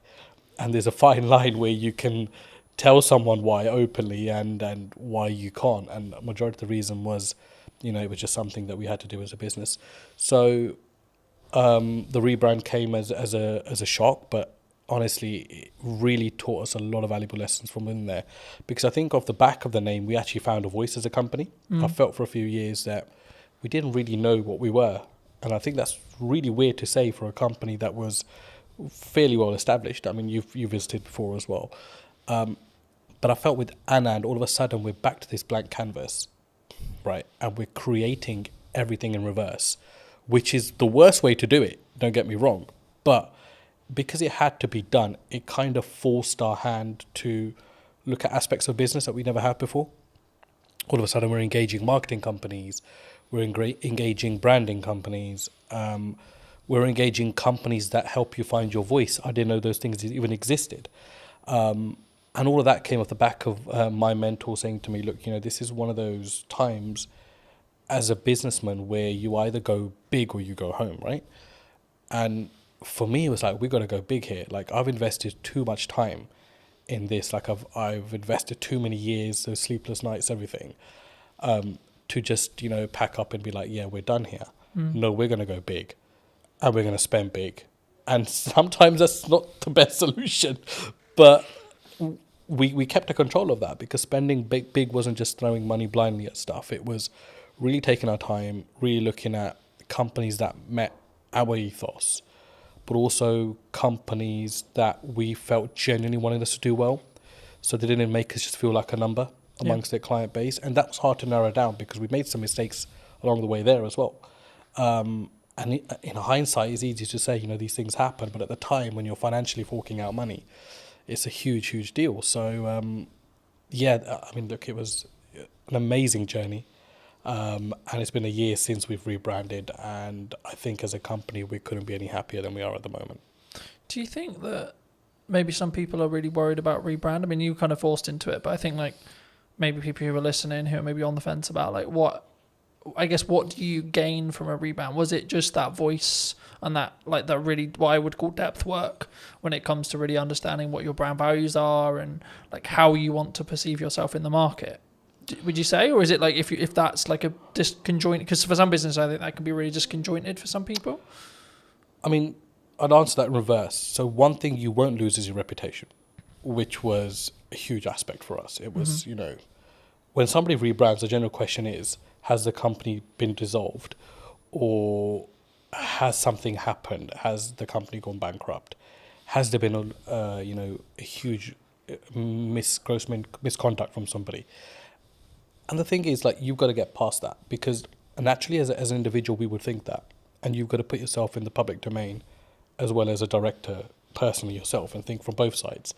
So for me, I think if you've built brand loyalty, and by that I don't mean you're selling millions of products, but if people trust in you, I think as a person, then you'll automatically, especially a small to medium-sized business, you'll automatically gain respect within the market. So we didn't realize how much respect we had amongst our clientele until the rebrand happened. And I think that's what carried us through. So I think there's this illusion that if I rebrand, I'll lose customers. And that's a general worry, because of course you need your finances to run a business, and your clients are your clients. You spend years and decades working with them, whatever, right? But those relationships can be ruined at the drop of a hat as well. A split second bad decision. So I think what I've learned the most is that if you are genuine and you are genuinely there for your clients, and if they're not just a number to you, which is how we do things at Anand, then you will be absolutely fine, because people will carry through. And that's what I noticed, that all of our clients said, we don't care if this company is called ABC tomorrow, but we want to work with the same leadership that we're working with within this company. And that's what made me realize that, not that I didn't know people were important, but it made me realize how important the team that we had were and how dedicated they were. And that all stems from, I think personally, from you as a director and what your attitude is within the business, how you look after people, how do you go about daily life, and how much do those people matter to you as well. And that kind of proved to me that, those things mattered a huge deal to us as a company, and it filtered right through. So I hope that answers your question. No, absolutely. I mean, I think for me it's important to appreciate where you've come from, but also then understand, like, sometimes we have a growing pain, right? Yeah. So it's we're shifting into a new brand, we're shifting into like scaling up, etc. But one of the quotes that you gave me very many years ago that has really stood apart, that I wanted to remind you of, but also ask you to apply some context to, is people are loyal to their needs. Yep, absolutely. Do you? I mean, how did you sort of? I guess that's a life lesson for a lot of people. But how did you? Where's the story behind that? So, I think just sort of, I've been in business for about 10, 15 years myself, and I can't put a number on it now, to be honest with you, but it's been a very long time. And one of the things that you realize very early on is that it's very much a dog-eat-dog world. Like, as much as, you think you might be out there to set the agenda straight or to start this new, loving relationship with every single person, it never works out that way. And we realized very quickly that as a business, after surviving the first 5 years, like, a lot of people are just loyal to their needs. Like, when those needs are met, they will either move on or they'll no longer engage with you. And I mean, that's absolutely fine. It's a natural thing to happen as well. But to put it into context, I mean, if I look at how we operate with our clients at the moment, I don't think there's a single client that can say that, if their volumes drop with us, that we change our attitude towards them. Mm-hmm. Whether it's the smallest client on our sort of, accounting system, or it's a big renowned sort of company, it makes no difference to us. We work personally with every single client and every single person that we work with. And that might mean along the way you have to accept that once their needs are fulfilled, that they no longer will engage with you. But to put into sort of context, that quote at the time came from, it was one of the things that we've always steered away from as a company. Don't be those kind of companies, or that company that is all over a client when it's hot. Yeah. And when it's not, they don't want to know, or they don't want to help them out with anything. And there are some clients that we work with that, we did millions of pounds of business with before. And all of a sudden, they have engaged another company. But there are times where they still engage us when there's an emergency, and we would never turn them down, because you've got to remember that whether they've moved on as a client to another supplier, they were also once your client and made up the DNA of your business to be what it is today.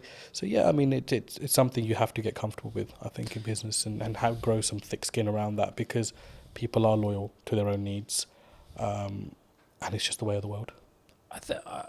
For me, it's something that sort of, at the time, I think when you initially told me, I didn't really get it. Yeah. Right? And now I can say, like, 6 years, 7 years down the road, I get it.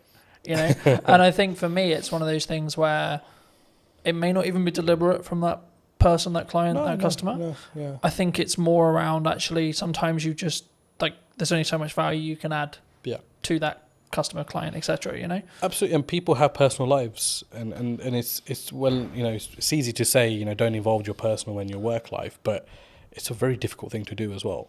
So sometimes we do forget that people might have stuff going on in their own lives.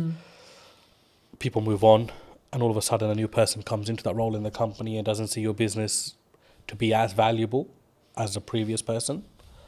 So there are elements of that as well. Yeah. But I think I've always found that there's no use keeping hatred and negativity about somebody moving on. I think you've got to accept that and look and think, how can I learn from this? And how can I get better from this?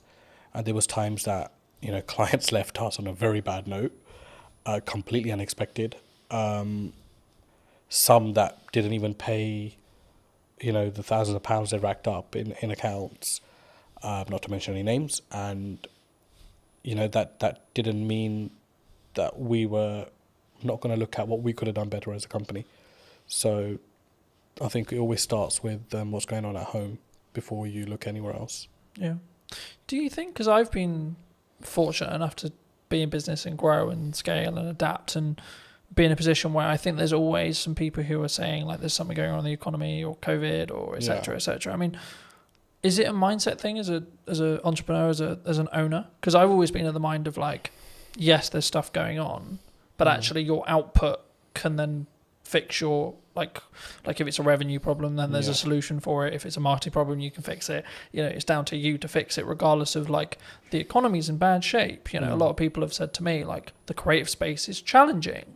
Right now, you know, in comparison to maybe when like COVID was really good, for example, where there was loads of money floating around. But it's like, actually, I think for me, you've got to focus on what you're doing, and I think that's the key. But I mean, in your experience, have you? Is it kind of a catch-all kind of? Oh, they're just saying it because the economy's hard, or as maybe as an excuse. Look, I mean, there's no doubt the economy is very different to pre-COVID. But then it's also very different to 2009, when there was a huge crash, right? Yeah. So I mean, that's just a constantly sort of evolving, you know, situation. Yes, I do believe it's very difficult now to do business, no matter what field you're in. But there are some fields which feel legislation change particularly, you know, they feel it a lot more than some businesses. But I think you're right to say you can navigate through anything with a very positive mindset. And I think if you fold as a business, but you've given it your absolute everything, you'll sleep peacefully at night. And that's for me personally, and I felt that in a situation. I mean, you know, 2023 to 2024 financial year was our worst performing year as a business, and it was also the year that we rebranded. And there was a lot of sleepless nights there because revenue was, you know, rock bottom. We'd employed people that year, doubled our workforce because we were looking to go, you know, north, and ended up going south as a business. And naturally along that is a lot of doubt because you think, should I have employed these 6 people? Should I have done this? Should I have done that? And it's easy to say in hindsight that actually I'm worried then, but you generally do worry at that point. So I think it's a mindset and how you navigate. And the thing that got me through was just mindset. I think I am just so resilient, like, to anything. I think right now in my life, where I'm just like. Do you think that comes from your years of experience in business and knowing that actually sometimes you've just got to what I would call grunt it or push for it to you just figure it out? I think it's both of those elements, but I think for me the biggest thing is upbringing. My dad was a very resilient character, hugely resilient. Sorry, not was, is still a very. He's still there. He's an extremely resilient character, and a completely uneducated man, which I must add to this story as well. So to see him, you know, as a migrant in this country with little to no education, he still doesn't speak English fluently. And it was like, this guy struggled, and he struggled so much, but he made it. You know, he made it in his career and in his life.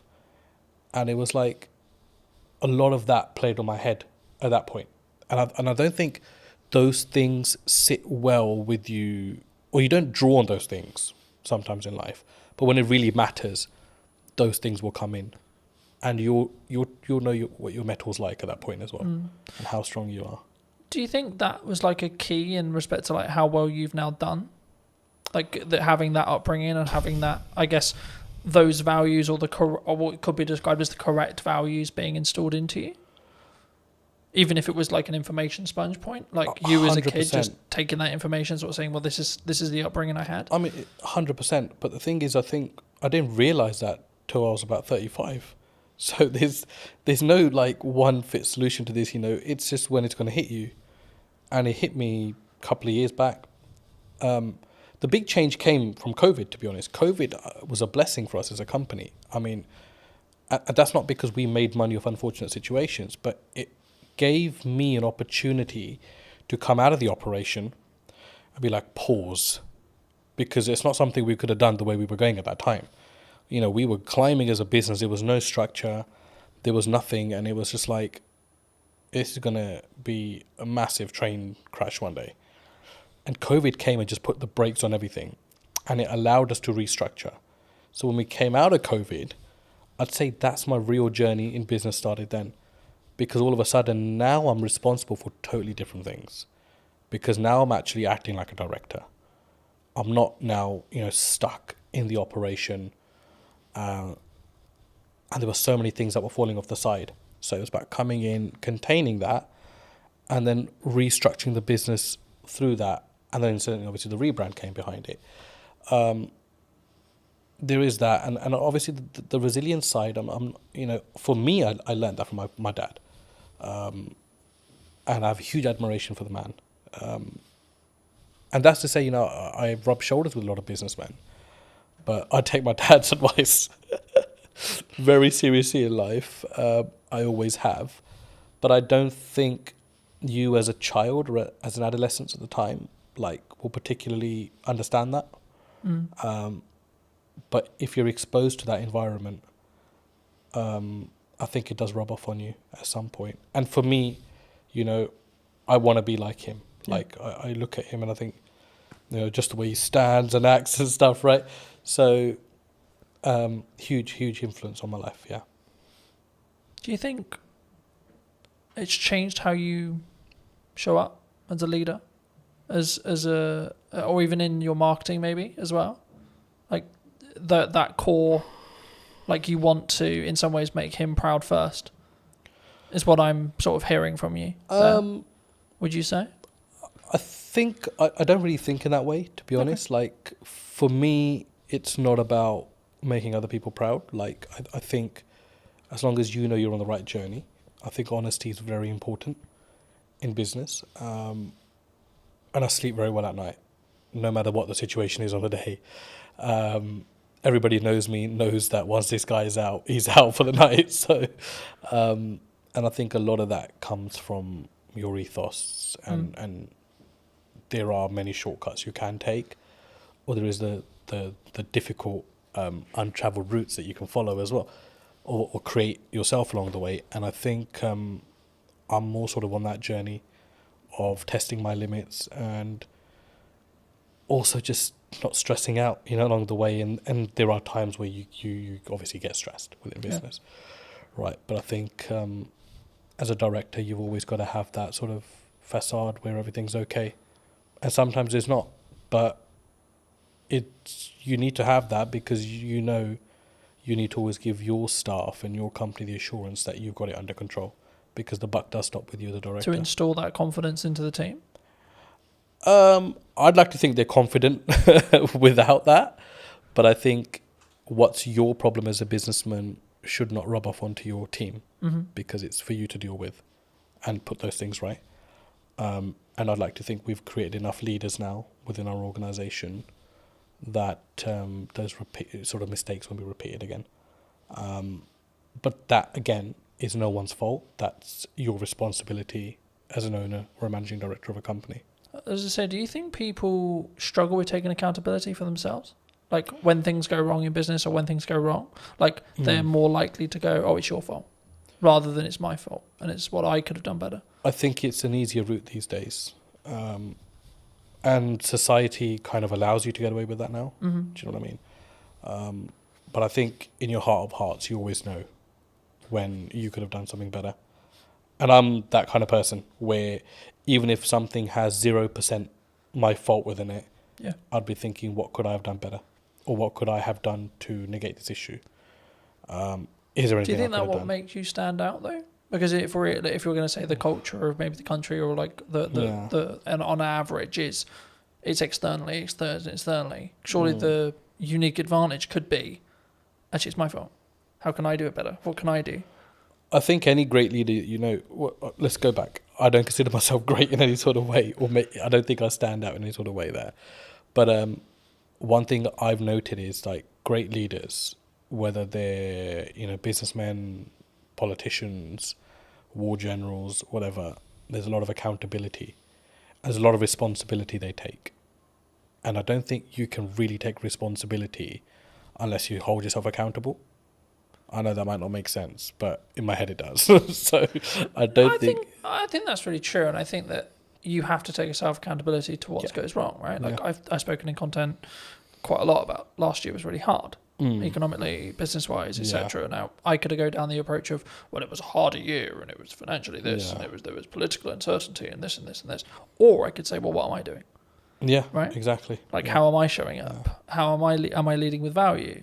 Am I leading in the right way? What's my office structure like? What's my business structure like? And then what I did was actually go, okay, right. So clearly something isn't working. Right. So let's go back to basics. Let's restart everything. Let's replan the business model. Let's replan marketing. Let's replan everything. And then, funnily enough, when I executed on those things changed. My results changed. So I think for me, especially something that you can't overly control, right? Like, who's in the government, what the government policy is, etc., etc. That's why you should focus on you. That's why you should focus on what you're doing and what your key is, I guess, in some ways. But what do you think's missing in marketing right now that people maybe don't look at, or like either what you're doing specifically, or maybe what you're seeing as like potential opportunities? What I've seen, because we engaged with a lot of marketing companies before we decided to go with the one we did, it was just like how bad the quality of stuff is out there. And I don't know whether it's just that people settle for, whatever's kind of fed to them, or don't challenge back enough on things. And for us, I was like, no, I don't want to look like a Pret or a Starbucks, because those things are fucking done. Like, I don't want to be that brand. No, I don't care how they're presenting their material. It makes no sense to what we do. And, the comeback from some of the marketing companies was, oh, yeah, but, you're operating in a different domain. Yeah, we're operating in the aviation domain. It's a huge domain to this country. I mean, you saw what happened when aviation shut down with the ash cloud. Yeah. I said, we're operating in a very high marketable area. But I don't need to be another one of these brands.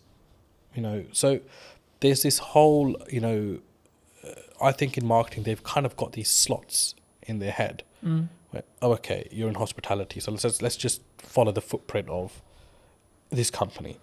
You're in travel, let's follow the footprint of this. No, it needs to be personal to you as a company. And I think no matter what size you are, I think you've got to have that arrogance, and you've got to have that strength to be like, no, this is shit. I'm sorry. Yes, you might be saying to me this is going to cost me £5,000 a month, but I do not value this at £5,000 a month. Like, this content is shit. And it was until we took that stance, we were able to filter out the companies that we actually wanted to work with. And it ended up actually being a company that had absolutely minimal experience in marketing, had a very strong presence in videography.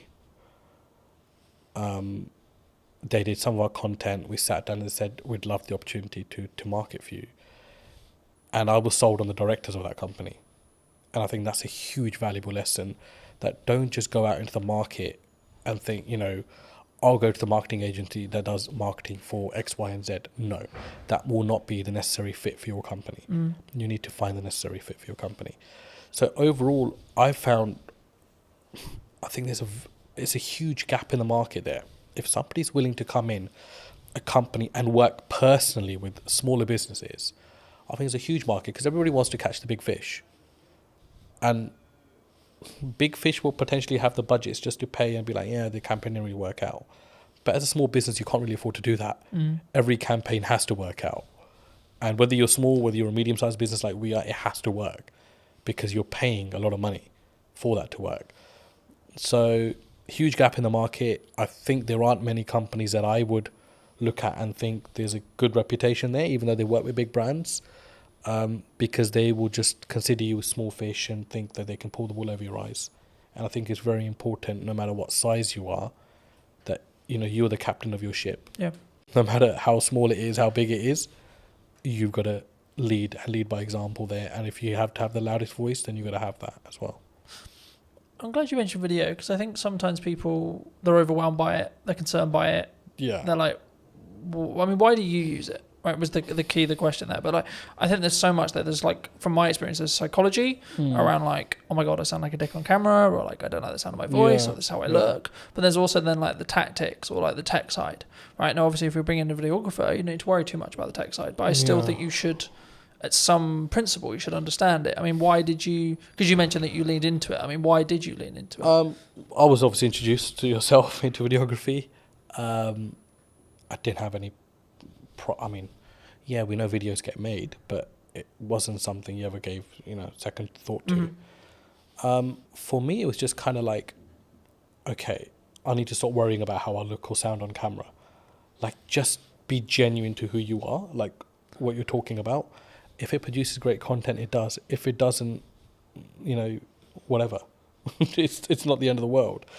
And obviously, it was a changing landscape at the time as well. I think all of a sudden, Instagram changed its algorithms, like videos and reels, and all these new terms are coming out, and I'm like, what the hell's actually going on? And so yeah, it was just something that came about, and for us, because we're hospitality and retail catering, imagery and videography is a huge aspect of what we do, as part of marketing as well. Of course, you can't just keep marketing with, let me take a picture of this and just keep sticking on social media. It doesn't really work that way.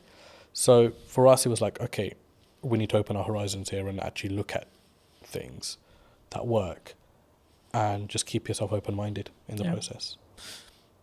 I think it's something that people should always try, and then like see what the data then tells you, right? In whatever the campaign is, whether you're doing short form, long form, etc., etc. But I think it would be important when talking about data to think about like AI, right? We're seeing an AI boom.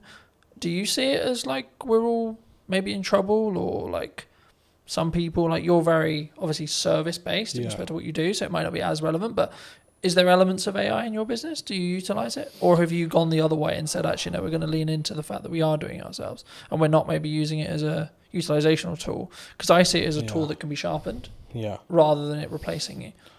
I mean, there were people in our team that were huge believers in AI, and there are elements of it that we use, no doubt. But I feel with what we do, if we invest too much into or rely too much on AI, I think it will stop your mind from working.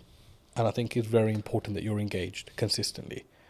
From just a cognitive ability. Cognitive ability. And I think you don't want to get into a situation where, you're relying on technology to tell you what to do, because then all of a sudden you're not problem solving yourself. Or, use it where you can, don't get me wrong, if you're stuck or whatever. But I just think that there are certain aspects of business